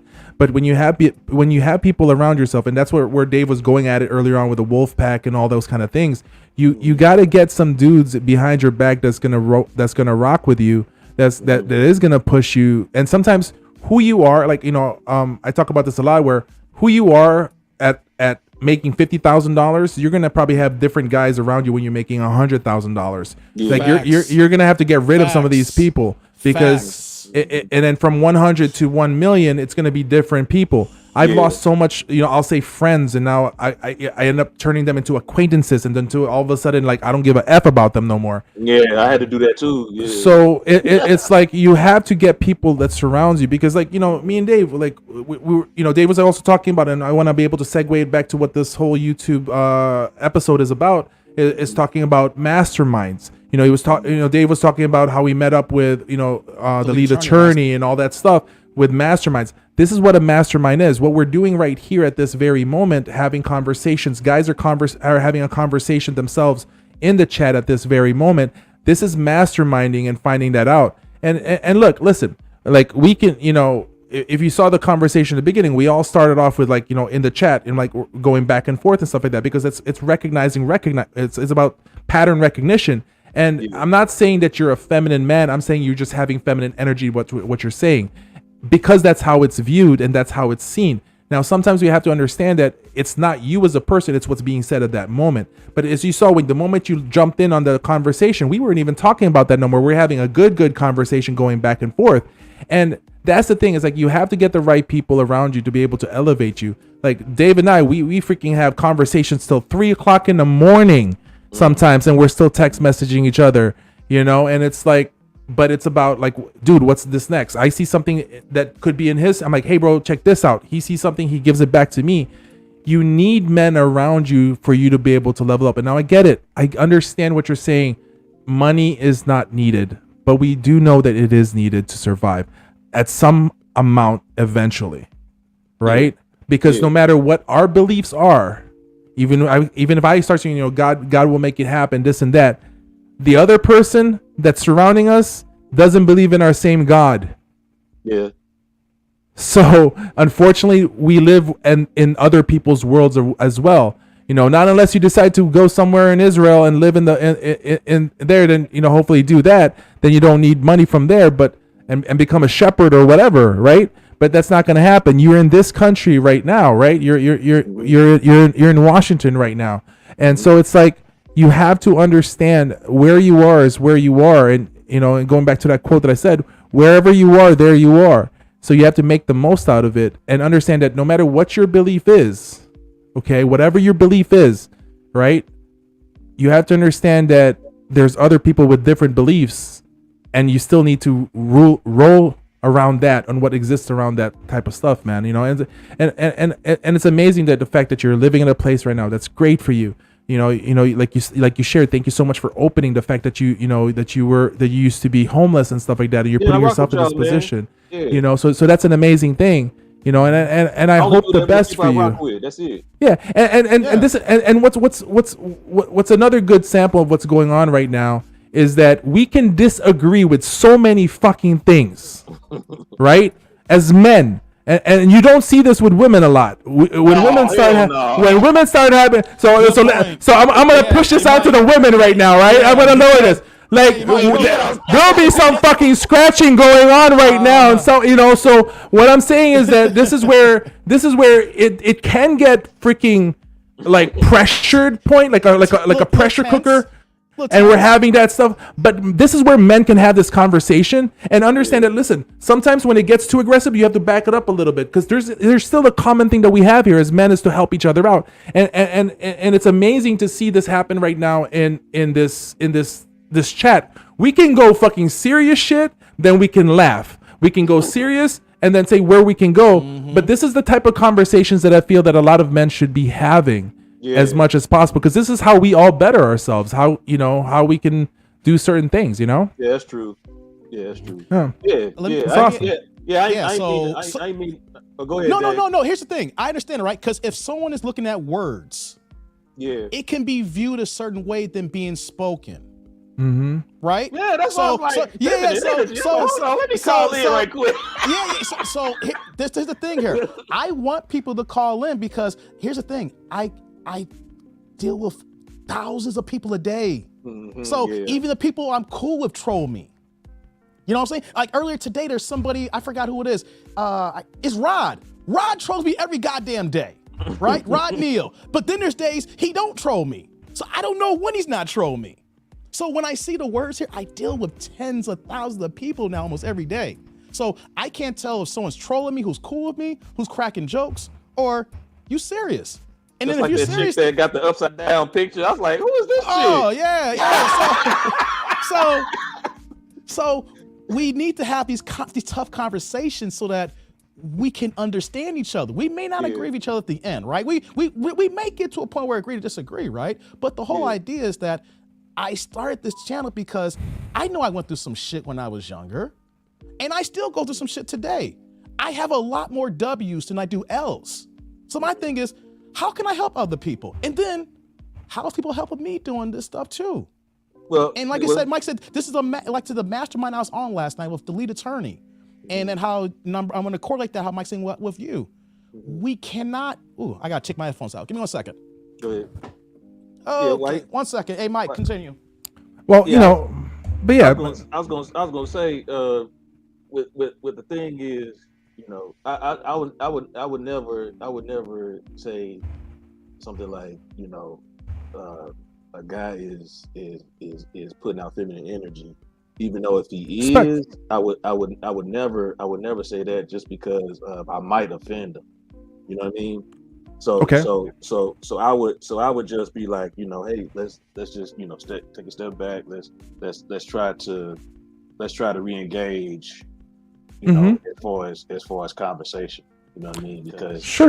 Because when I engage in conversation, I never want to offend nobody. Go ahead, Dave. Oh no. My AirPods got like 4 hours of lifetime, and we're at the 4 hour mark now. So hey, Dave, just to let you know, there's when you jumped in, there's echo. It's your fault. Yeah, I can hear it now. I can hear the echo now. Let me. It's like, what's up? Did you replace that mixer yet, Dave? Yes, I did. What's up with that super expensive Rode? All of a sudden it's doing this, Dave. I got my $99 one. Well, I got multiple headphones plugged in here, man. Just fucking with you, man. No. Is it still echo now? Is there? Yeah. What about now? Yes. I can hear it on Mike's end, but not your end, though. Hold on, let me change my settings here. God dizzle. See what happens in these marathon streams here. This is what happens. Oh, it's weird that I can hear my voice. It's like Mike doing karaoke or something. He got a karaoke machine or something. No, it's gone. I don't hear it. Do you hear it? Yeah, it's gone. Thank God. See, your boys. There you go. Your boys. There you go, man. No, but no. What we were. I was going to finish my part here. I was saying that I get trolled all the time, and I know you crack jokes. You had a couple of boxing jokes here and there, so that's why when you said, "Can you call in?" Yeah, let's just make I read certain words. It's like, all right, is he trolling me, or is he got jokes, or is he serious? So that's all that was, But then at the same time, when you came up here, this is why we have these conversations. See, as we were women here, we'll be catfighting. We never gonna talk again. See, that's the thing about being a man, is that we can go ahead and duke it out. And then when it's all said and done, it's like, are you straight? You straight? All right, then let's keep it moving. Nah, y'all my brothers, if you man. still I want can to have that, disagree with y'all. you know what I'm saying? If Yeah. the analogy, if you still want to have that relationship, like, yo, we got to do this out, or I got to say what I got to say.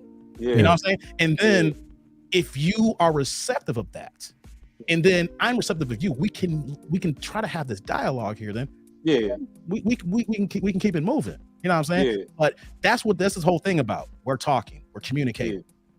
Yeah, that's my thing. I just, I don't know about anybody else, but I could just testify from my life experience.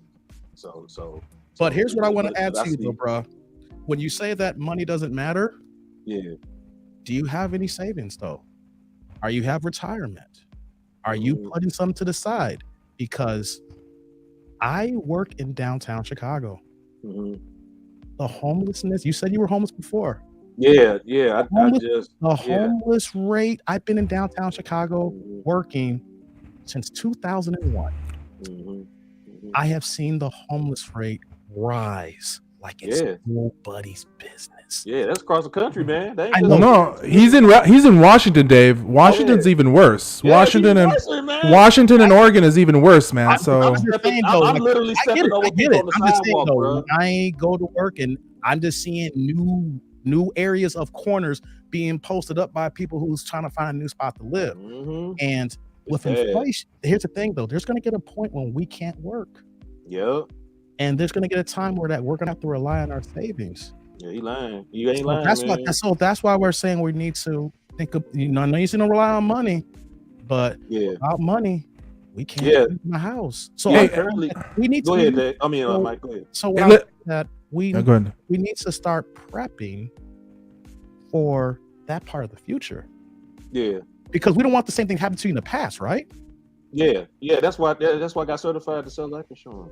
Well, so listen, if you need some help with some cold call, like scripts and all that stuff and all these kind of things, you should be able to see Dave's emails. Shoot him an email. What I do is I do have a lot of like cold calling scripts, like how to handle objections, how to handle openers, how to do all these different things for cold calling. I've paid money for these things to learn these things. I've had it for years now. It really works. If you start doing cold calling and this is something that you want to learn a little bit more, just reach out to Dave and give him your email. I'll gladly share you all these books. I've spent thousands of dollars in these resources, right? I don't mind transferring it along to you to be able to get you to the next level on how to handle that stuff. And listen, I'm gonna say this right now. I take full responsibility and accountability for saying what I say. Now that we're having conversations and I have more in regards to context about where you're coming from and why you're saying that stuff, then I can say that maybe I did push a little bit too hard on that. But at the same time, as before, while Dave was fixing his shit, so his expensive shit, and you were telling me about how you would have handled it. I get where you're coming from. That's how you would have handled it. But at the very same time, as for us men, wise, in a way, anything that we're gonna disagree on is unfortunately sometimes most people don't want to get to that level of disagreement because they're scared of what could happen. Or is there going to be a fight that happens? Is there whatever? And that's where there has to be responsible men out there and how to have these conversations. We were getting to certain points that sometimes like, okay, it's getting too crazy. So I'm like, I come in, I said, listen, let's remove this God thing because apparently this is what's affecting our conversation right now. Can we have a better conversation, how we can better ourselves? So it's about as men, we need to recognize certain points that we have to back out a little bit sometimes and not go too crazy and to say, listen, I'm backing out, but I want to know more about you as a person. Because when you know more about the person, that's what's going to deliver it. And like you said in the chat, it's all words. And so it always goes back to just basic communication. Communication, 7% is only spoken word. The 38% is going to be what they call the voice tonality, the way I speak, the way my tone goes up and down, all that stuff. And the 55% is body language. So the fact that when you wanted to jump in board, it allows us to be able to actually find out more about a context. And even that's where it also matters also when it comes to sales. Like if I'm making cold calls, it's going to be better sometimes when I meet the person face to face because I can close that person really fast. So there, we want to have the conversation, but we also want to have that teaching moment for all of us as much as possible. So I will say this: I take full accountability for saying too much a little bit and being a little bit too more aggressive to you, but knowing more the context of where you're coming from. And even to the part, like, as you can see, I was trying to find out where you're coming from, all the way got to the religion. All of a sudden we find out that you don't believe in that stuff. That's your belief. I respect that. Get to the point that then there's multiple gods. I have to look at that and respect that that's your belief. I'm not going to hold that against you, but let's find out a common ground as men where we can actually be at, Yeah, definitely. Yeah, definitely, man. Yeah, that's all I was saying, man. I was just saying that, just like I was telling you when Dave was fixing his equipment and everything, I just try to engage on a respectful level, and I try not to say things that don't offend people. Sure. You know what I mean? But I didn't take offense to it. I was just coming on to just, let y'all know that, I'm not feeling a certain type of way. Sure. I was just telling y'all of my personal experiences in my life. You know what I mean? Mm-hmm. Because God, He is important in my life, man. And that's great. That's why I was asking. I wasn't trying to be funny. I was just asking. I saw the LMAO, so that's why I assume funny. When someone put that in there, that's the assumption that like you're trying to. It seems like a serious statement, but then you throw that in there, it's like tongue in cheek. So I put that in there to let y'all know that I wasn't feeling a certain type of way. So I was like, when I saw it's like, okay, it's being light. And that's where context happens, where it's having a conversation, you jumping in and knowing where the context of that situation is going helps out. And this is, I think, is a great teaching mode for some people, because there's guys watching this from my channel. They know I can go to the next level and go crazy and go like all at it. But I'm also bro. So like there's this dude Roy Jones here right now. He loves it when I rant like crazy and I go crazy on somebody. So I mean, there's that. But I'm also on YouTube. Like y'all ain't see me in real life. But this is where you see me and Dave can go crazy. Yeah. But we can back out and we can say, listen, let's have this great conversation. Yeah, no disrespect to Dave. I ain't mean to disrespect. I said calm down. I was just saying, it ain't no disrespect. I got trolls on here who I curse out. They get the There's one girl, I put her on timeout on Monday. I saw that. And I was like, and I said at times, I just play with it because it's YouTube, But then it's like, you know what? You actually try to live stream, you're getting this work tonight. So no, what you were saying is freaking Disney GGGG level to the people I deal with. So yeah, it's all good. So it's like, when you get, if you ever get to a YouTuber or whatever the case may be, this is like literally water on the duck's back. I keep saying that tonight. You have to have that in this game here. If you don't, man, why am I on here at 11 o'clock at night? Yeah, man, y'all my brothers, man. We can disagree and even we can even duke it out. But you know what? After that, I'm gonna buy y'all a beer, man. You know what I'm saying? That's the type of dude I am, man. Yeah, but I honestly really mean it. If you want those, if you're gonna start doing some cold calls, if you want some sales stuff that really works, that I have as well, I'll be glad to share that with you. Reach out to Dave, and I'll get you a link on my Dropbox. I have all the stuff there for you. Okay, right. Cool. Because that's the reason why I got in trouble is because just a little bit before I go. That's the reason why I got in trouble is because those leads I was calling, I could only call like 20 leads because they were so expensive. I was paying You're buying leads. Okay. Yeah. I was buying so, leads with this other company. And so I could only afford maybe like 20. At one point I bought like 10 because I just couldn't afford it. And pay my rent at the same time. I'm like, damn. I'm like, I can't even. Yeah, you should definitely start a YouTube channel. In a way to try to push stuff. Learn a little bit about it. YouTube's for free. I need that book Dave got. YouTube formula. Go on Amazon right now and get the. I tell people the $14.99. It's $14.99 today. Okay, it's on sale then today. Order the hard. If you order it tonight, I know it's late. It's Saturday morning now. You will have it before Monday. And the writer is Daryl Reeves. I mean, he's one of the first guys that he would create content outside YouTube. That YouTube eventually hired him to be the person inside to teach it. So the big YouTuber is Mr. Beast right now. He trained Mr. Beast. Yep. Okay. If you look at Mr. Beast, he is the biggest YouTuber in the game. And this guy who wrote the book, Elvis, he is the one who trained him and the Reeves or Elves and the next 9 top YouTubers. And the book is written so that a 4th grader can understand it. It is very simple. It's an easy read. Like, let's say, for instance, it's like you got it today, Saturday morning, right? Yeah. You would be done with this book by tomorrow on Sunday. If you were like saying, "Hey, I want to do this. I got some time in my hands." It is literally a quick read, and then after that quick read, then you want to redigest certain chapters that you know is going to apply to you for your insurance game that you would want to do and apply to. So yeah, go to Amazon. Okay. It's a simple name, YouTube Formula. Boom, you have it here. You have it in your crib by tomorrow. And like what like even on the basic level of starting your channel to help with your insurance game and just having the basic channel, that book would just help you get off the ground, man.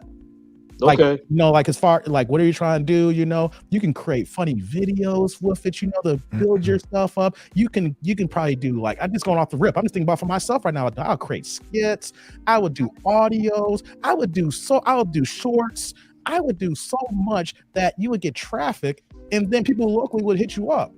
Just on a basic business level that you would have your YouTube channel and then set up to be and then set up your own web page. You would have so much contact going in, if you start doing a regular basis. You wouldn't have to do like me. I create content every day. Your stuff you need something dropping every couple times a week. Just something, like something witty, a short, it's like, hey, this is my insurance, blah, blah, blah, and just put it out there and then blast it and do another reverb of that, just simple tidbits that's coming in my head right now because I create content every day, but just go ahead and order that book, man. Like I said, $14, man, and it'll be here by tomorrow. It's an easy reading. Once you read it, if you really bought it, you'll be like, damn, hold on, I got some ideas here. That's exactly what happened to me when I was reading this book. I was like, I was doing everything wrong. Then I was like, oh, let me think about this. And then I called Mikey. And this is what I said about your wolf pack. And then that's when me and Mikey were talking for hours and hours and hours. And then finally, when I got off my ass and started the channel, then everything took off finally. That's what I'm saying. You need to, find something to lean on, have a rock, someone to call you out. Like, no, that's dope. And I was like, nah, man, that don't work. You need to try that. Yeah. That's gonna be a challenge. That's Mikey. Mikey's like, man. I ain't even gonna stunt. That's gonna be a challenge, Dave. I understand that, but so that's the excuse. Don't do that. Don't say that. I understand. I know, but I got trust issues, man. It's just I've been burnt so many times. Hey, man, I know you've been burnt. I got burnt stories too. We can go offline. We don't got to do this because this is YouTube and I got a bigger channel now. If you want to, we can talk offline. I can tell you how I've been burnt. And then even still, I still have those scars. I still got to keep moving, bro. Yeah. I'm gonna keep moving. We can talk offline, and I bet you I can probably say that. I'm not gonna say that we have the same experiences, but I bet you we can relate. Yeah. Oh yeah, we can definitely relate, man. That's what I'm saying. Like, I don't want you to put that barrier already. You're putting a roadblock before we get started. It's called an objection. You have your own objections, internal objections, which is going to cause you from being able to move up. So even in sales, for example, the fact that you have, like you said, you have trust issues, that's going to project on your sales talk with people.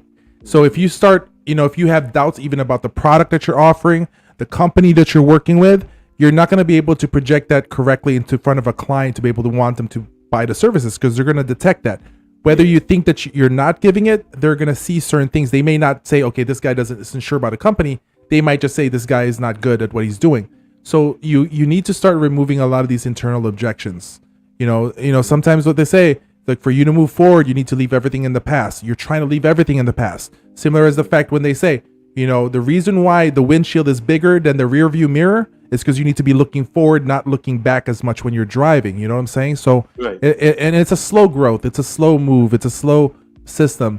Sometimes eventually as men, we have to accept that we might need a therapy, but we're not there at that moment. The thing though is find small wins that you can do right now for yourself that you accomplish it. Even if the fact that you can say, thank God for this one, you need to also work on your own self to say that I got this here with God's help. The fact that he gave me life, the fact that he gave me my mind. Right? So in the end, no matter what, it's still God who got you there, but you took the wheel because he gave you that wheel to move forward.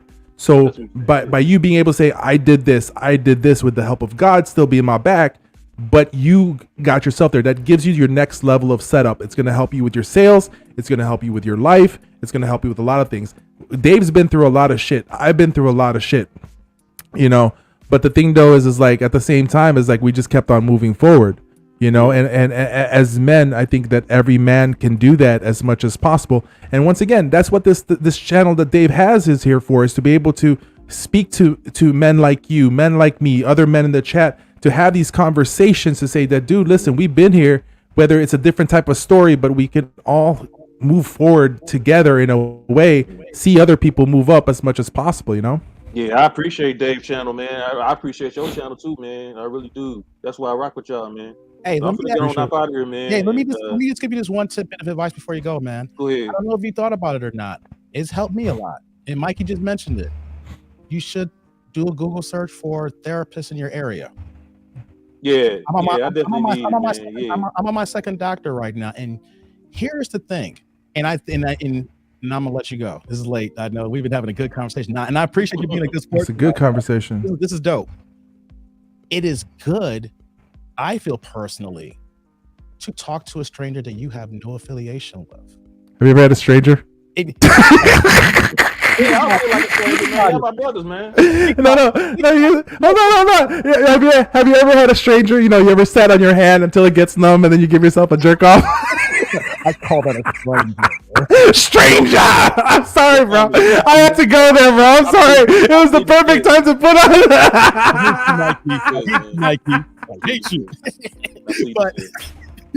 But you see, you're rocking us, right? But you don't know us personally, so technically we're strangers. Right. But I've done enough views to kind of get to know me, but we're strangers, and you allowed yourself to a degree to open up to me and Mikey. You see how we had that little tendency, but then there was a little bit of a wall that broke down, and we had this dialogue for almost about a little over 30 minutes or so, whatever this long has been going on here, right? Yeah. Therapy is going to be similar. You're talking to a stranger who is professionally licensed and is going to know how to maneuver to certain questions to ask when you're talking. And the things that you say you're having problems with, trust issues or whatever internalized things that is bothering you, or things that you don't even realize it, this person's going to help you talk it out to get that stuff out in the open. So when I mentioned that you created these obstacles, these roadblocks, that professional is going to talk to you long enough for that those roadblocks will be taken down and you're not even going to realize it. So like Mikey said, I know that's the next step, and I tell everybody you may not be ready for it yet. And for anybody in any time of life, a man has to be ready when his mind is willing to say, I'm done, I need to do this here. But as a suggestion, I'm just going to say that you should just go on Google and type therapist near me. Yeah. And in the way you're moving, you say you're a black Israelite. You might want to look Hebrew Israelite.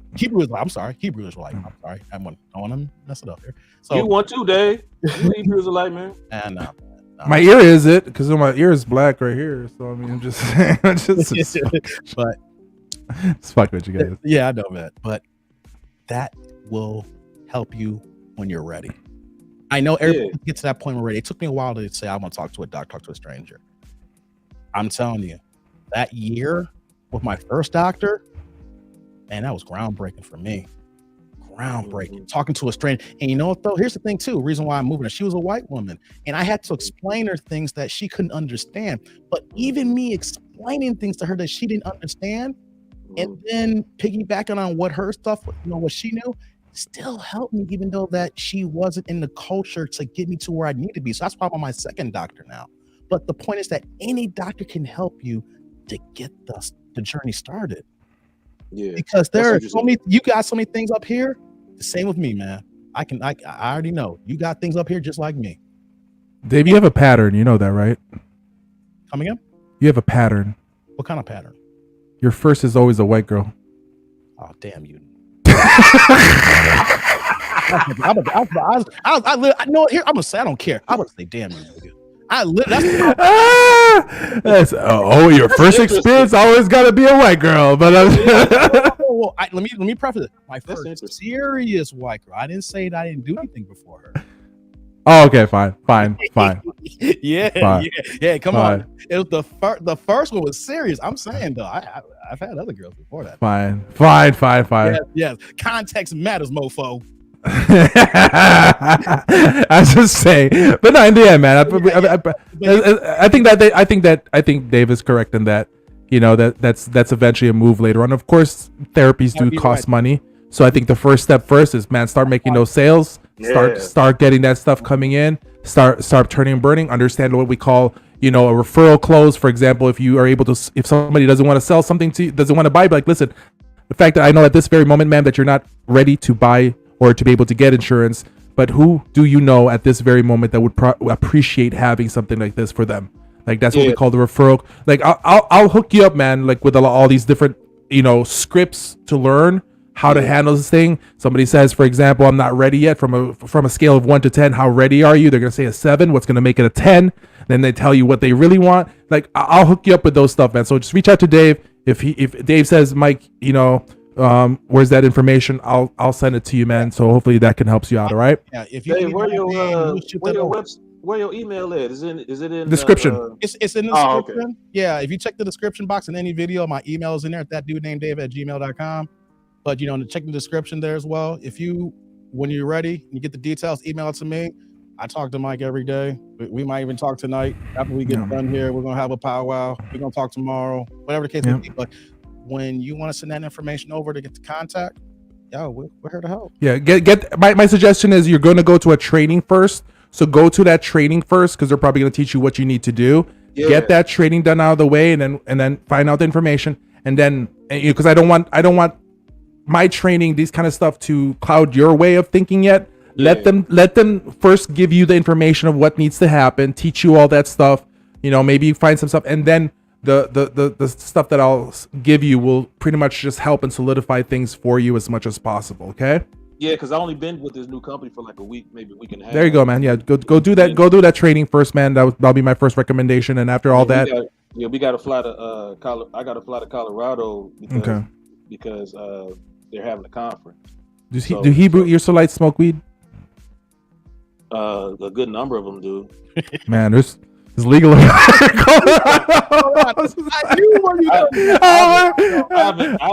Just a disclosure. I haven't smoked in a good little minute, man. All right, but that's for later on. Once we're making money, then we can worry about making the smoking the weed thing for extracurricular activities, of course, and for my glaucoma. I'm just saying. I don't wear sunglasses. I don't drink or smoke, man. That's cool. Hey, my respect, man. Respect. I good for you. I laid all that stuff down, man. Good for you, man. Kevin Samuels, he taught me to be focused, man. Gotta be, man. And I really hate that he gone, man. I really do. Before you go, how do you think I felt? I flew to Vegas, and the day that I touched down was the day that he died. And to let everybody know, like, if you look at my channel, 70% of my first videos were Kevin Samuels. Yeah. And I had people trying to troll me saying, you know, all you do is Kevin Samuels videos. 3 weeks before he passed, before I took my trip, I was telling my wife, I said, I'm not gonna be doing these Kevin Samuels videos anymore. She's like, huh? I said, I don't want to be a one-trick pony. I gotta diversify my. You versatile, man. You switch the game up. And she's like, seriously, like, I'm gonna keep doing it, but I can't stick with this here. And I said, I'm taking this trip to Vegas so I can take some time away. She's like, cool, did a boxing trip, but I wanted to work on different content and then have a different state of mind. And I was live streaming that whole week. The whole idea of me going to Vegas for the boxing trip and live streaming. And then when I flew into town Thursday, I'm not making this up. I told Mikey, for the first time in my life, I missed my flight. I never miss a flight. Never. Had to pay $200. I could have just canceled everything, use the insurance, and cash everything in. So, I'll stay at home and make this contest. I know it. I paid the $200 to fly over there, right? Worst turbulence ever I've ever had. I'm not making this up.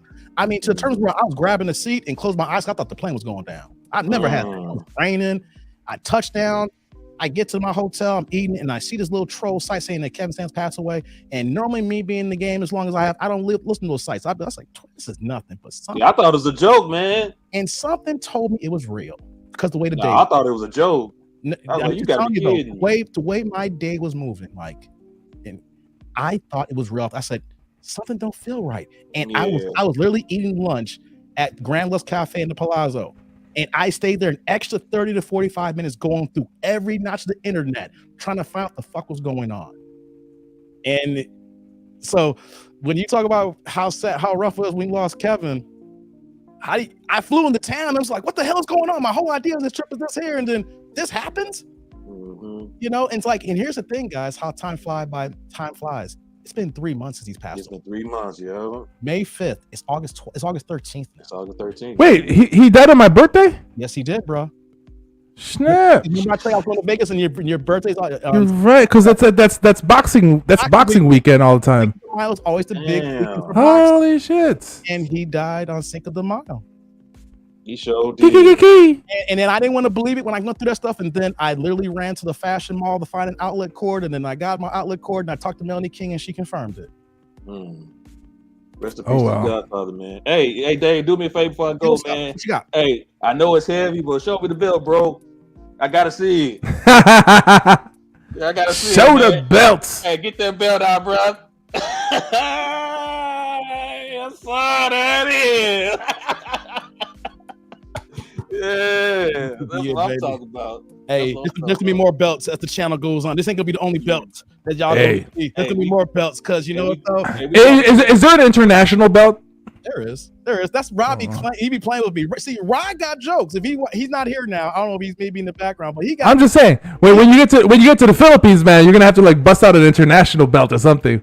Be like, we international. Hey, when this channel grows, you see the WBC belt. Y'all gonna see the original WCW Wrestling Championship belt. I'm gonna get the old school WWF World Championship belt. I'm getting the Intercontinental belt, the Ultimate Warrior used to rock. Hey, I'm a big wrestling fan. If y'all remember the wrestling in the 80s when Ultimate Warrior was Intercontinental, WWE. He had the yellow belt and the white belt. I'm gonna have all them bad boys out. So every time I hit a major accomplishment, y'all gonna see a new belt. See, this is the Rookie of the Year belt. Once it becomes official. There you go. The Rookie of the Year. There you go. Here it comes. Hey, man, then I gotta add the most improved, and then I'm gonna go for the MVP, baby. There you go. There you go, man. Hey, much love to y'all, man. I'm not disrespecting the game. Success to both of y'all channels, man. I'm gonna stay tuned in to both of y'all channels, man. Thank you, sir. Have a good night. Y'all have a good weekend, man. Hey, cool. Hey, be good, man. Take it easy, man. That was a good conversation. It was great, man. That was great. Good support. Love that. You gotta have conversation. It was good. We gotta have more conversation with the people here. Look, my hair sticking up, man. That's what happens when you have long hair. And I never use headphones. I always use my earbuds, you know. Hey, listen. What can you do, man? Hey, it's not a participation belt. Y'all need to stop playing, Roy. Hold on. Roy, you need to cam up now. I'm talking about my belt. That's my cheap. Please. Well,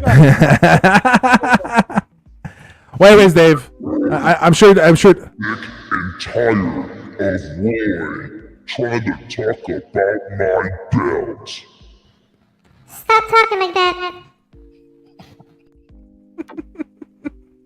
Look, Roy, I can fuck you up Transformer style. And you keep talking about my belt. That's a Decepticon right there, man. But anyways, man, I know you're gonna close this out, man. So I'm gonna step out. All right. All right, Mikey, man. I'm gonna talk to you on the flip side, man. Everybody, thanks for hopping on, man. Have a good night. All right, man. Take care, man. Just give me a call after this. No doubt. All right. Peace. All right, y'all. Man, we've been going for 4.5 hours. I literally said this was gonna be like an 1.5 hour live stream. I hopped on at 7 o'clock Central Time, and I said, Mastermind, we're gonna talk about YouTube. We'll do an hour and a half. I tell my peoples that I'm only gonna do a little bit here. And what happened? YouTube keeps me on for 4.5 hours. My earbuds died. Gotta charge these back up again. That was great though, guys. I gotta get out of here. Need to eat the rest of my dinner. So I need to drop some more content this weekend. What do you guys think I should drop? How about you guys email me? Got some reaction videos? Want me to drop? Here's what I'm gonna do here. I know you guys email me videos, right? If y'all got some good material Y'all email it to me. It's got to be good. I'll drop them as soon as possible. Do like a Christmas sale. You know what I'm saying? New Year's Eve. Y'all got that content? I'll do it. If not, I got stuff ready to go already. But fan appreciation reactions. That's what we're going to call it. Fan appreciation reactions. Y'all got that?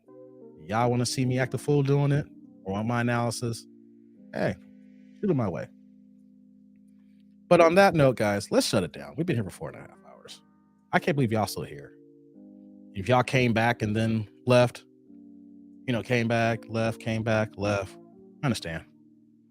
It wasn't the juicy, stuff that I normally do. Damn. Bots are heavy, man. Get these bots out of here. But, yeah, I had fun, guys. I like coming up here and doing this for like 4 hours. You want to know something? Like, I literally say I want to do like 2 hours. And it's like, I want to keep talking. So let's get these likes up, guys. Before you go, if you had a nice time tonight, we had a small crowd. It wasn't like the big crowd that we had the other week. That's all right, though. We'll build this up with these little mastermind sessions because I get too many comments on people who want to do YouTube or want to understand it, or they got a channel and they want to build it up. There's highs and lows. There's ups and downs. I got to be honest with you guys. Sometimes this game here, anxiety be going through the roof. And I can get how people will feel some type of way and then they want to be done with this here. I literally have videos that's got 17,000 a few weeks ago. I got some old Kevin saying got 55,000, 40,000 views. I'll drop a video. If it only got like 2,000 views, I'm like, damn, they don't like me no more. People don't rock with me. But you know what though? I can't think like that. And you know what I know? YouTube be messing up sometimes. Let me get to this one comment here. I got to scroll up here before I go. I want you guys to recognize this here. Hold on. Let me see if I can find it. Here it is. It's from my man Mango. I want you guys to check this out. Hey, Dave, some reason YouTube unsubbed me. I just noticed and now resubbed again. YouTube's acting funny, guys. There's times where I'll drop content and no one ain't watching them because YouTube may not have pushed it out. I thought some great content, whatever. And the situations like this here with Mango. It's not the first time this happened here. Other content creators are going through this here. Hey, man, YouTube unsubbed me. I unsubbed. Then there's times like, yo, I ain't seen you drop content in a while. So I'm here every day. So this is why I want to let you guys know. If you guys rock with me, subscribe and click on that bell notification. You guys know I drop content every day. I mean, the most you might see is like a gap of like 25 hours. But normally I'm within a calendar day, give or take here. So if you notice that I ain't dropped content in a couple of days, YouTube could be acting funny again, unsubbed, or the way the algorithm works is that whenever we premiere videos, sometimes only 20 to 25% get those. The others just have to know my schedule and search for me and then find me. This is not just me. This is YouTube across the board here. YouTube be doing janky things like that, guys. So this is not just for me. This is for all your favorite content creators. If you have, people don't like watching regular terrestrial TV now, so they rely on YouTube or other, maybe Twitch or whatever the case may be. So if you have favorite content creators, just double check to see if you're subbed. Just make sure that's going on because YouTube is constantly changing. And next thing you know, you wonder why you ain't seen content from this guy in a while. And next thing you know, like, yo, why the hell YouTube did this here? I'm a big car person. I'm heavy in the car community in the YouTube. That's my sidebar. Like when I'm not looking at Black Manosphere content, this here, I'm in the car community. And you want to know something? YouTube unsubscribed me from other channels, or they're not getting my notifications. Mod to Fame, I rock with him. I ain't even getting no notification from him for the last 3 months. Tall Guy Car Reviews, I mean, he's been gone for 6 months, but prior to that, though, I didn't get no communication from him. Some people call Mr. Organic, he's a scammer, but I like his content from time to time, and I'm not even giving his stuff. Just giving you guys examples. So, yeah, just like Kiki said here, you have to unsubscribe and subscribe again. So, yeah, this is not just for me. I'm not a selfish person, if you guys notice that. YouTube is huge and everybody can eat. Plain and simple. So I'm gonna say things for me, but that also applies to your other favorite creators too as well. Because I'm saying this because there might be a situation where you watch somebody say, "Yo, what happened to that dude?" And then you come to my channel and you see like 10 videos because YouTube did some janky stuff. So this is just a little heads up because this is happening all the time. I'm getting people commenting saying, "I missed the live, Dave. YouTube didn't let me know." I know, man. It's the game, baby. It's the game. Let me get to one more comment here and I'm gonna get out of here. I gotta go, but I saw this one come in. Dave, any thoughts on the chat on polyamory, especially in the African American community? I dated a black woman who was poly along with her parents. It was interesting. There is a content creator that wants to do that wants me to do a collab, and she's in the poly community. I accepted her request, as a friend. I haven't went into that conversation. Real fast, I will say that is not my cup of tea. I mean, I look at that from a woman's standpoint. I can't move. A woman having 2, 3 guys like that. Only just 2, right? I've seen situations where it's 3 and 4, but mainly the core is 2. I'm sorry. I'll keep it 100 of you guys. Ain't no woman of mine is gonna be in a serious relationship with me and she gonna have another dude too. The man in me is not letting that happen. Number 2, I ain't fucking crossing swords with nobody. Do you know what crossing swords is? I'm good on that. It's interesting. Like I said, Steve, it was interesting. Not in a good way. Now, I don't get down like that, man. Now, I know this may sound hypocritical. I can see the situation where a man with 2 women, but 2 men or multiple men with 1 woman. Nah, that's a situation. You know what though? Let's not hold on to that here. Hey, Mike, keep this thought process in mind. I think I'm going to hit that content creator and I think I want to do a collab. And you know what? I know why I'm saying that now to the people here. I got to be honest. I've been wrong. Excuse me. I've been wrong because like I said earlier, with the mastermind, I have not been doing any collabs. I've been having my reflectors. I'm straight on. It's just been me, my man Mikey, and that's it. He's my best friend. So technically with me and him and then my own understanding and just watching others, I got here technically on my own. But I think it's time I need to grow and open up and expand my mind and allow other people to critique me or give me big ups, well, besides subscribers. So I'm going to reach out to that content creator.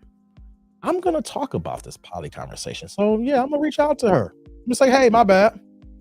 I've been doing my thing here. You should know how the content game goes. But you know what, though? We need to expand here. Let's ask about this here. Because you know what?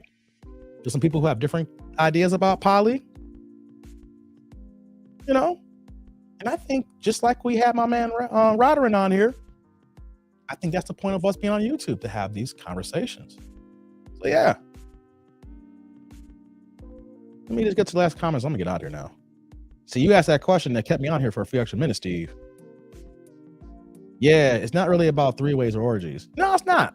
That's the sex part. I'm not talking. But sex is part of a relationship, and I get the whole building the dynamic of a bigger extended family that you have in there, the extra resources. Instead of having 2, you have 3, so you're able to build more money, build more access. I understand that. I'm not poo-pooing on that. I can understand the building aspect of it. I want to talk on it. We can talk on the aspect of, can a man mentally who says he's straight, I'm just going to put it out there, a man mentally who says he's straight or cis is cool really wholeheartedly with his lady with another man? That's real talk. Ain't no woman of mine's getting banged out if I know about it. I know sex is not the only thing, but what breaks up relationships? Money and sex. We're talking about the divorce rate. Yeah, we know modern women are leaving at astronomical rates. When they're unhappy or in their feelings come out, what happens? They hit to the hills. It's a wrap, baby. No fault divorce. They're in their feelings. So how do you expect men not to be in their feelings at a certain point when he knows that the woman he loves, no matter how he feels about that guy, is buns glazing?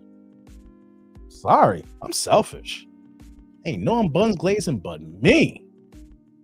Either you play with yourself or I play with you. You know? So that's how I look at that. That's in a short form lens here. I've been out here for a long time. I can't go into deep on that, you know? Let me get your last comments here. So Mike says, as long as you move counterclockwise, you won't cross the streams. Mike, come on, man. You know how action gets in the bedroom. I'm sorry. Someone's going to get a little froggy. You're like, oh,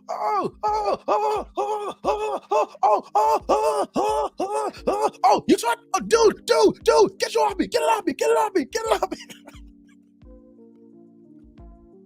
You know there's going to be some people like, no, you touched it, you touched mine, no. The next day.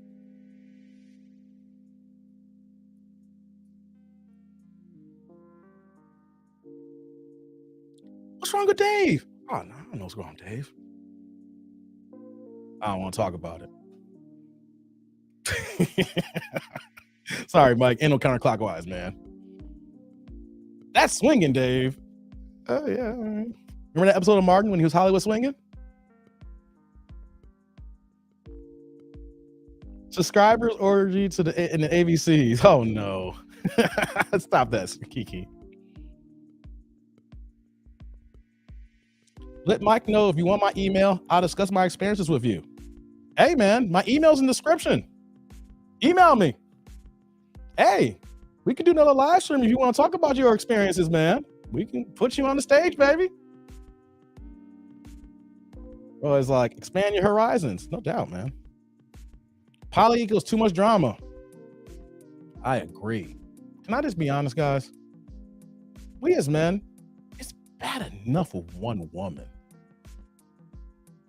And most of us can't handle two.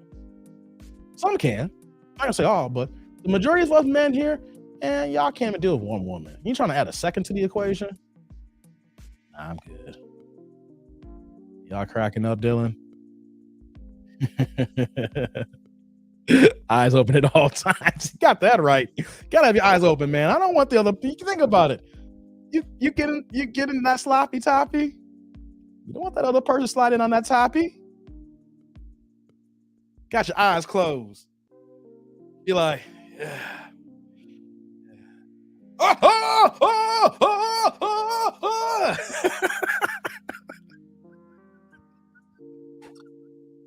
Man, I'm sorry. That is not happening. And she could be over there looking and giggling. Hell nah. See, I told you he'd like it. Hell nah, I ain't like it.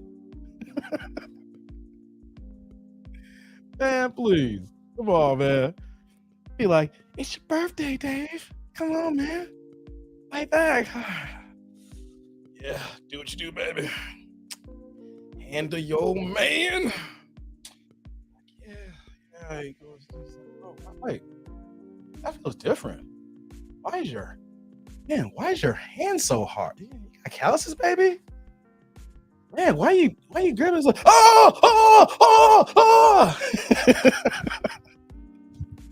Nah, let me get out. Let me stop. Oh man, you can tell I'm not getting down with that. It's goofy. It's late, man. It is so damn late. Look at Kiki. I got you laughing here. How to get one last laugh in? Wow, you were still. Yeah, Z, still here, man. But I'm about to end though, man. I'm about to end. I had to get my reaction if I was in a poly situation and they try to switch it up on me. Yeah, but I'm still going, man. I gotta get out of here, though, man. I told some people I was gonna be done in an hour and a half, and I'm still down here for 5 hours, man. Someone's mad at me, I bet. Okay. Where's my stuff at? Okay, here we go. All right, guys. It's time to go. I actually got to work in the morning. You see how I'm doing here? I actually got to work my regular job in the morning. I'm on call this weekend. So your boy got to work Saturday, and I got to work Sunday, and I got my regular schedule, and I still got to make some more content. That's what I'm saying. If you want something, you got to go ahead and get it, baby. I make it do what it do. You can tell I want this here. I can have a video that has 500 views, or a video that has 4,000 views, or a video that has 17,000 views. I'm still coming back. My anxiety may kill me thinking that y'all don't want me, but I'm still coming back. And you want to know something too before I go? I proved my point again. The video that I dropped earlier today, this Kendra video, was about a dusty dude. You want to know something? It's one of my worst viewed videos since I got on. Y'all don't watch the dudes. Y'all don't watch the train wreck guys. The hardcore, my hardcore day ones, y'all watch that video. And I normally can get 1,000 views in 2 hours. And that thing was sitting there like doo-doo. The hardcores watched it and was like, yo, this is tripped out, Dave. And everybody else wasn't checking for that. Just let you know, when Kendra told me, how come y'all don't do no videos on the guys? Because the fans have spoken. And the fans don't want to see me do dusty videos. They want to see the Banshees and the Wombats. They want to see the Hood Boogers. They want to see the Tatianas. So I got to get back on my ish. You know what I'm saying? Email sent. All right, Steve. I checked the email afterwards. That dude was funny. Yeah, he was funny. You wanna know something too? It's kind of scary too. That's the motherfucker that may rob me one day. He already caught a case for stealing guns and trying to blow out windows and stuff like that. Y'all heard that part of the video. And see, I'm equally on the dudes when I do see them because I don't want their asses robbing me. I move differently, y'all. They want to see the women's wanting high value men's that don't qualify. Yeah, man. Hey, here's the thing, guys. One thing you're going to learn about let me get out of here now. Last point. Since we're talking about masterminds on YouTube, you guys get into this. Let me leave you this last tip. Just because you like certain content doesn't mean that your subscribers or fans will like it.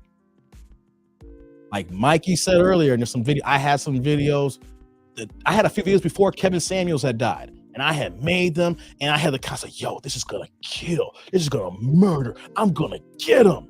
They gonna love this video. And went double wood watching that, and no one just watching this video. I'm like, damn. So when you make content, don't fall in love with your content. It's like a kid that's going to college. You gotta let them go. It's a short trip. We got that video. It's the beginnings like kindergarten. You start working on the ideas, first, second, third grade. You know, by the time you're ready to cam up, you in high school. You done recording the video. You're in your sophomore year. If there's any editing and stuff like that, you're in your junior year. When you click that final post, that's graduation. Bye-bye, kids. I'll see you in Christmas. Christmas is when you watch it, when everybody's watching it. I'll see you at Thanksgiving, when people are commenting. That's it. Don't fall in love with your content. That will create the biggest anxiety that you will have, because you're going to be thinking that this content is so great. And when no one watches it, you're going to be doubting yourself, saying that, do I really have it? Do I have the chops? Am I really that good? Don't fall in love with your content. Once you got the idea that you're making the video, and then when you post it, that's it, walk away. Don't hold on to it. It is what it is then. It's for the streets now. It's for the YouTube streets. Let it go. And then after the premiere is over, that's it, it's done. It's graduated. It's got whatever after that. If it does good, then the kid didn't graduate college or high school. Or if it does really good, then he graduated college and got married. You gotta look at it that way. You gotta look at it as walking away. And you wanna know something? It's on with the next content. It's about letting go. If you can't let go, then your ass can't be here, because you know what's going to happen? Your anxiety is going to raise you through the roof, thinking that all these videos are good and they're not good. And you know what's going to happen? All these other videos that you didn't think were good were great. My best videos were the ones that I almost didn't do. I can't believe I'm saying this here. I didn't believe it. example is Mobb Deep's what's their best song? What's Mobb Deep? Dang it, not Shook Ones. I'm drawing a blank. It's the track that they did the remix with Lil' Kim from '98. I'm drawing a blank. I'm a hip hop historian, but I cannot remember the song for the life of me right now. But Havoc, who's the producer of Mobb Deep, literally wanted to throw that beat away. He was like, "Nah, this thing sucks, man. I ain't feeling this song." And everybody's like, "What you talking about, Havoc? No, what you talking about, Havoc? This beat's fire." Havoc's like, "Nah, man. This track is trash, man." Quiet Storm. Had to look it up. I couldn't leave the show like this. Quiet Storm. 98, 99. I remember buying that my freshman year in college. That track, Havoc almost deleted that beat. He literally said that, I forgot, someone stopped him from deleting it. He didn't want to keep it. This man has made so much hot fire, and Mobb Deep and other producers, and other crack, other stuff like that. He was like, "Nah, I got better." And it was like, nah, just hold on to it. And you want to know something? That became one of Mobb Deep's biggest hits. Lil' Kim got on the remix. Man, from that last part of the 90s, early 2000s, they were eating off that song for years. So why am I saying that? Your best content you think it is not your best content. And the material that you're making subconsciously that you don't think is good can possibly be the best choice that you ever rock. It will be the videos that gives you your most subscribers. It will be the videos be like, "Yo, I rock up this guy here." And I'm telling y'all this, know why? Because I have to remind myself of that. So I make content, let it go. So this is like therapy for me right now. I'm talking to myself right now, technically. Dave, let it go. And that same thing for y'all too. Let it go. Same thing in all aspects of life. Sometimes you just got to walk away from things. Sometimes you got to walk away from people. Sometimes people ain't moving the way you need to move. What you got to do? You gotta keep it moving, because you only can take care of yourself. You are responsible for your health. No one else, people may care about you, like you, but you are the ultimate decision maker. If you don't do that, then you might as well just start digging your grave right now, because no one ain't gonna fuck with you and rock with you. They'll be cool with you, but then if you don't care, why should everybody else care? So, what you saying here? See, Shook Ones is my jam. Yeah, man.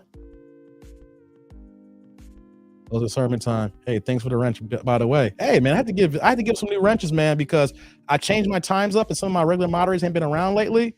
So I've been giving some ceremonial wrenches on the low.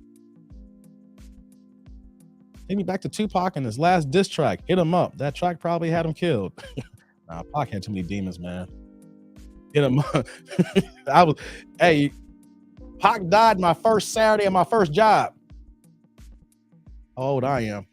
My very first Saturday working my first job, and Pac got shot. Yeah, my very first job. Man, I'm not that old either, too, just to say it like that. You know what I was making during that time, too? I'm making $5.50 an hour. That's how I'm going to close this show out, just to let you know how far our brothers came. Kiki, you said that about Tupac. Tupac was shot the first Saturday of my first job. My first day of work was the first day of junior year in high school. Pac got shot that Saturday. My first job paid me $5.50 an hour. Boy, times has changed. Yeah. So let's get out of here, guys. It's going on 5 hours, 4 hours, 56 minutes, and 45 seconds. And I still got 21 people here watching. Man, I rock with y'all. Y'all dope. Y'all still here, y'all ain't watching regular terrestrial TV. You're here on this YouTube streets. So let's get out of here, guys. Got to work on some content. Got to decompress. I appreciate y'all. Y'all keep coming back. Y'all keep pouring into me. So I'm going to pour into y'all and make this content, whether it's funny, whether it's serious, whether it's educational, edutainment. I'm going to keep doing it, baby. So, before I go, we got to go ahead. I need you guys to click on like, subscribe, and that bell notification below. Need you guys to give you guys an applause. High five. Yeah. Yeah. Wait a minute. Yeah. One more time. Yeah.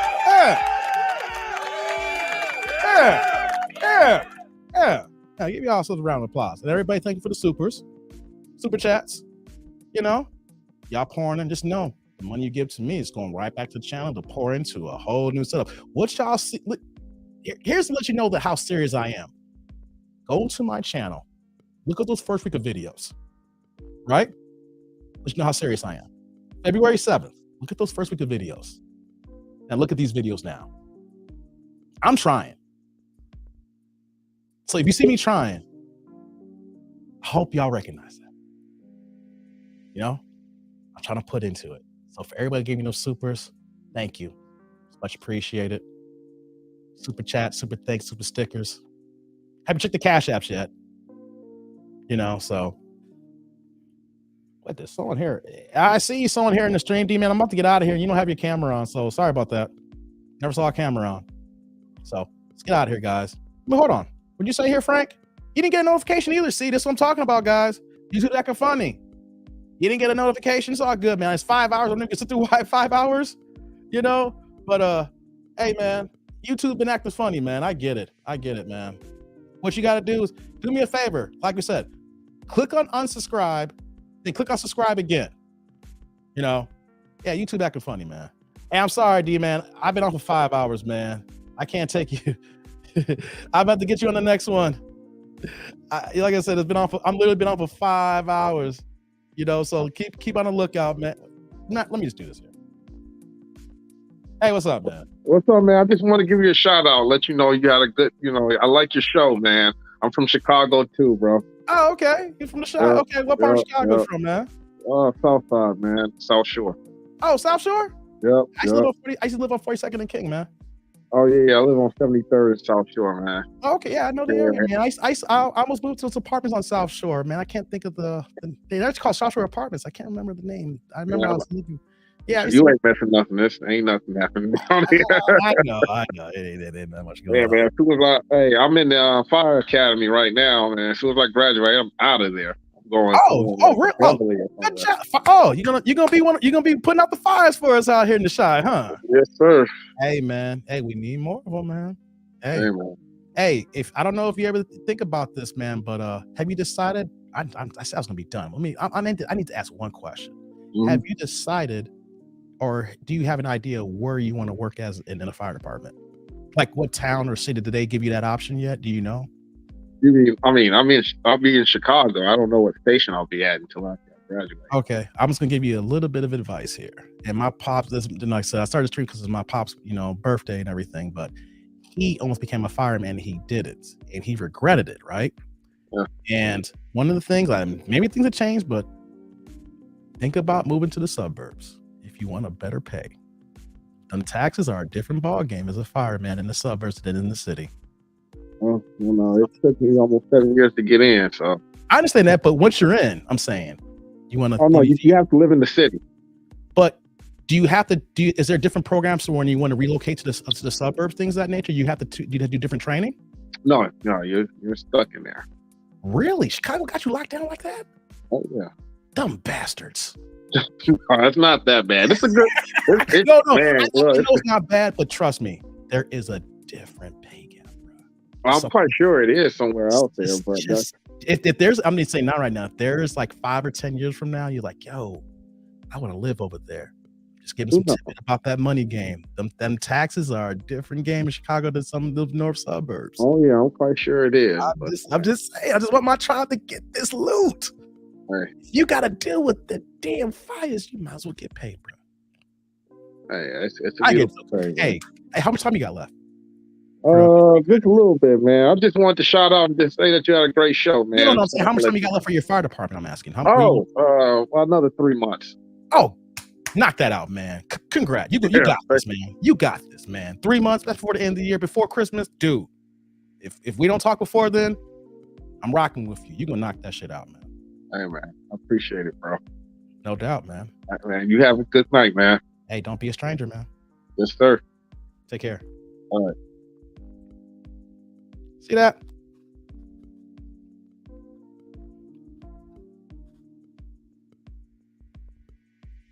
Looks like they're already trying to shadow ban you, bro. Oh, not a complete shadow ban. I'm getting good views. Here's the thing. I'm not the only ones having these problems, Frank. I was talking about this here. I'm not the only ones having these problems. Anybody's having problems with my notifications? Yeah. Because if I was shadow banned, I don't think that video I dropped with the dude who with the skit, non-skin, whatever it is, who claimed that, you know, the baby daddy beat his ass, got 6,000 views in less than 24 hours. So I'm not shadow banned. I'm getting good views, you know, so. But it's just the thing how YouTube works, man. Now it's another hour. I just want to get that, man. I'm getting out of here. I know you got coffee. I got coffee over here, but I can't do it. I got to work in the morning. Hey, what you know about Naperville Fire Department, Z? What you know about Naperville Fire Department? Yeah, they pay. They do pay. Them houses over there, boy. The houses down the street from me. God dizzle. You gotta see them new houses they putting over there in Naperville, man. I'm moving to Naperville. I don't care what y'all say. I'm moving to Naperville soon. Ain't got a date yet. But you see a channel just get, if I go viral and then the channel gets like 50,000 subs in a month or so, just know that I'm moving to Naperville, Z. Shout out to BCB Blue Collar Ballers. Just left the shop and missed the whole damn stream. Hey, man, I know it's 5 hours. We're going to do another live stream, guys, man. I'm not going anywhere. So, say what I said here. Y'all still here, but I'm got to get out of here, guys. So, I appreciate all y'all. I let my man D-Man hop on. Hey, real fat, like I said, man, you're going to get that, man. Knock that ish out. My tribe growing, we going strong. We got professionals. That's what I rock with. I rock with my firemen, I rock with my police officer, I rock with my plumbers. Like I said, I got called a plumber again, man. My issue's acting up. But guys, time to go. 5 hours. Wow. So let's do this here. Y'all let me know any topics, reaction videos. Hey, we'll do some more YouTube talk as well. But let's get out of here, guys. It's time for me to go. So I'm that dude named Dave. This is Tdnd Live. Let's have the ending end with the belt. Y'all see this on the screen here. So this is the rookie of the year. I'm calling it out here. I'm Ja Morant in YouTube streets, man. Just call me Ja. Getting these assists. Thank you as all, guys. Appreciate it. Time for me to close it out. Until next time, I'm that dude named Dave. Y'all later, YouTube world.